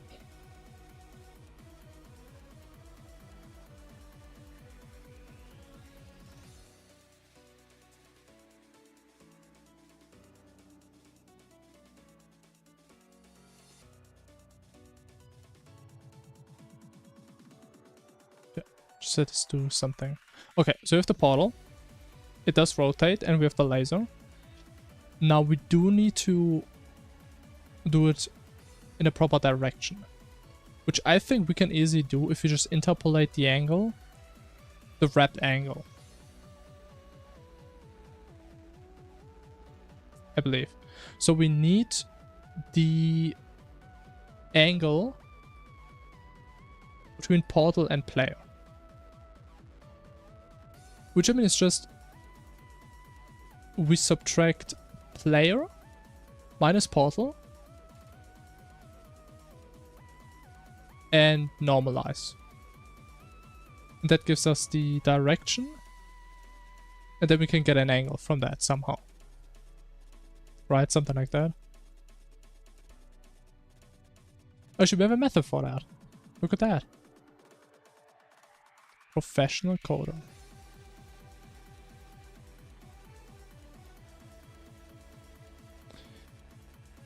So we need the angle. I don't know, angle to player.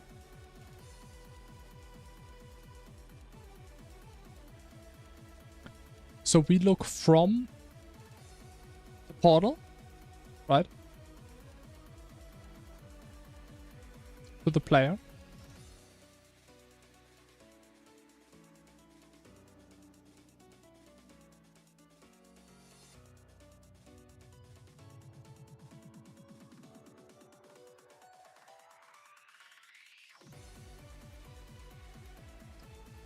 From portal to player, we get the angle.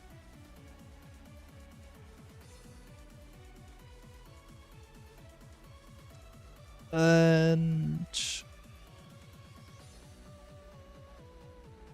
we want to go towards that. As we lerp, do some lerping action. I don't know, new angle. I run out of names.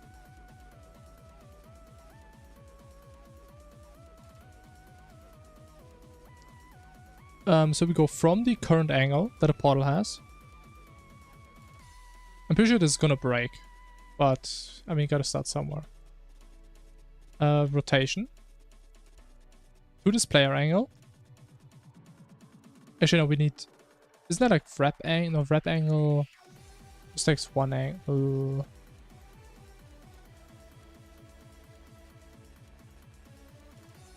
Oh, then we also need to do it based on amount. What if you do like 0.5 as a start? You know, it's gonna be a lot. Maybe like 0.2. 0.1.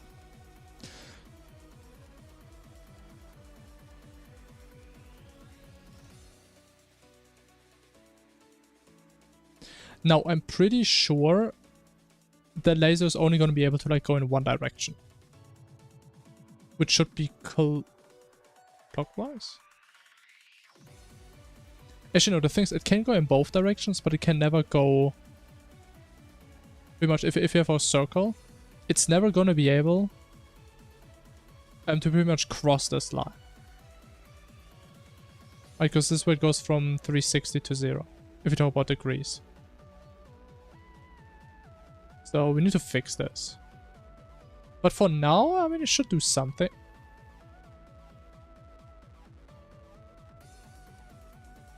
I mean, it did do something.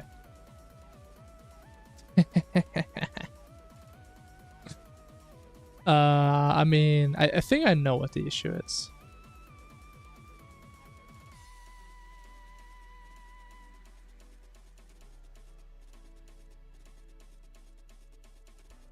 Or maybe not. Suck at pixel art. Hey man, you don't need to feel bad. I suck at all art.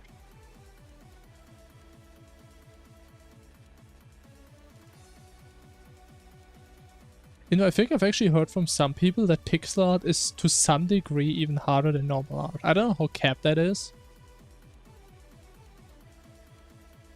Maybe it's not harder, but I would imagine doing good pixel art is actually kind of hard. I mean, to some degree, I mean, the color of each pixel matters, right? Meanwhile, if you have like full-on art pieces, like if you fuck up like some pixels, it doesn't really matter that much.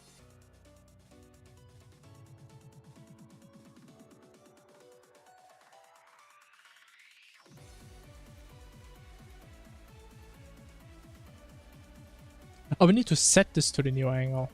Yeah, we shouldn't add it. Now. It's gonna be beautiful.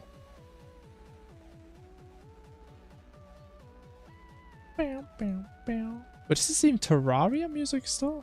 It is. Or is Estra Geldon? Or whatever it's called. Okay, now watch this. Oh, look at that. Yeah, there's like this issue.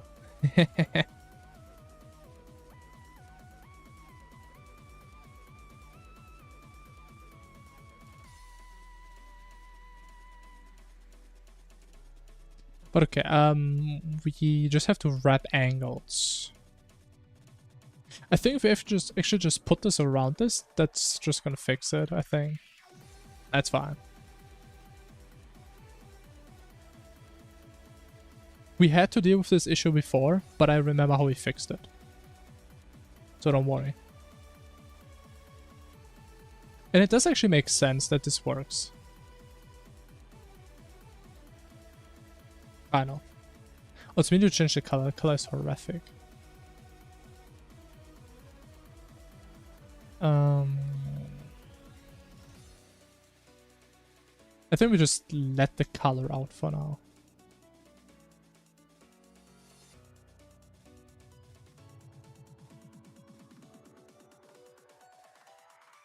I mean, yeah, this one is from Tmod Loader. Does all this fancy stuff for you.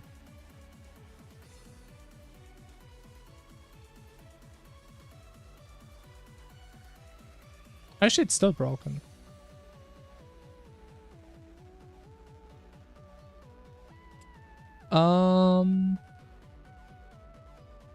They do some special stuff.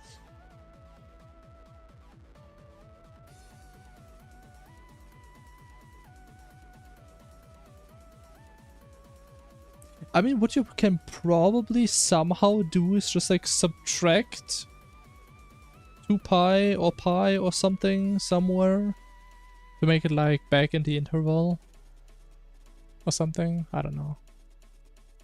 It's probably somewhere that is somewhat intuitive.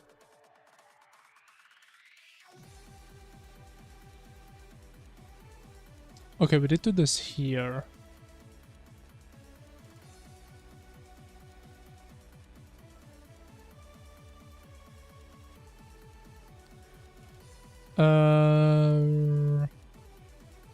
So take the portal rotation, then we...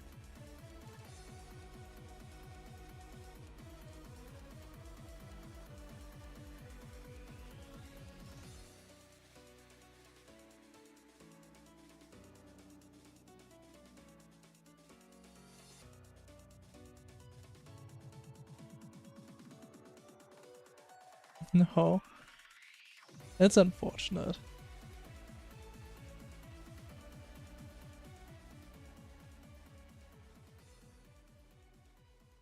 Make a dot that follows the player and make the beam aim at the dot. How is that any different than making the beam aim at the player?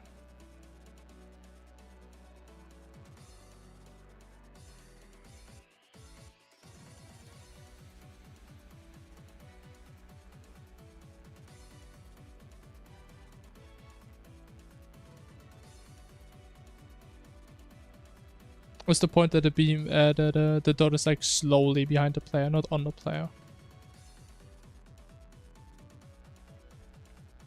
Moves towards them. Huh. Hmm.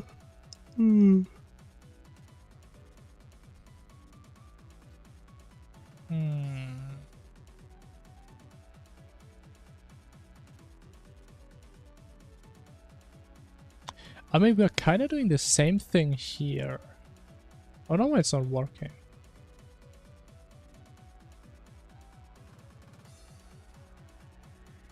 We can actually get killed by this? I don't even know.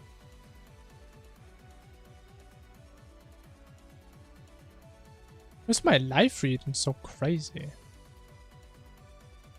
What the?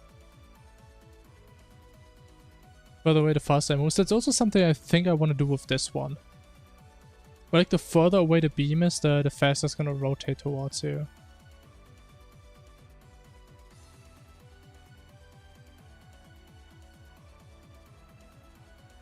I'm just so surprised that it's happening on the left side. Like, why doesn't this happen on the right side? Where you actually have like the jump between 360 and 0. Or 2 pi and 0, I guess.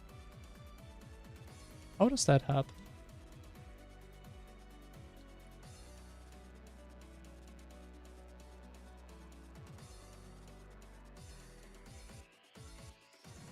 Oh, so we kind of need this here. Not really.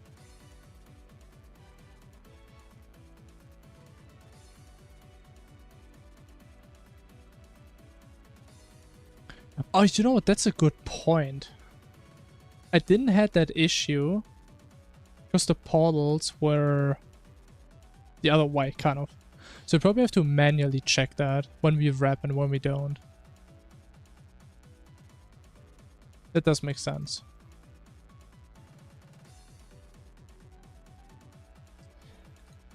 So how do we do that? If I was an angle, what would I do? So we have another circle. I love drawing circles. And we have a portal.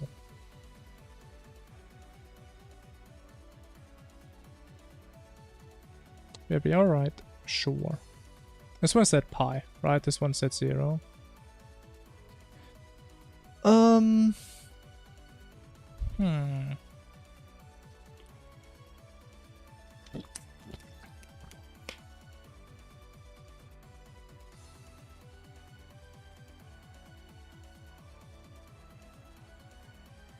I mean, I'm thinking...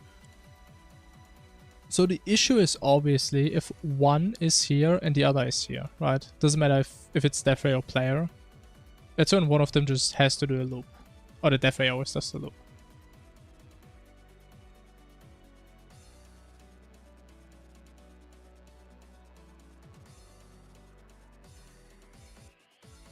So in essence, if the player is rotation wise in like the lower half, so like in less than pi,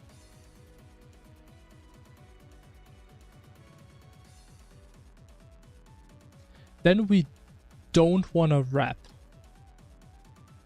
Right, because if we don't wrap, we have the same issue, but it's only on the right side. Then we have the issue here. Maybe I shouldn't do it. Ah, no. No, it's all gone. Right, because if you wrap, you have... pretty much you only have like this area that you can look at. But if you don't wrap, I guess you have the entire area, but again, you have the issue that you have to jump here. Because this one is like 2 pi, but also 0. Let me just verify this. If you don't wrap at all, I think the issue should be on the right side. I believe. Also, we should probably make the... okay, so much effort. Never mind. Is it also left side? It's also left side.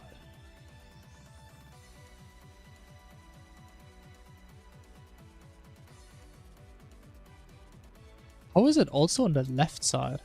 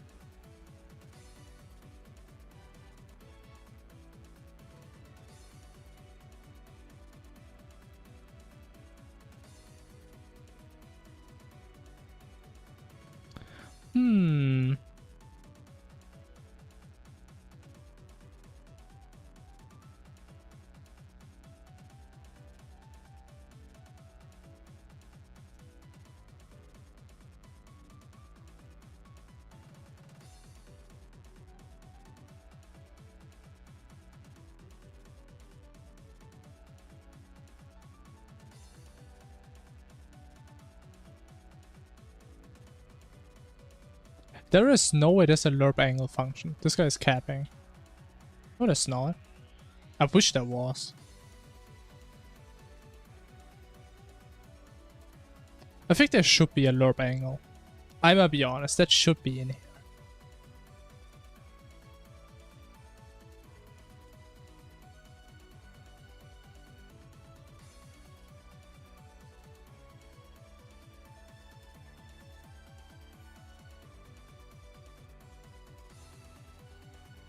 Let's see if this magic is gonna work.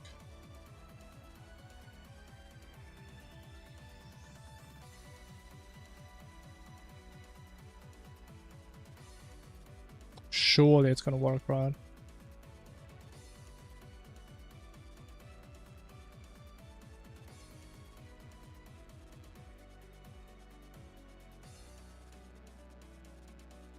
Surely.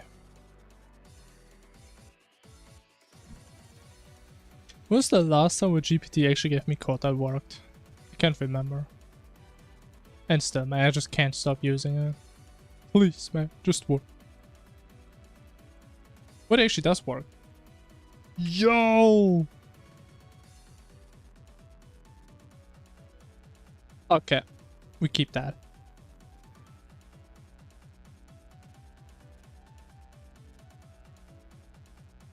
Oh, he wraps the difference. Oh. Sure. I like that. I'm gonna keep that until the end of time. I never want to deal with like this angle wrapping ever again. Look.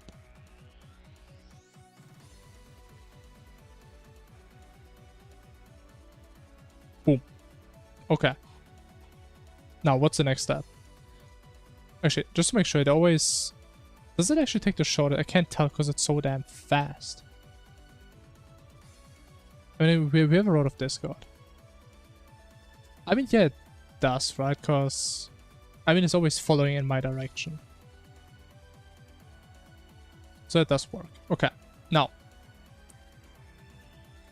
Portal should be humongous. But it's bigger than what it is right now. We can start with like 3x, sure.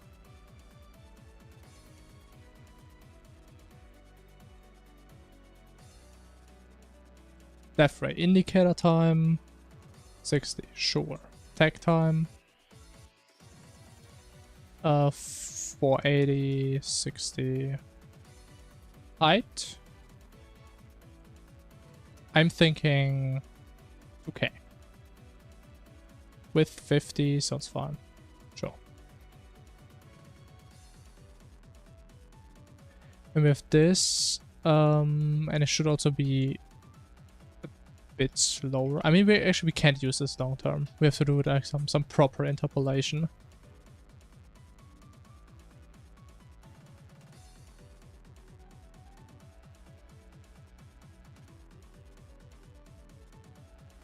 Oh, that's a big boy.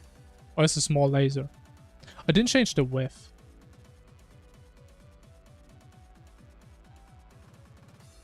It's still pretty damn fast.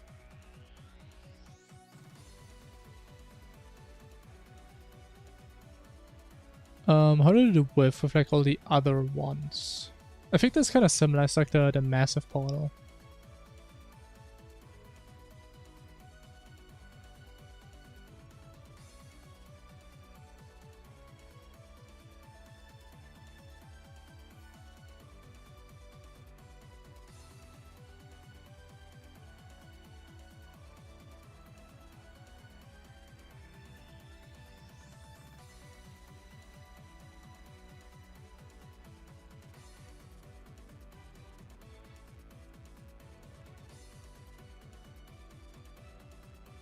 Okay, now it's gonna look beautiful.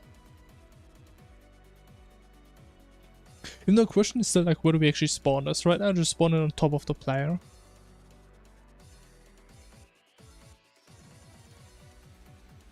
Oh, that looks a bit better. That looks a bit better.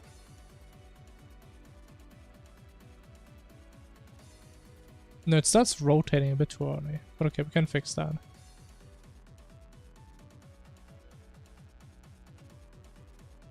I would say that is a start.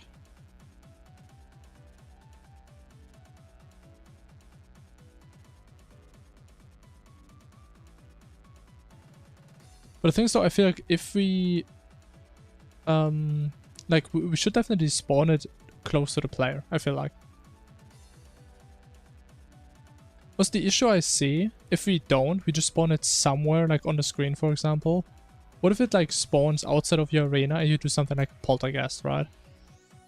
That you can never really go around it, which is kind of the point of this, right?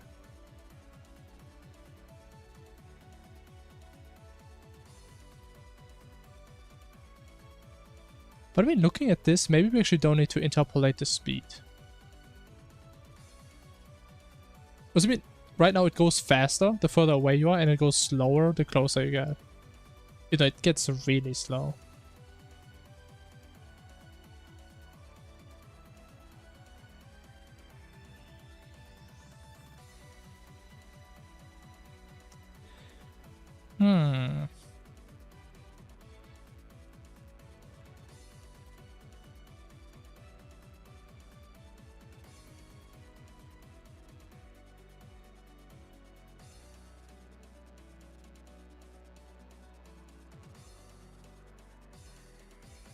I mean, or I don't know if that could be annoying, but what if we like spawned a portal where the player was like 1 or 2 seconds ago? That would probably be one of the fairest things we could do, but we don't really know where that's gonna be. Right, so we pretty much have 2 choices. Either we just delay the event by 2 seconds, or 1 second or whatever. We grab that position and then... Wait, is that what? Yeah, we would grab the current position, wait 2 seconds, then draw all the stuff. Or we just draw it where it is. And after 2 seconds, we move it to the position. Wait. We would... Actually, it doesn't make any sense. What do you miss? We did figure it out and we made it a bit bigger. It's like a little chunky now. And there's like the spin and stuff. You know, I'm still a bit worried because it slows down a lot when it goes towards you. But I think that's not necessarily bad.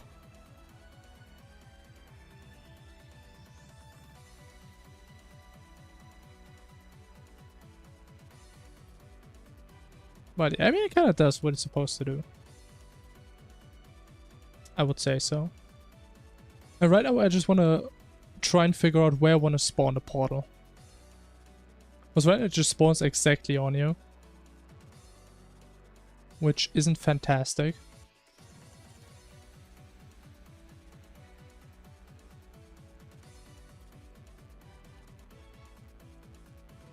You know, you can kind of outplay this thing if you just play like that. Maybe where you're about to be. Oh, you know what? That's... I don't think where I'm about to be, but I can actually use my velocity, turn it around to predict where I was.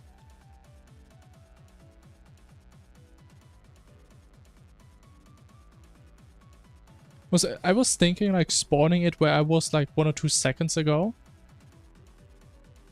Because I really want to make sure that this portal is somewhere where it's somewhat fair.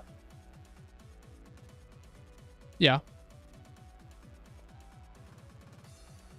Because again, I would hate the idea if we're fighting a boss, right? We're in an arena. We're like on the edge of the boss and then the portal like spawns here. And then have fun dodging. If you're just gonna shoot in there, like you can't.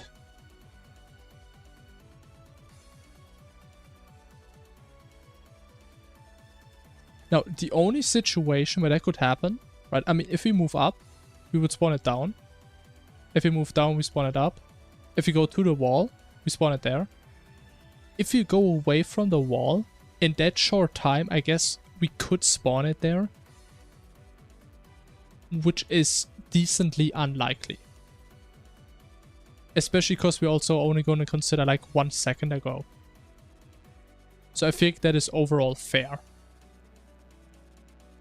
So unless you're exactly on a wall and you start moving exactly when this event is going to happen, that shouldn't really happen realistically.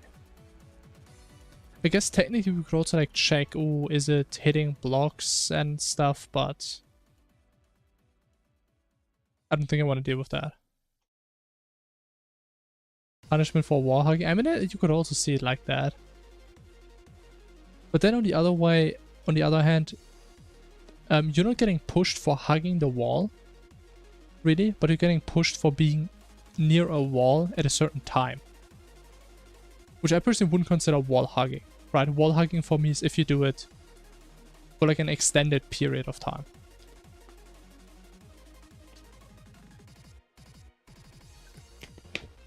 But yeah. But I think we're gonna do this idea of like take player velocity and then predict like a second in the past. That sounds reasonable to me.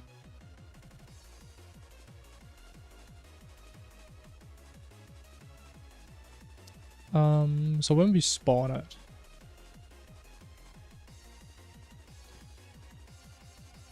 we need to know player position.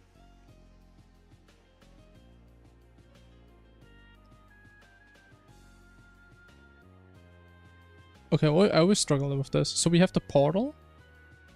Oh, we don't have a portal. No, just like player velocity. With the player velocity, we want to normalize that.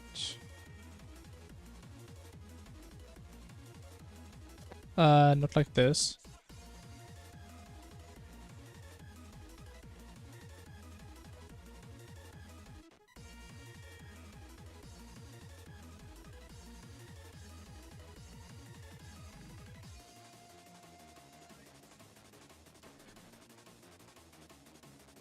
And then we go second in the past, right? That's pretty much it. Let's call this past position. So just do times minus 60, right? We have the normalized velocity, which is just the direction the player is going in. Per frame, kind of, right? Or per unit. I don't know what you want to call it. Then we do this. We're second in the past, kind of. Pretty much.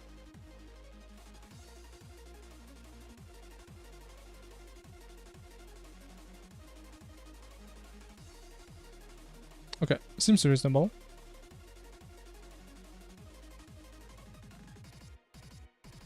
That's at least what it seems like, but is that how it is?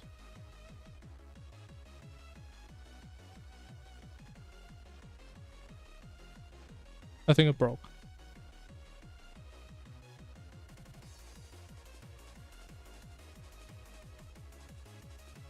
Oh no.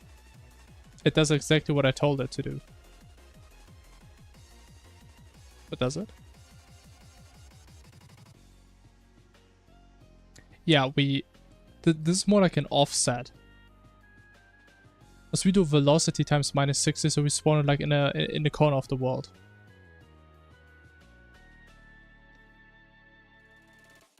So we do target player center plus that.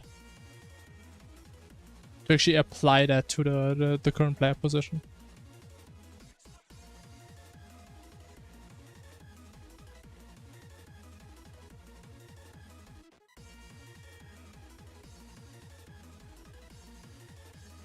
Why not?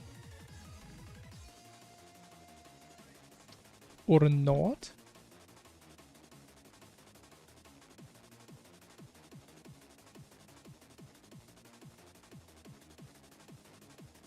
What do you mean the things? If we don't move, right? We have no velocity. So we have 0 times something is 0. So it should spawn a target player at my center if I don't move. Guaranteed. I think it doesn't. As if it would have spawned like this on the first frame already. I said like disable, which it shouldn't. No.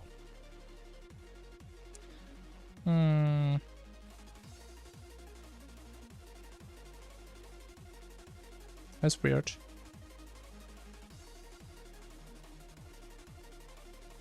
Very weird.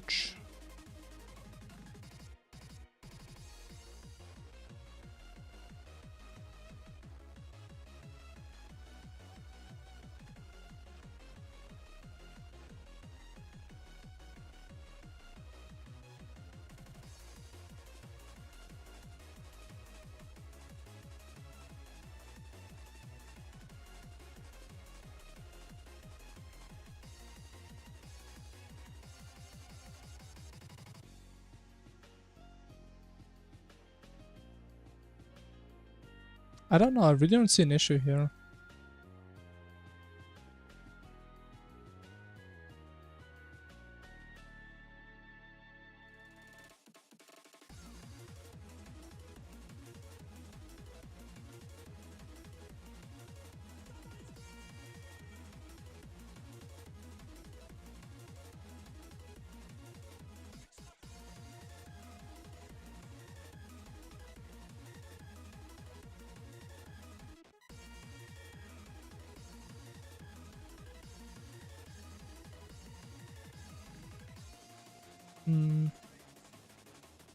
I mean, if you go back to this, that works, right? We just put it on the player. Just some quick sanity check.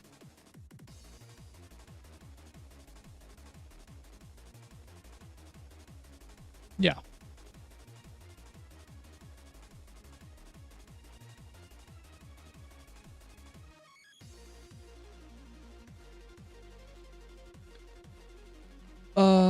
Yeah, back to printing we go. Yippee. So what do we have? We have the target, center, and pass position.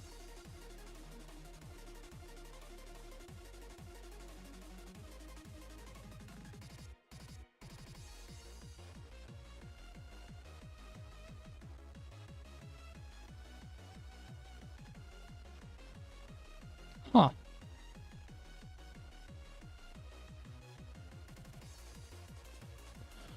Oh, wait, because you can't normalize a zero vector. Wait a minute.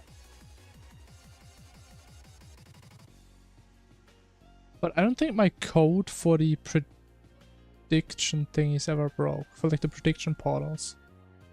It's using like the same logic, no? What the fuck is this mess?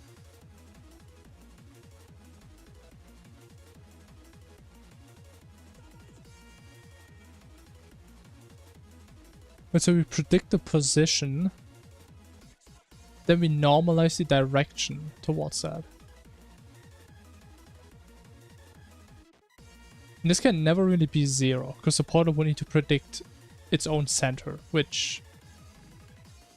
I mean, technically it could happen, it's just so unlikely that it probably never will happen. But it was like a safe normalize. I don't know if that's for this case, it could be.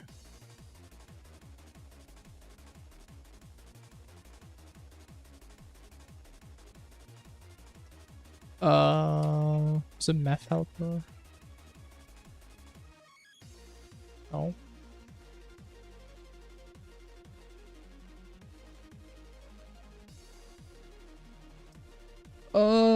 Man, I've seen this before somewhere. I used this somewhere.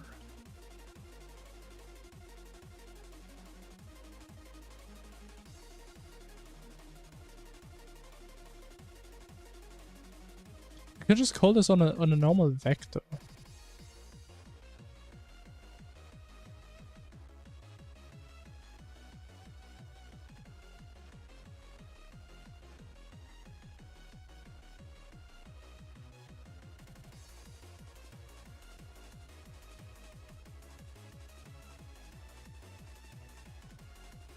Default value will be returned. Okay, okay.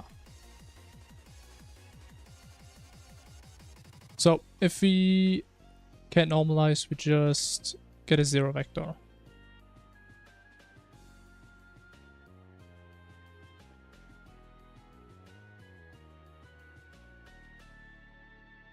I don't know why I put this here. I want to put this here.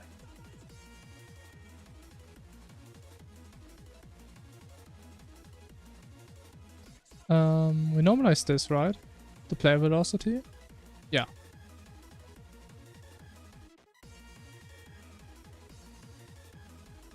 How about that? Actually, I completely forgot about that you can't normalize the zero vector.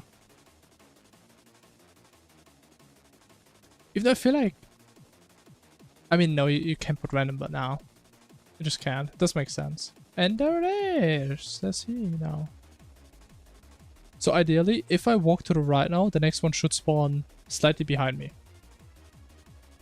Okay, I couldn't even really tell if it did. It was like really close. I mean, I'm pretty slow, maybe that's why.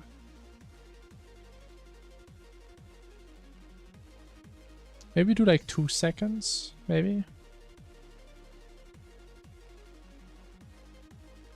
Because I really can't tell that it's like supposed to spawn behind me.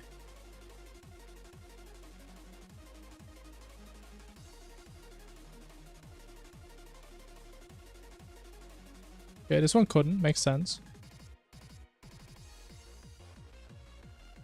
Yeah, that's what we're doing already.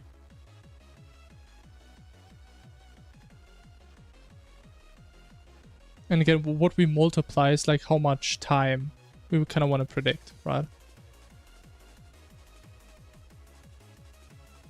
I mean, is that really 2 seconds? It feels like it's always just spawning it slightly behind me.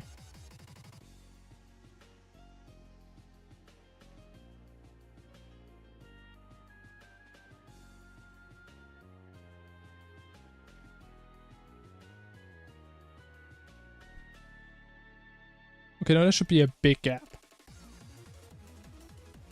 Yeah, okay. So it does work. What if you just do 300? 5 seconds. Even though, I mean then we have the wall issue again. 5 seconds is a lot if you're fast. We'll just do 2 seconds. Whatever. If you're slow, you're slow. Don't care.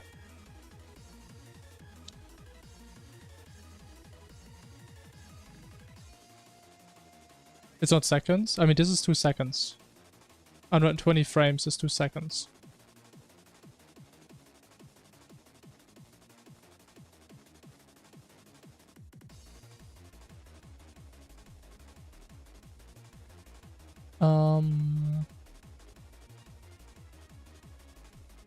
But okay, for the most part, that is the event. We still need to fix like the timings, because they're just kind of hard-coded right now.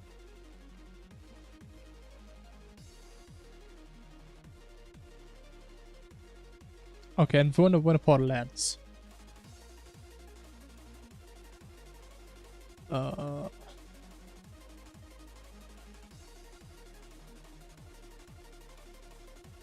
to normalize the vector...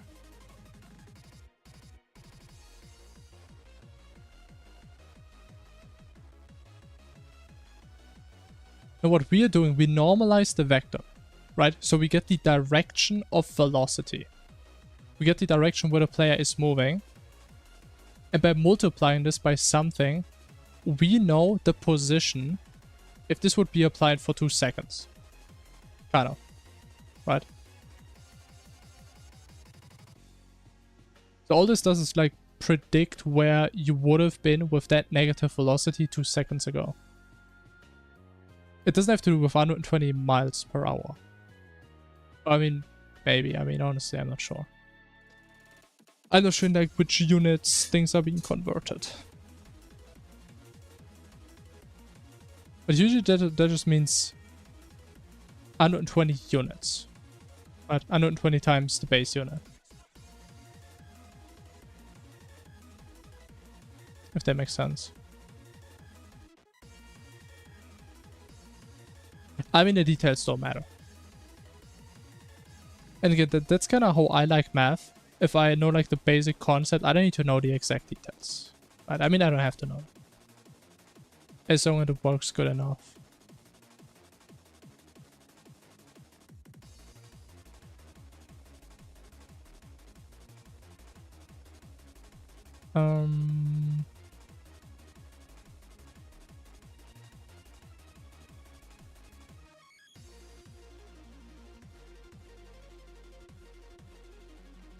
How did I do the super fancy... Was it this?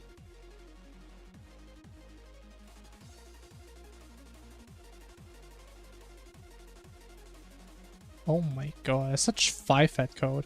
So we need to know the indicator time and the attack time plus 4. Yeah, sure.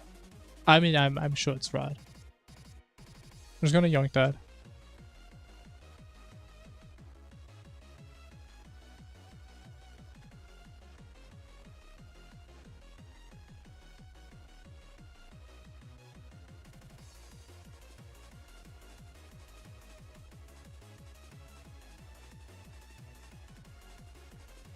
Okay, and just to make sure that's gonna work, we're just gonna make some super small duration. And ideally, portal and laser should be close at like the exact same frame, pretty much.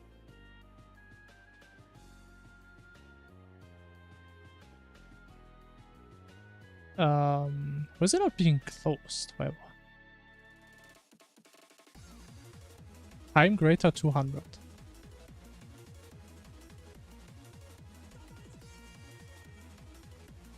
Huh? What?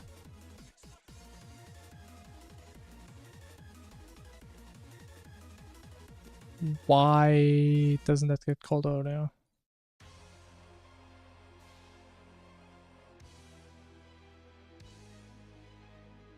Eh? That is not like 3 seconds. That is a lot more. I did compile, right? I did not compile. Ah. Makes sense.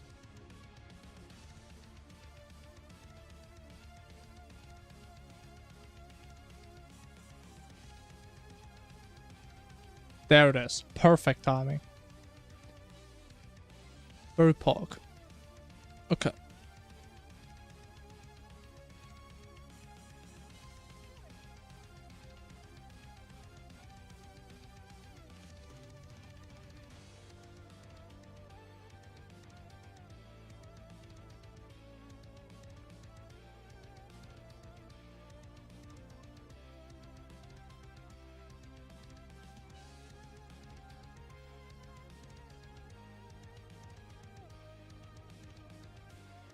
Oh.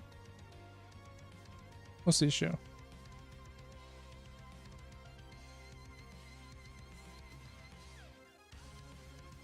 Oh. You know what? That's even better. Now that I'm using this, I can never have this issue where I can't set the parameters in my constructor because they're private.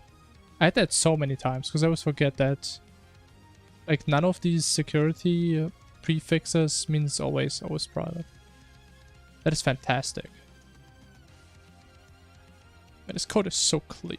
Oh my god.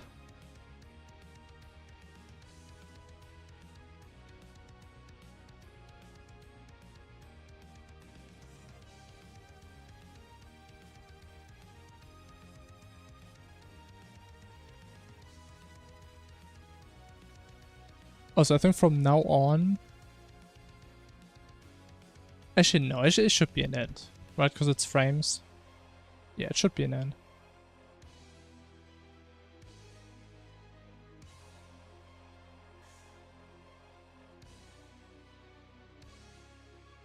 Okay, so we have that. And I guess we also want to have a speed parameter.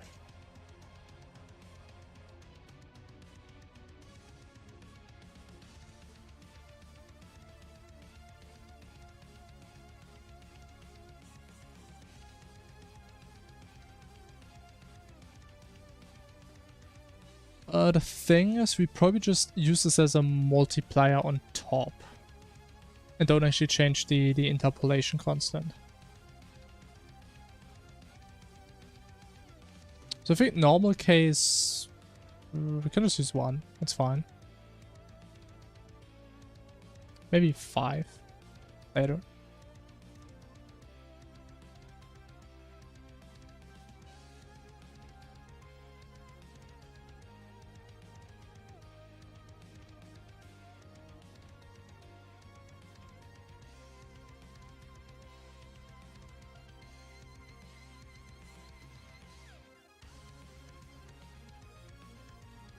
Yeah, if there's multipliers on here.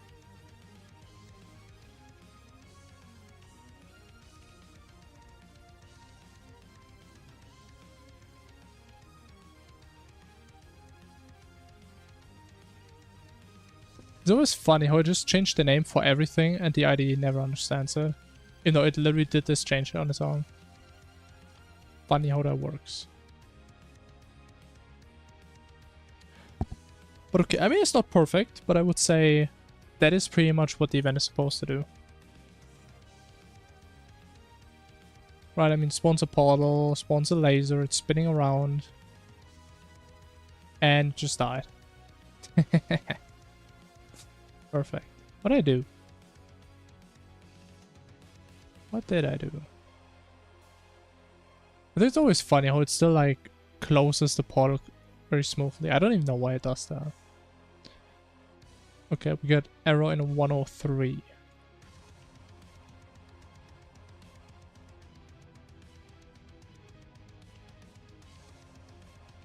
Must we call the end method before we set the def rate? I guess that makes sense.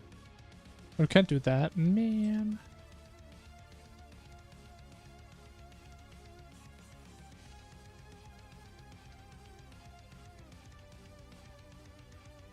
Wait, actually.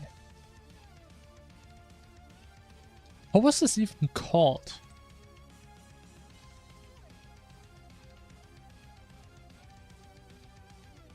Because I forgot to multiply this by 60 again.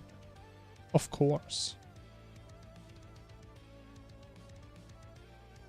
Okay, but like for round, it doesn't matter when we multiply, right? Yeah, we can just do it after rounding. Sure. So that's that.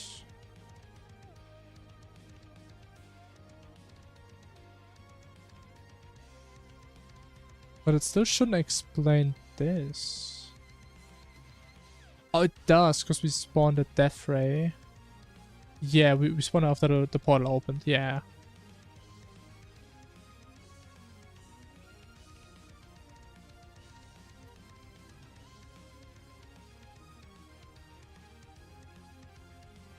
Okay, we fixed it, I believe.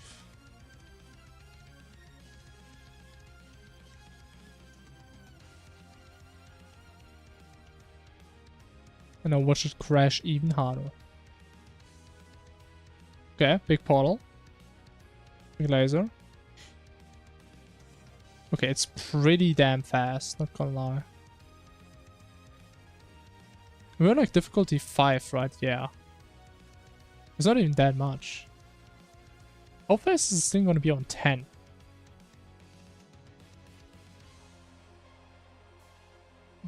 Yeah, that is pretty fast.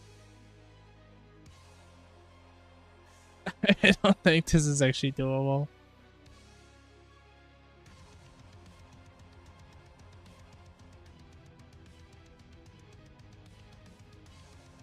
Okay, speed, yeah.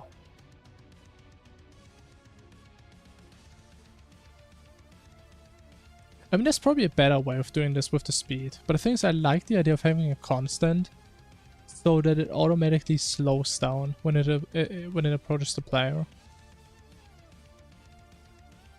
I do like that.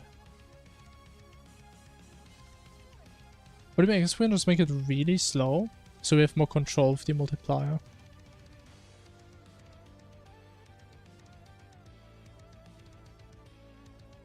So if you do this, to reach the speed we had before, would use 10.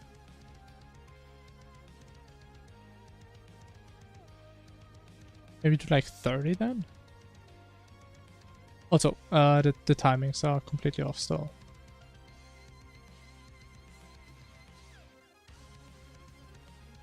So we have a duration. I might just assume the duration is going to be more than 120. Also, if it doesn't, I mean, the portal isn't even going to open.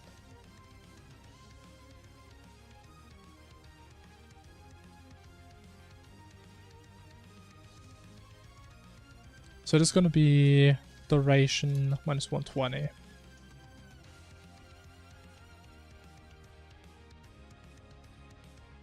Also, the portal should only start rotating after the laser starts to shoot.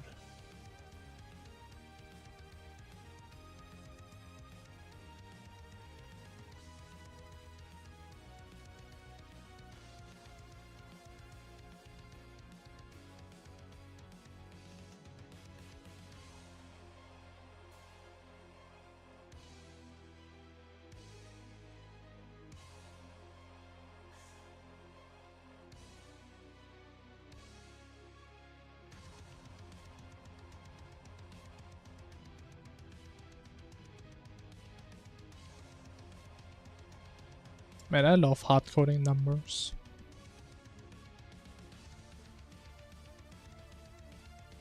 Even though actually this one is dependent on like the portal open time, right? Time to open.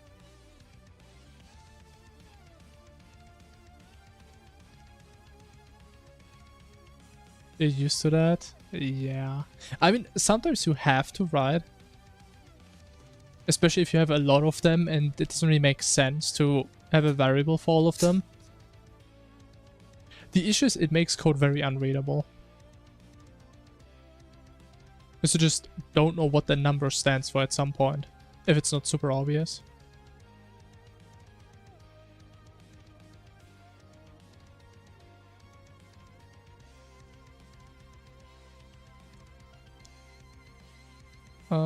Yeah. But I mean, in game development, I guess it's just a thing. That just happens, right? Even though I think in game development it's actually not as bad as in normal production code. I could be wrong. But the way I see game development, a lot of things are very isolated. You can make a lot of things separate from each other. Which makes debugging at least somewhat easier.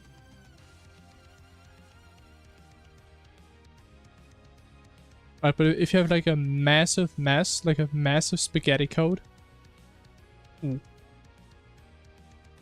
it way harder. Releasing earlier? I have no idea. I don't know when Terraria is releasing anything, I'm gonna be honest. I've heard about a patch, I don't know, was it supposed to come out soon? I do not know.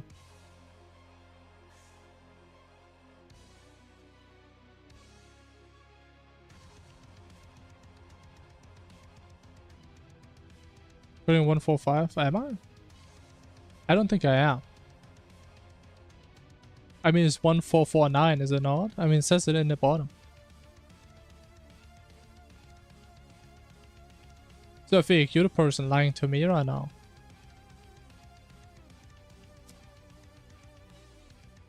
Wait, so it starts rotating when the indicator begins. But it should start when it's over. Also, why is the timing so off? Did I even reload? I did. Oh my god.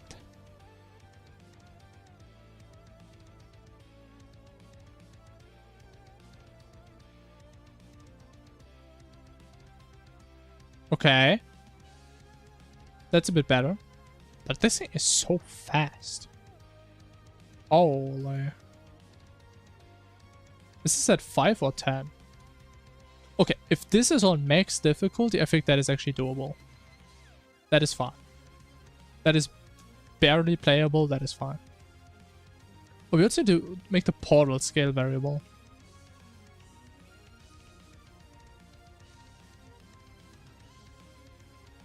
Fighting another boss? Yeah. I mean, again, the way we define difficulty is like one difficulty that is almost trivial and one that is barely possible. So we can interpolate the actual difficulties in between.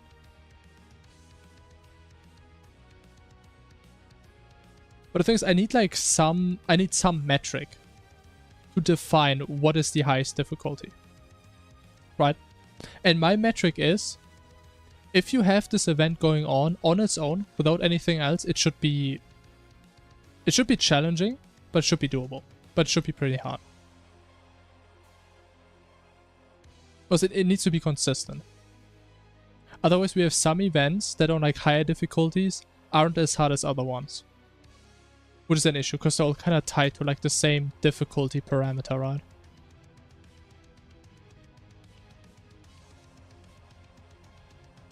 Even though, maybe we actually make this one a bit slower on like the lowest difficulty.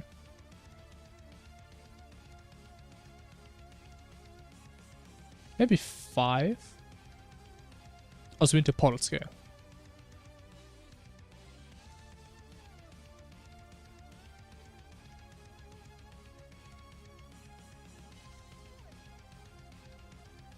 Okay, what are you thinking? Maybe from 2x to 5x? Sounds fun. I don't know why, man. I feel like big portals, they just have something about them. We're just getting to the point where we can count the pixels on that thing. It's great.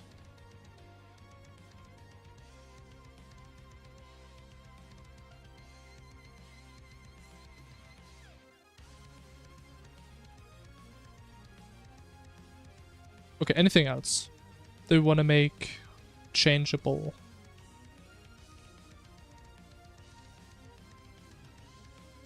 The thing is though, what do we do if the player runs away too far? What do we do? So we could just say, again, we just say the event is done. Oh, which I actually wanted to do for the big portal. I forgot about that. I mean, the thing is, we could just make the laser, I mean, pretty much infinite length, yeah. Or we could do something else. Because I think it would be kind of funny if the portal would actually follow you if you run away too far.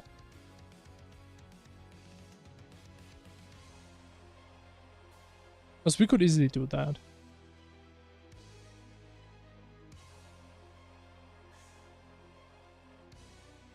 Yeah.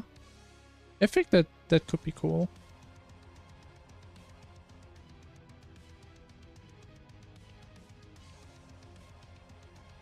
Yeah, that's what I'm thinking, yeah.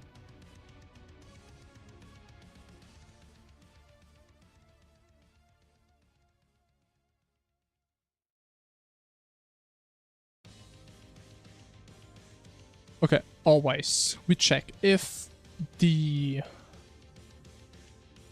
how do we get the distance again?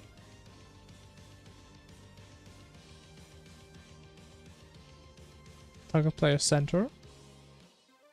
Minus portal center.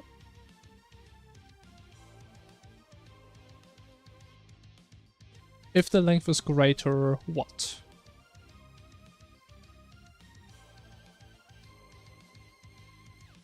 Maybe if we're further away than half the beam?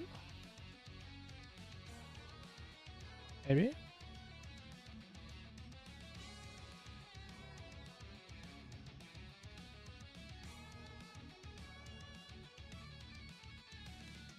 But I kind of wonder if instead of just overwriting the position, we should just give this thing like a velocity. So if you run really far away, it's just gonna speed up towards you. And if you stand still, I don't know, it's just gonna like almost zoom, like zoom away from you. So it's just gonna glide around. Because I think if we don't have something like this, first of all, the portal is gonna probably pod around potentially if it's still in your view field. Or what is a bigger issue? You can manually move the portal to a different spot. Which, I mean, you can still do with the velocity. It's just a bit less predictable because it's also going to slide around.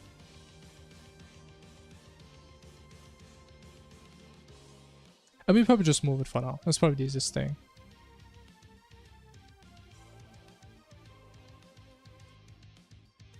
We do need the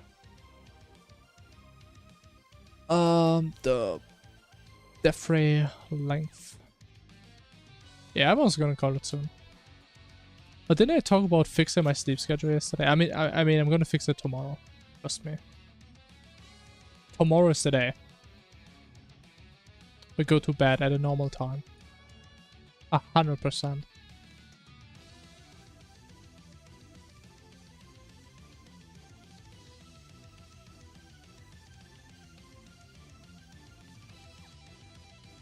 Okay, if you do that, then we should move the portal.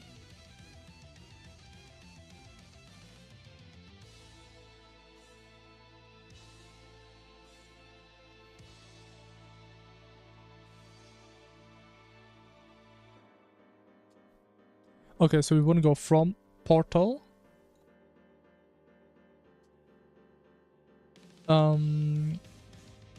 I mean, we can just say we go towards the player center, but we're never actually going to reach it. So I think that's fine.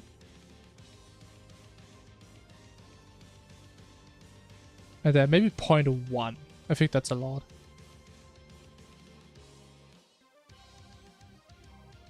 Oh yeah, we can't interpolate vectors like that.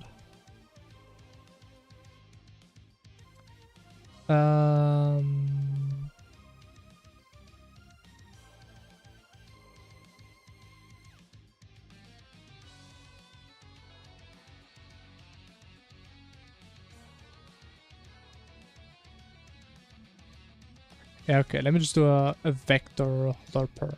Sure.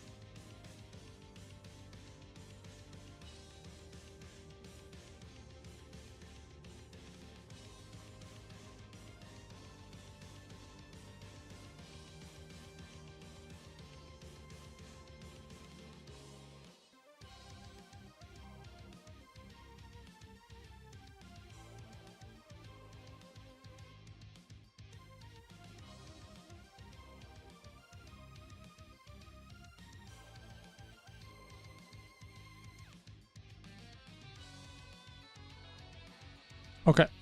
That should be the dish movement.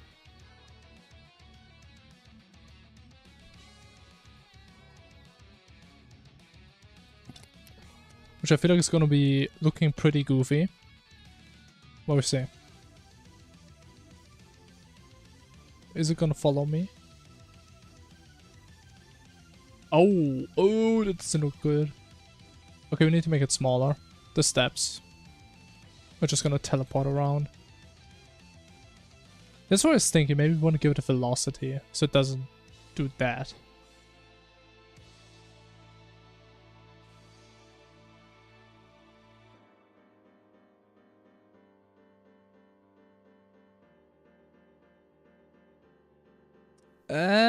Oh, the death ray actually doesn't get updated. Oh.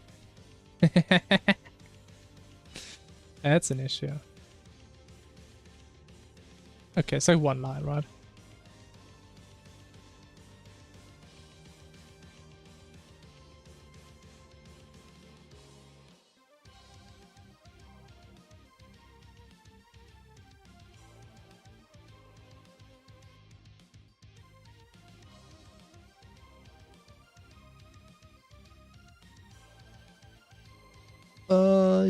Yeah.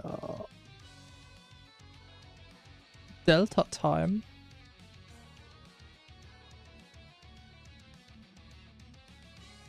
Correct me if I'm wrong, but delta time, don't you usually use this to make sure you do the same stuff about the same amount of time? So, for example, if you want to move 10 units in 1 second, that should happen independent if you have 10 frames or 20 frames or whatever, right? Those delta time, right? Yeah. I don't know, would that help here, really?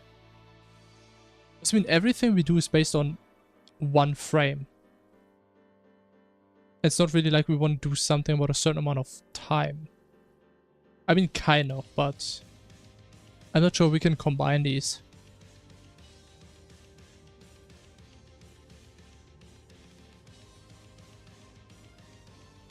Honestly, I don't even know if there's like some method for that.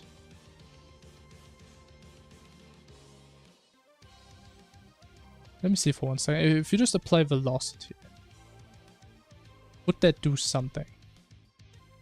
Because that would be my intuitive thing to do. Just, well, just move the ball. Like, give it a little push. Let's just do something.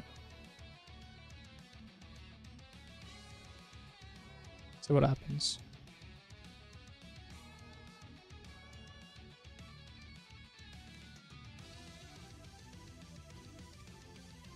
I actually don't know if my portal can really even use velocity, or if I like disable it, or some other weird stuff. Because it probably has no gravity. Oh! We can use that. We can definitely use that. That does work. Okay. That's what we're gonna do.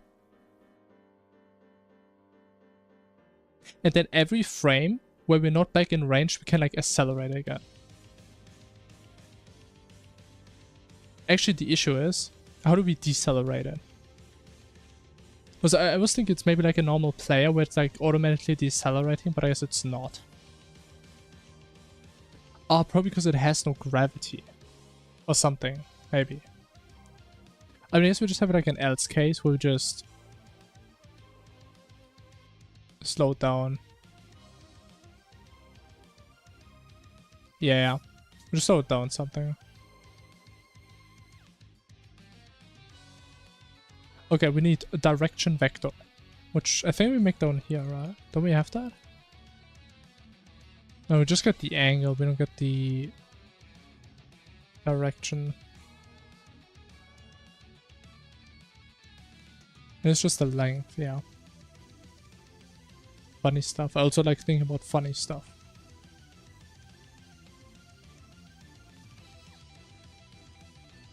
I think this could look pretty cool. I hope it's gonna look cool. The direction is From portal to player, so we do the other way. Minus portal. Gotta go. Alright, man. Have a good night. Have a good night, and thanks for being here.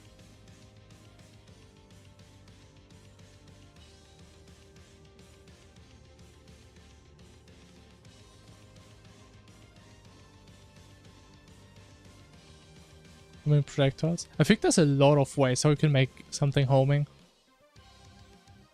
But it's not that you say it, if I make my own boss, I should definitely have homing projectiles. Like a bunch of them. Because I think that could be kind of fun to make.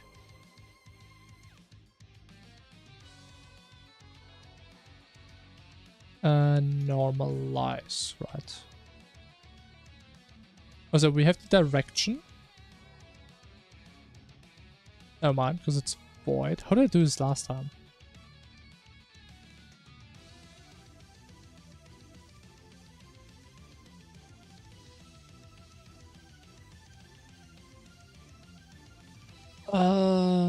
Okay, we just do this. Whatever. Stupid.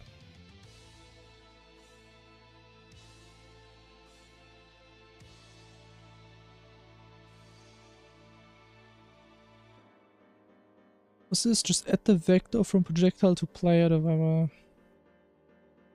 Yeah, I mean, there's a bunch of things you can do. There's different types, right? There's like also some that home harder than others. There's some that like wrap around. There's a bunch of cool stuff. Yeah, man, was fun, man. Have a good night. Make sure your PC doesn't explode. Don't be tragic.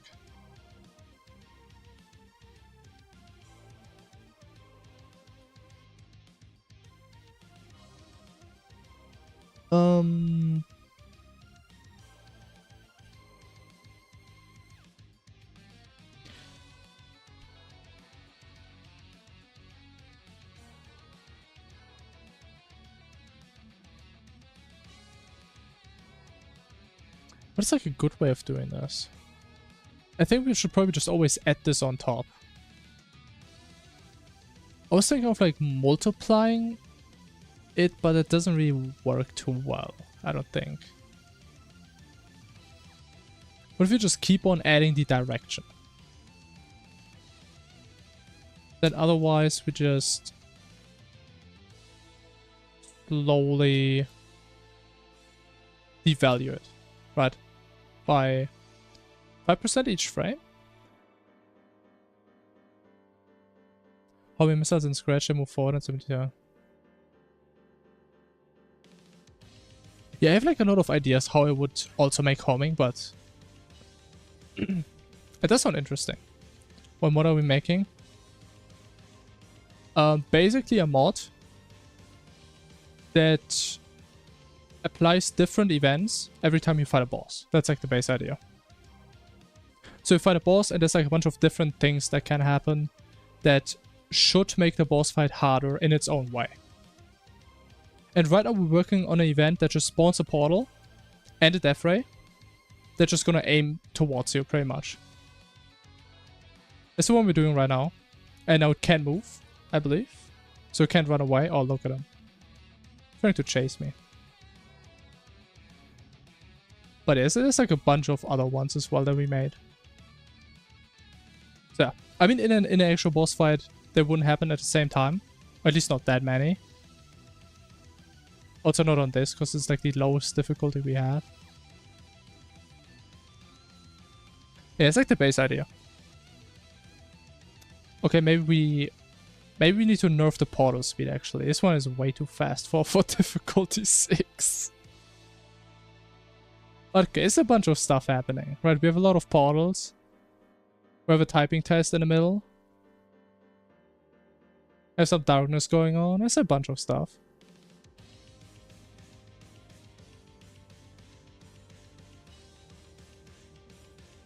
So yeah, we pretty much just make everything I in my chat can think of. But this really depends on the stuff. Yeah, I feel like homing projectiles, you have a lot of choice. What do you want to do?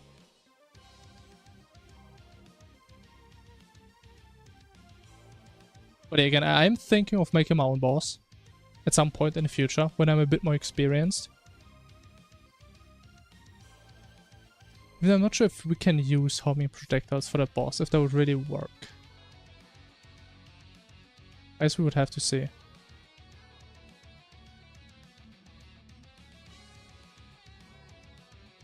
Nah. The thing is, the reason why it's called Mutant is, that's like the attack Mutant does in his desperation phase, right? Where he shoots like this massive death ray that always chases after you. I mean, I just couldn't think of a better name, but no, I'm nowhere near that level. I apologize if you expected more.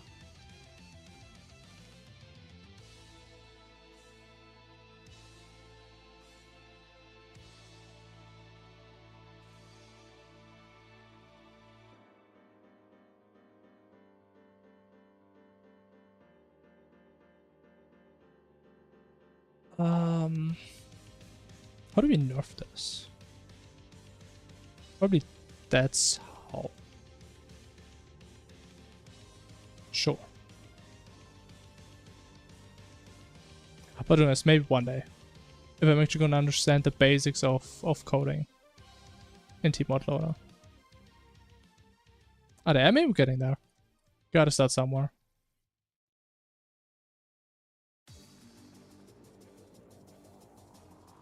So stuff to code, just get some death race in game. I mean, in theory, it's not that much if you just want super basic things. But if you want to have some details, some certain details, it is a lot of effort. But it really depends on like what your goal is. But to be honest, I would say my death ray class is it's actually not even that long. It is 200 lines, and a lot of these are just singular lines just spread over multiple lines.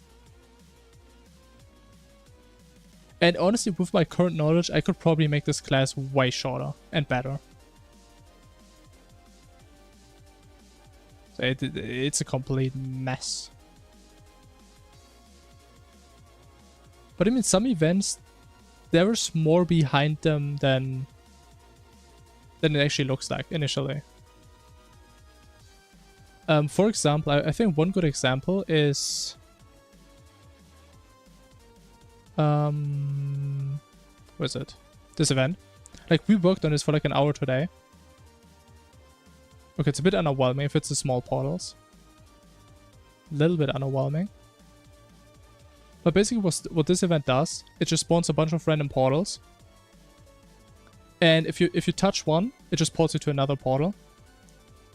And figuring out a way how we can evenly spread out the portals in like a certain radius around the player was a lot of effort. Like, you can make some very basic code, right? You just spawn, or like you just imagine like a rectangle around the player, just put like portals in and that's it. Which worked, which was way less complicated. But doing the logic we're doing now, like, all this code right here is just to spawn a portals in. And honestly, man, I can't even tell you how some of this stuff works, because it's so goddamn weird.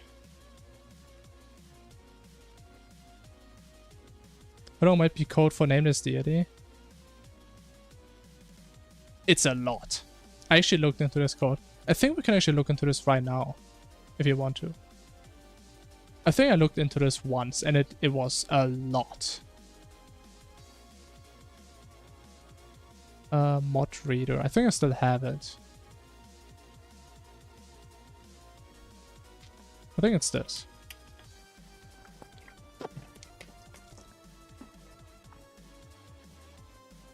Oh yeah, we have it all.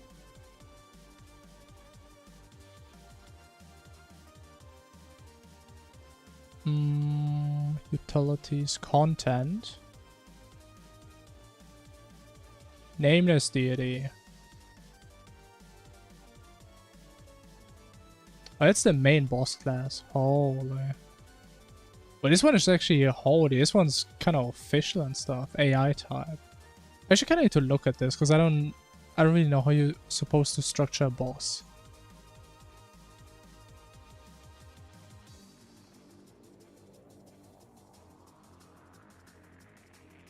Like, what are these numbers? Holy. Signed to the 6th power. That's impressive.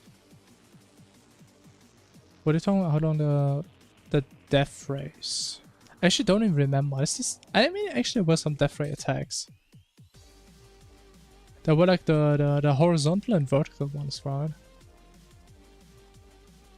Probably behaviors.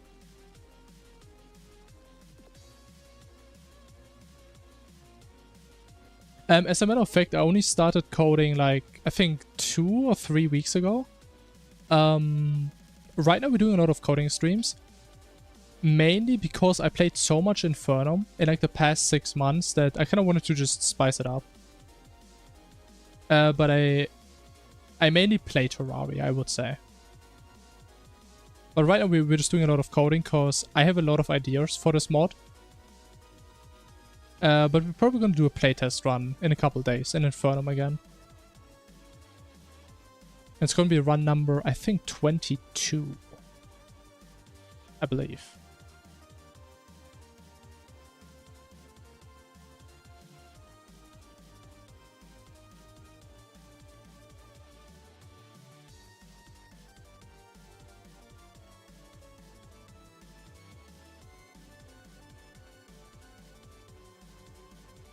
I'm actually playing Infernum right now. Oh. Calamitas on Rogue. Yeah, I've never played Rogue at that stage. I'm actually not sure how strong it is. Is there like any specific issue? Is there like a pattern issue, or is your damage very low, or?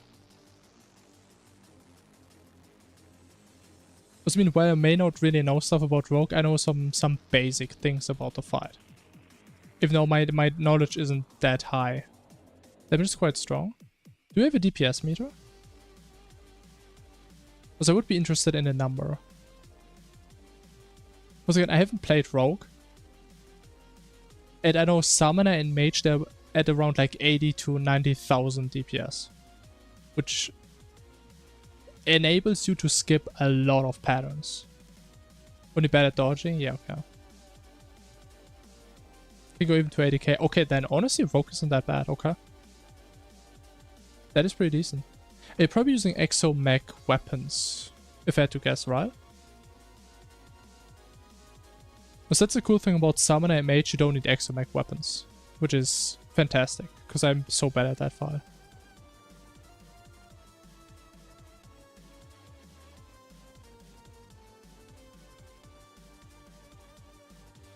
I actually want to look at the base class though. Where's the base class?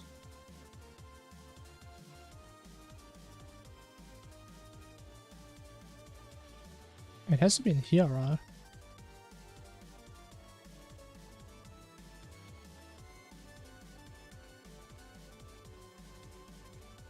Yeah, I remember the Supernova. I used this in normal Calamity once. But I remember, I think I only used it for like the first phase, where you have like the hearts that you need to hit. I think I used something else after that, but it's been too long.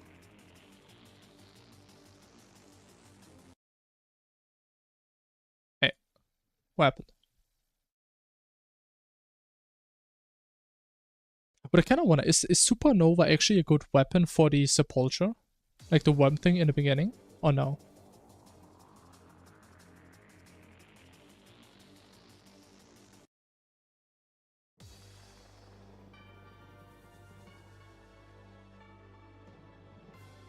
Dreamtastic, wait, what is that?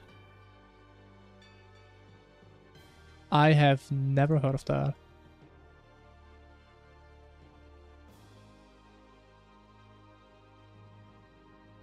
Okay, can't find it.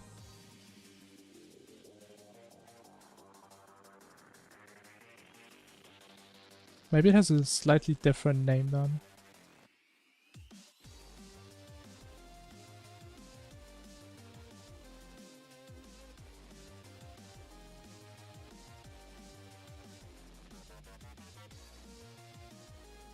Yeah, and I'm just asking, like how long it's roughly taking, because I usually use one of two weapons that kill this thing in like 5 seconds. Pretty much. Was it is segmented, right? And Supernova, I think, hits like the entire screen pretty much. So I can see it being a good weapon. But again, I've never used it against them, so I'm not sure.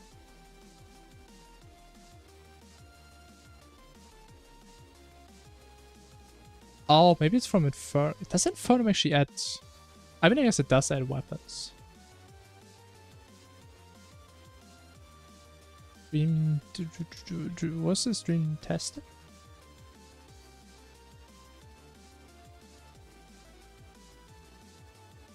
I can't type. Dream-tastic. It is from Inferno. Post Moonlord Rogue Weapon.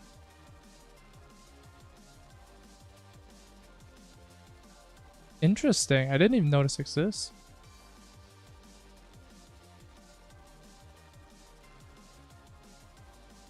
Knight's Gaze.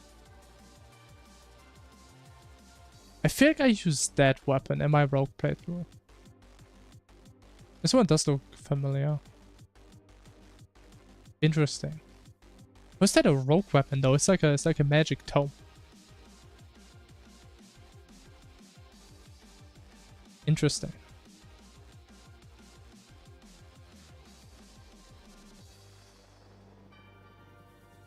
Oh, it doesn't have a stealth strike though. Interesting. And 4% crit. Holy.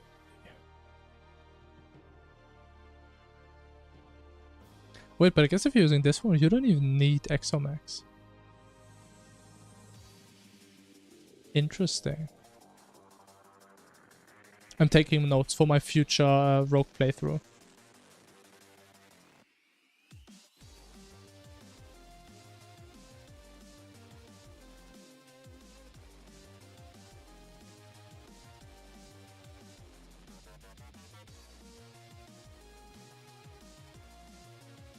Oh, you can just do this? Wait a minute. I should probably copy that.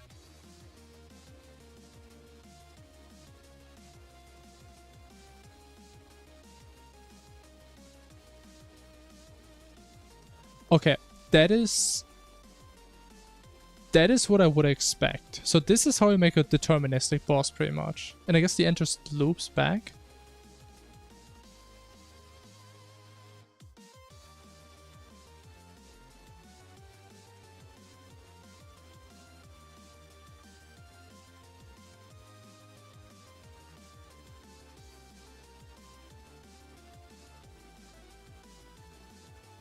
Rogue does more damage? I really don't know about that.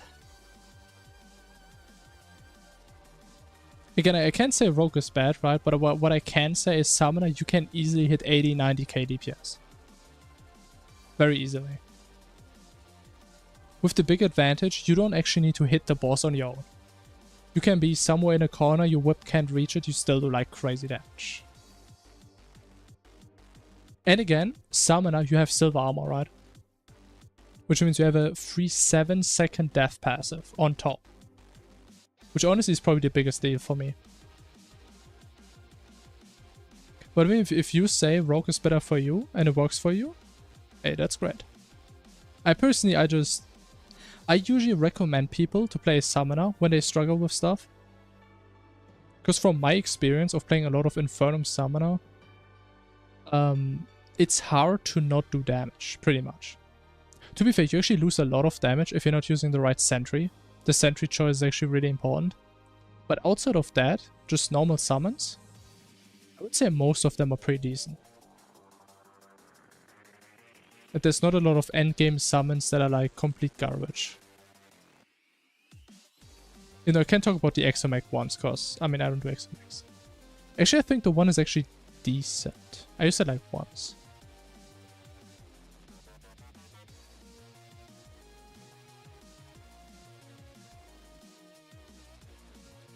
Every Auric armor has silver armor. No. Only Summoner and Mage does.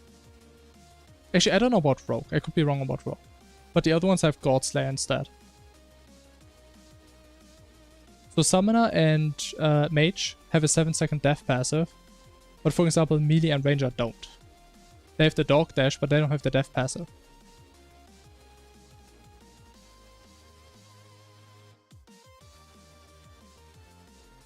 So they have the, in my opinion, the better set effect. Now, to be fair, the main reason why I go always for the set is not necessarily that I need it, but I mean, I guess I kind of do. I kind of still suck at the fight, not gonna lie. But just for like mental preparation when I do hardcore at some point. Or 7 seconds is a lot. Like you can pretty much just go AFK in like half of the last desperation phase. Or like the last desperation pattern. So it's great, I love it.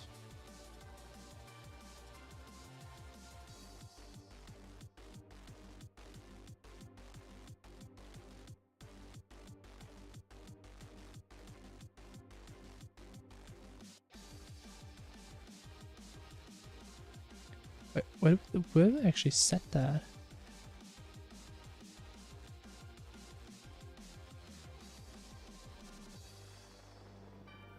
But yeah, to be honest, I'm probably very biased when it comes to my endgame setup. The thing is though, probably God's Day does something I'm not aware of. Like, maybe dash also gives you somehow... I mean, I guess that dash actually does damage. If you like dash through bosses, could be cool. Have I played Summoner Infernum? I played Infernum Summoner probably like 10 times, yes. That is by far my most played class. In Postmo, not at least. But I kind of swapped to Mage now, because Mage is a bit faster to get this set up. Yeah, I played a lot of Infernum Summoner.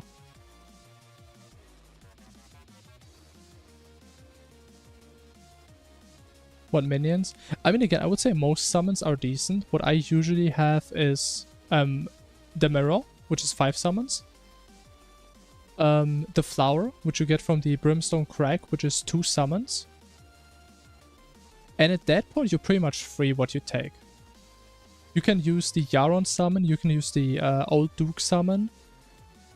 You can use the Magworm Staff, even though I would only recommend like up to 3 summons, because it doesn't really seem to scale very well.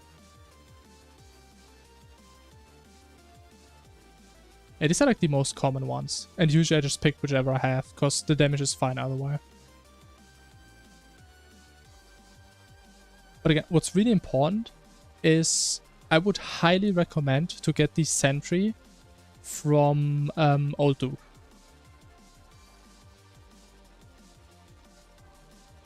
Brimstone was first. First one was the Mirror. Like there's like a summon you can craft if you have a magic mirror and go to the Shimmer. You need like, I think, Divine Geodes, like the Providence material, and Cosmolite Bars. Mirror of Calamity. I mean, I think that's the name, yeah. It's a mirror. It's like a brown mirror. That's probably it. But again, Sentry. Don't forget the Sentry. Sentry is very important. The Sentry alone does like 1/3 to 1/2 of my damage.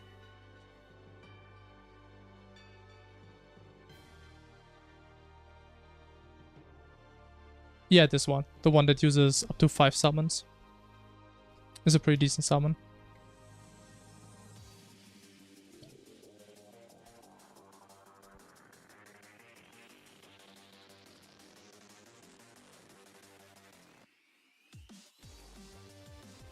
And the thing is though, one thing I need to warn you.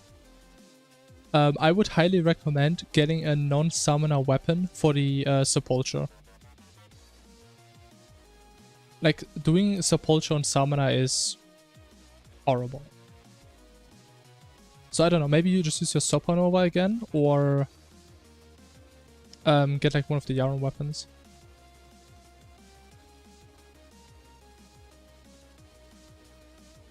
But I was using the Exoskeleton. The thing is, I've never actually tried it out, because I never do Exomex.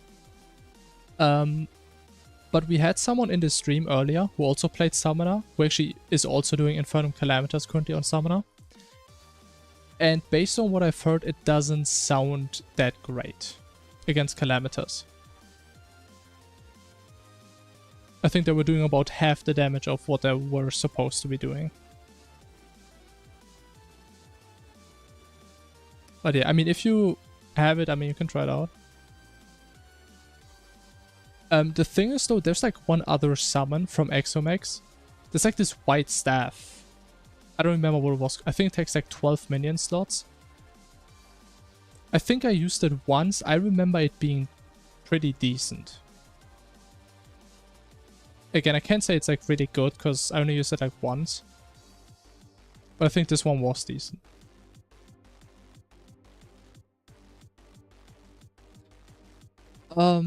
If I remember right, the Old Duke Sentry was better than the Exomex Sentry. I believe so.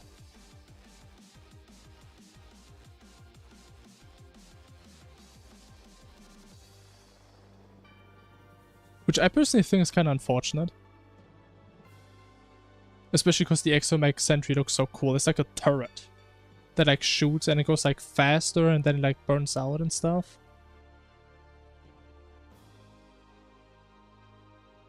But yeah, from what I remember, it's not that crazy.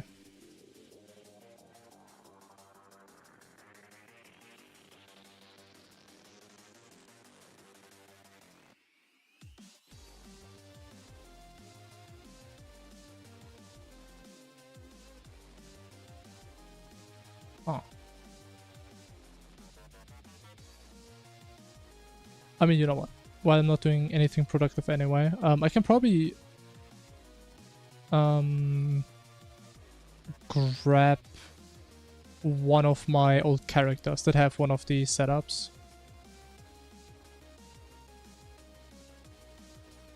Infernum. Boom.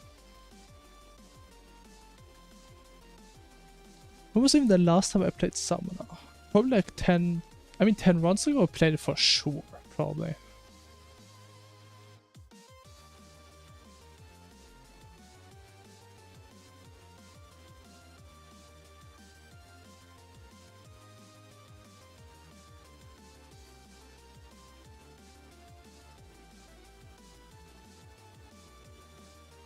I mean again, I would highly not recommend using Summoner as your main class for Sepulture.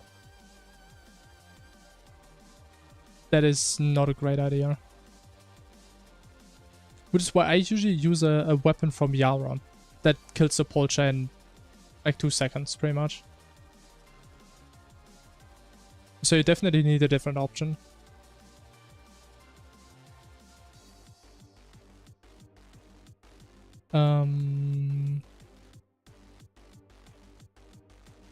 Okay, what about Infernum number 13? That could be one of the Summoner runs.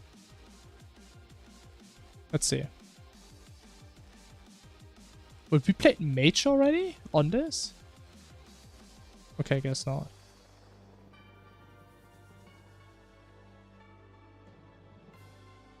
How about 10? That is years ago. Almost. Okay, we are... Oh, that was the Rev playthrough. Oh.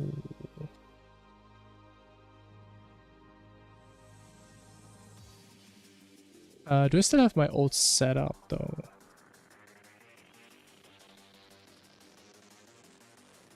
Should probably go even further back to 9.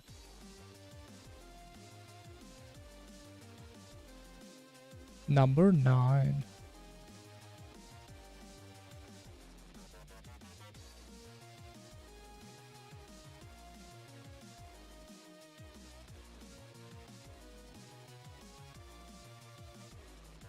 Okay, but damage isn't as good. I assume, if you say it like that. Where's my brain grayed out? I'm not sure. Do not have a dummy on this. I actually don't have a dummy on this one. What? I don't even have a... I do have a merchant. I don't know why I just put on cheat sheet, I'm gonna be honest. It's kinda awkward.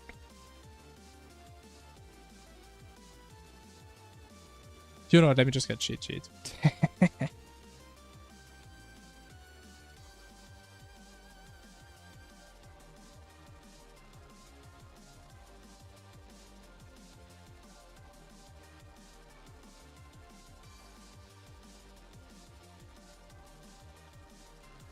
I'm playing without the whip mod. I've never used it.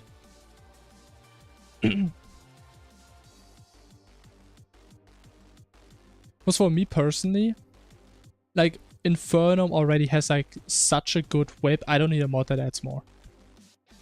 Like, the Infernum whip is so good. So I don't have that. Okay. Boom. Oh, this one has a dummy. Okay, okay. So I'm not sure why my last accessory slot is badge, but okay. So this one should have my setup pretty much. So we have 5 mirrors. We have the Old Duke summon. We have the Yaron summon. I actually don't have the flower. But okay, we can just use 2 mech worms. That should be fine. And we have 3 sentries.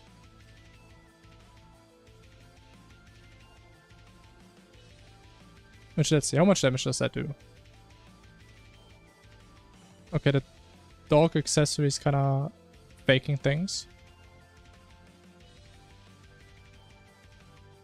Okay, we reach like 80k, 75 to 80k.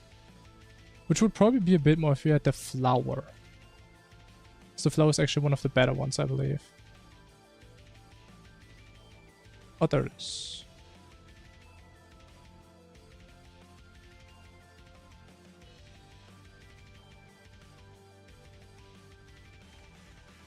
It's so nice if you play the exact same way in every single world. Like, you always know where stuff is. It's fantastic.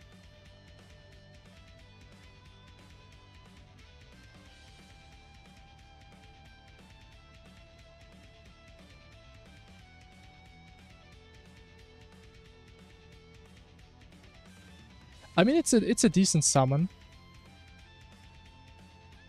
It's not the best one, but I mean, it's decent if you have it, I would say. If we do this now, I think we should have a little bit more damage now. I think we do. I think before we burst at like 80k with the Swirly, and then we do like 85? More like 82. It's actually not that big of a diff. Well, the minions are dark. If you have the shampoo from the zoologist and Shadow Dye, that makes all your summons very dark, which together with the shimmer background makes them almost invisible. Which, I mean, just helps a lot with visibility.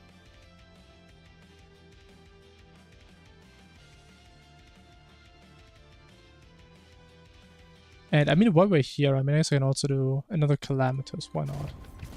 See how rusty I am. Actually, I don't know why this is broken. We actually can't really do that if I have one missing slot.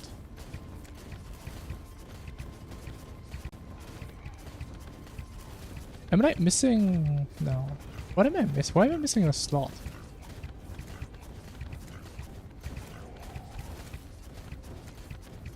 Why am I missing a slot?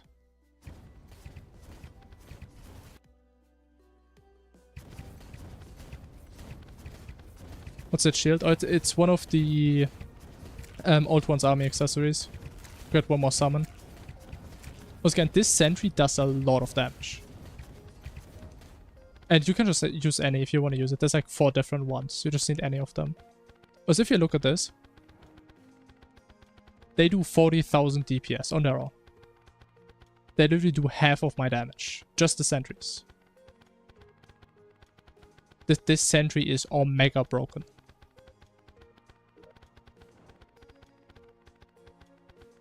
Yeah, I just don't know why I'm missing a slot, man. It's kind of upsetting.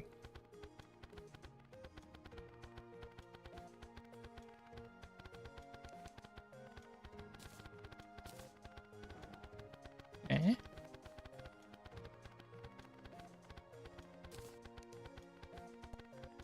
I mean, I wouldn't mind like demonstrating how I play the fight to actually show you that my damage isn't just dummy damage. But I don't know why I'm missing a slot. Can I give me one slot with this? Probably not.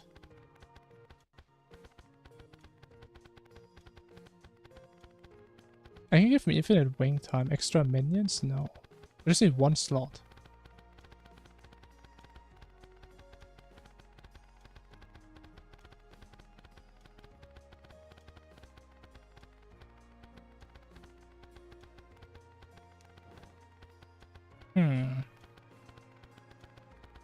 I mean, is that on all characters?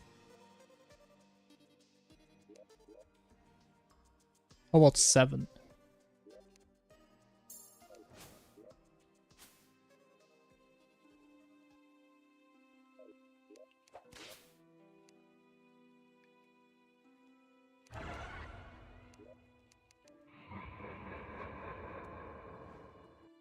That is very weird.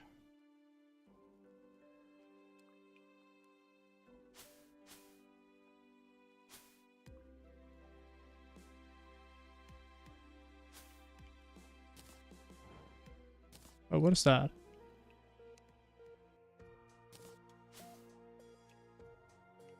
Oh wait, does that work? Is that like a bonus accessory? Oh, what does that do? Or does it just store them for me? It probably just stores it. Unlucky.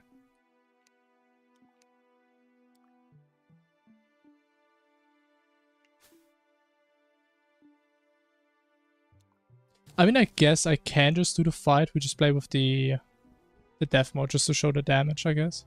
If you even care about that. I don't know if you do.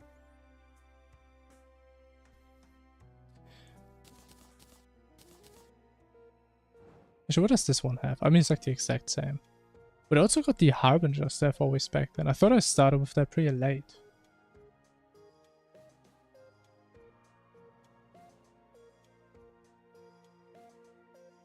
And like, part of me actually wants to go back to Summoner. I don't know why. Even though I think the damage was like the exact same that the mage setup I have does. I don't know, it's just so nostalgic.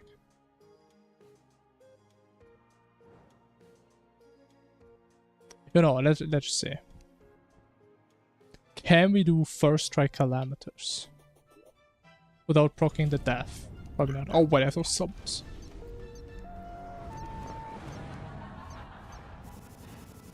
Let's see.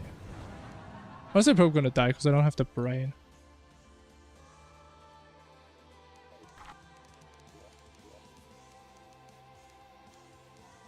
Oh, that's the wrong one.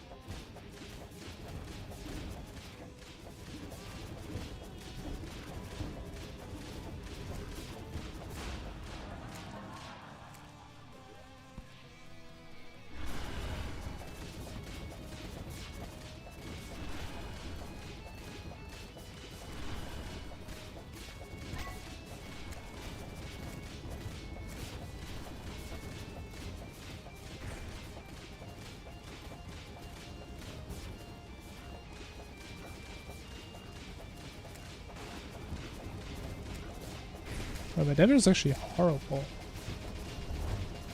My god, what happened?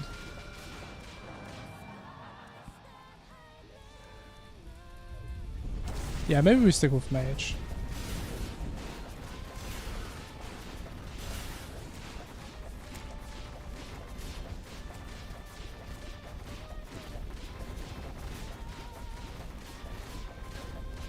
But they just don't die, man.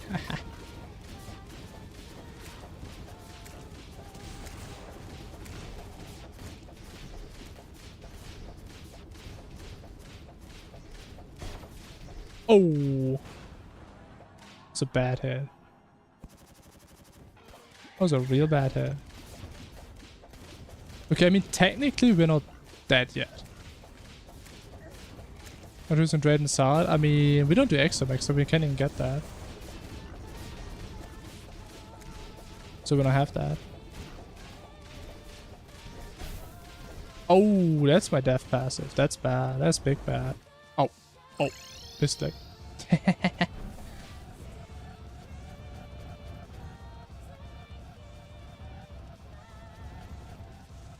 I mean, if I had a brain, surely I wouldn't have died in this fight, right? Surely not. Okay, I might be honest, damage is actually a bit worse than I remember. But okay, I mean, mage is just Omega broken, that's probably why.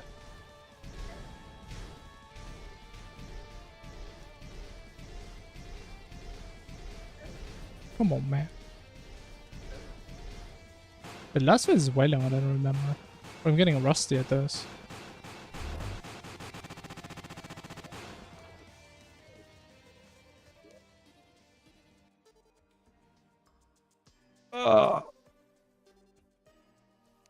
Well, actually, let me check. Which one was Draiden's Heart again? Is that the mount or is that the nano machines? I always forget. It's probably the nano machines, right? It is. I mean, it is a pretty good accessory, though.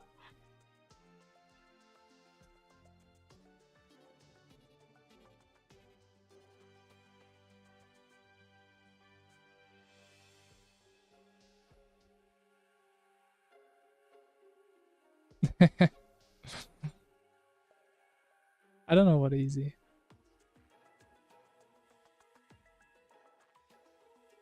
But okay, I mean, you can just play around with Summoner, right? See if it works for you or not. Like, to be fair, if you're just respecing to Summoner, it's probably annoying to get, like, all the stuff to be optimal, right? Because you need the Old One's army stuff. Maybe the summoning potions, which you may not have, even though they should be pretty easy to get. And some accessories, all that jazz. But yeah. I would say it's a pretty decent class. But again, not like I ever played Rock on that.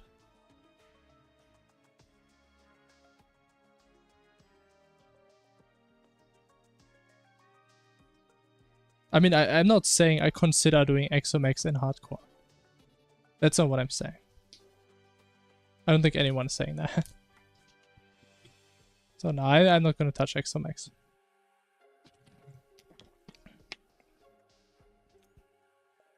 Right, but what I am saying, if you have Draiden's Heart and you like having defensive items, I mean, it's a decent item. Especially if you get hit a bunch anyway.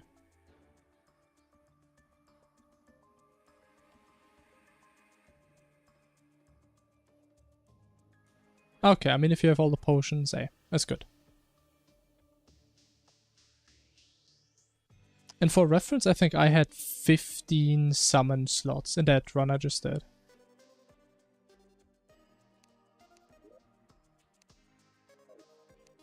So if you are somewhere around there, you have 16? Okay, even better. Even better. Yeah, again, you can just try a little bit around. If you like summon or not. Again, like one of the biggest weaknesses is definitely the Sepulture. So yeah, I don't know if you can use Supernova without stealth though. Because I think the stealth is what hits so hard, right?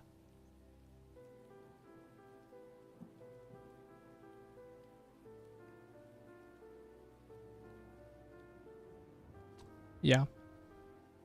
It's definitely a big weakness. Well, sometimes very constant damage.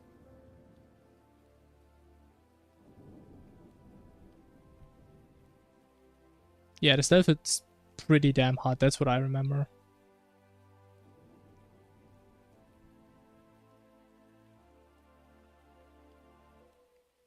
Celestus. I don't even know what Celestus is. But if it's true what Saka is saying, then if you can two-shot Sepulture with Supernova, I mean, you don't really need a different weapon for that. Like, two shots is fast enough. Even if it's like 3, probably still pretty damn fast.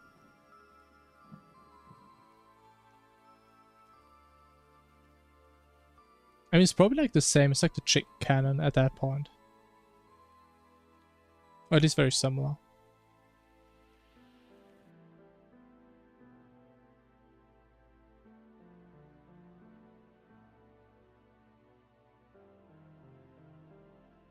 I still haven't really figured out where this is being set. Current state. That's what I should be looking at, man. What am I doing? Current AI it's using.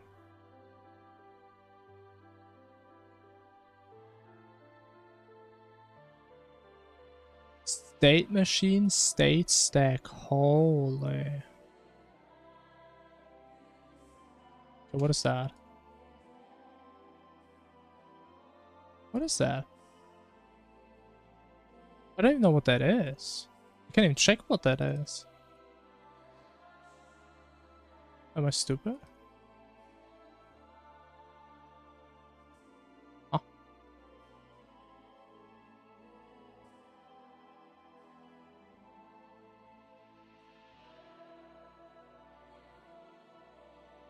Wait, my hotkeys don't work.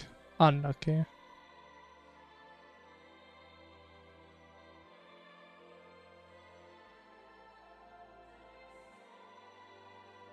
There's a state. States.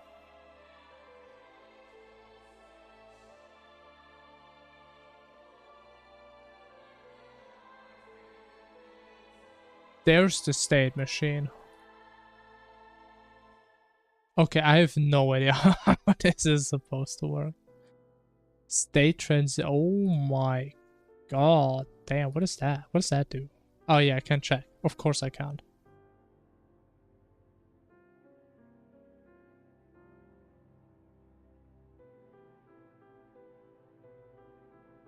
Yeah, I think if I do my own boss, it's not gonna look that professional. Definitely not.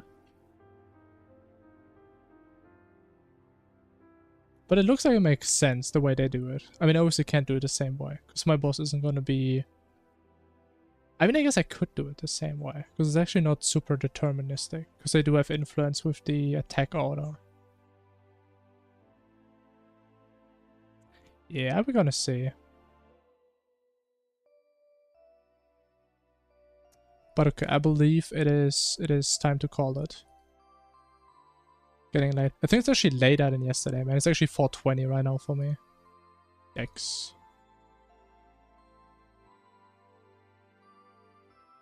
Yeah, I mean, we made some progress, right? Made a bunch of cool events that do stuff, I suppose. Maybe I should look at them one last time.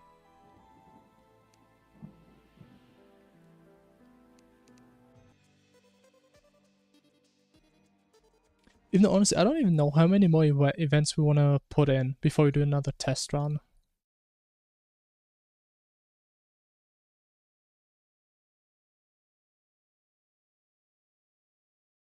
We do have this. Cool. Anything else we did? And there's so many event ideas I still have. I think the Medusa attack does sound interesting though. We can just take the boss position. If you look at the boss, you just get like stoned. Or you can't move or whatever. Otherwise you're fine. And it's just gonna happen like multiple times, I guess.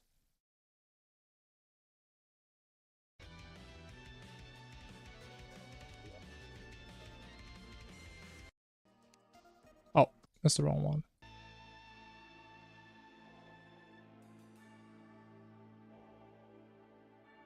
Yeah, I mean we see. Oh, that's a good start. It's not from me though, is it? There's no way that's from me. It's not got that way, man. No, it's not from me.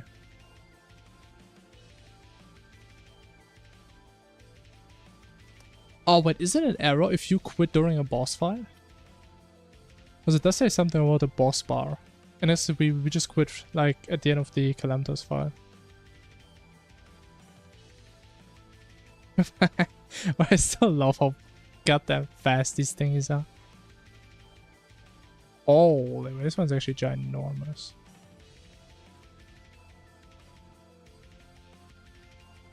Well, where's the typing test? Where the typing test is broken.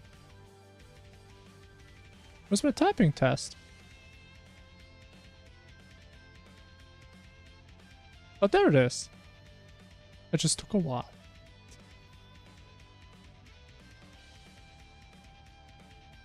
Oh man, beautiful.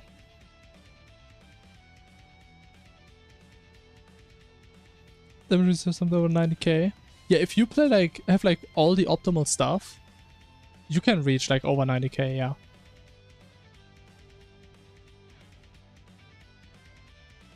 That is possible.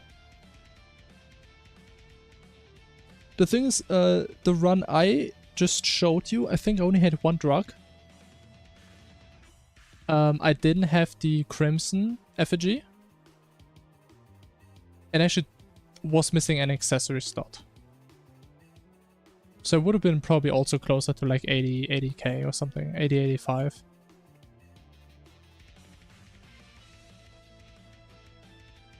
But yeah, and the best part is the damage is pretty consistent. One thing though, maybe it's a bit backseating. If so, I apologize. I would highly recommend to put the sentries, if you have the Old Duke sentries. I don't know if you have, but if you have them, not put them on the platform where your altar is. I would put it a bit below to optimize the time in which they attack. Because otherwise they have some downtime. And potentially wasted range. At least from what I remember. That did help a bit.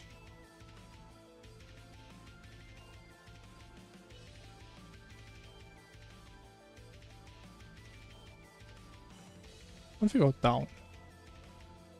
I mean, it should all be nice and balanced, right?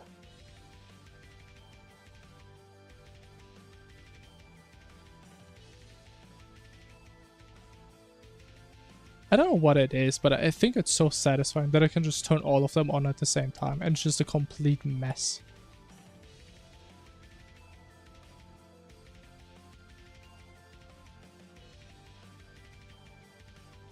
I'm still thinking maybe it's a waste to not make a boss that just spams all of these at you at like max difficulty. But when I figured that, maybe I should make them look a bit nicer first. They do look kind of sky. It's literally just portals, man.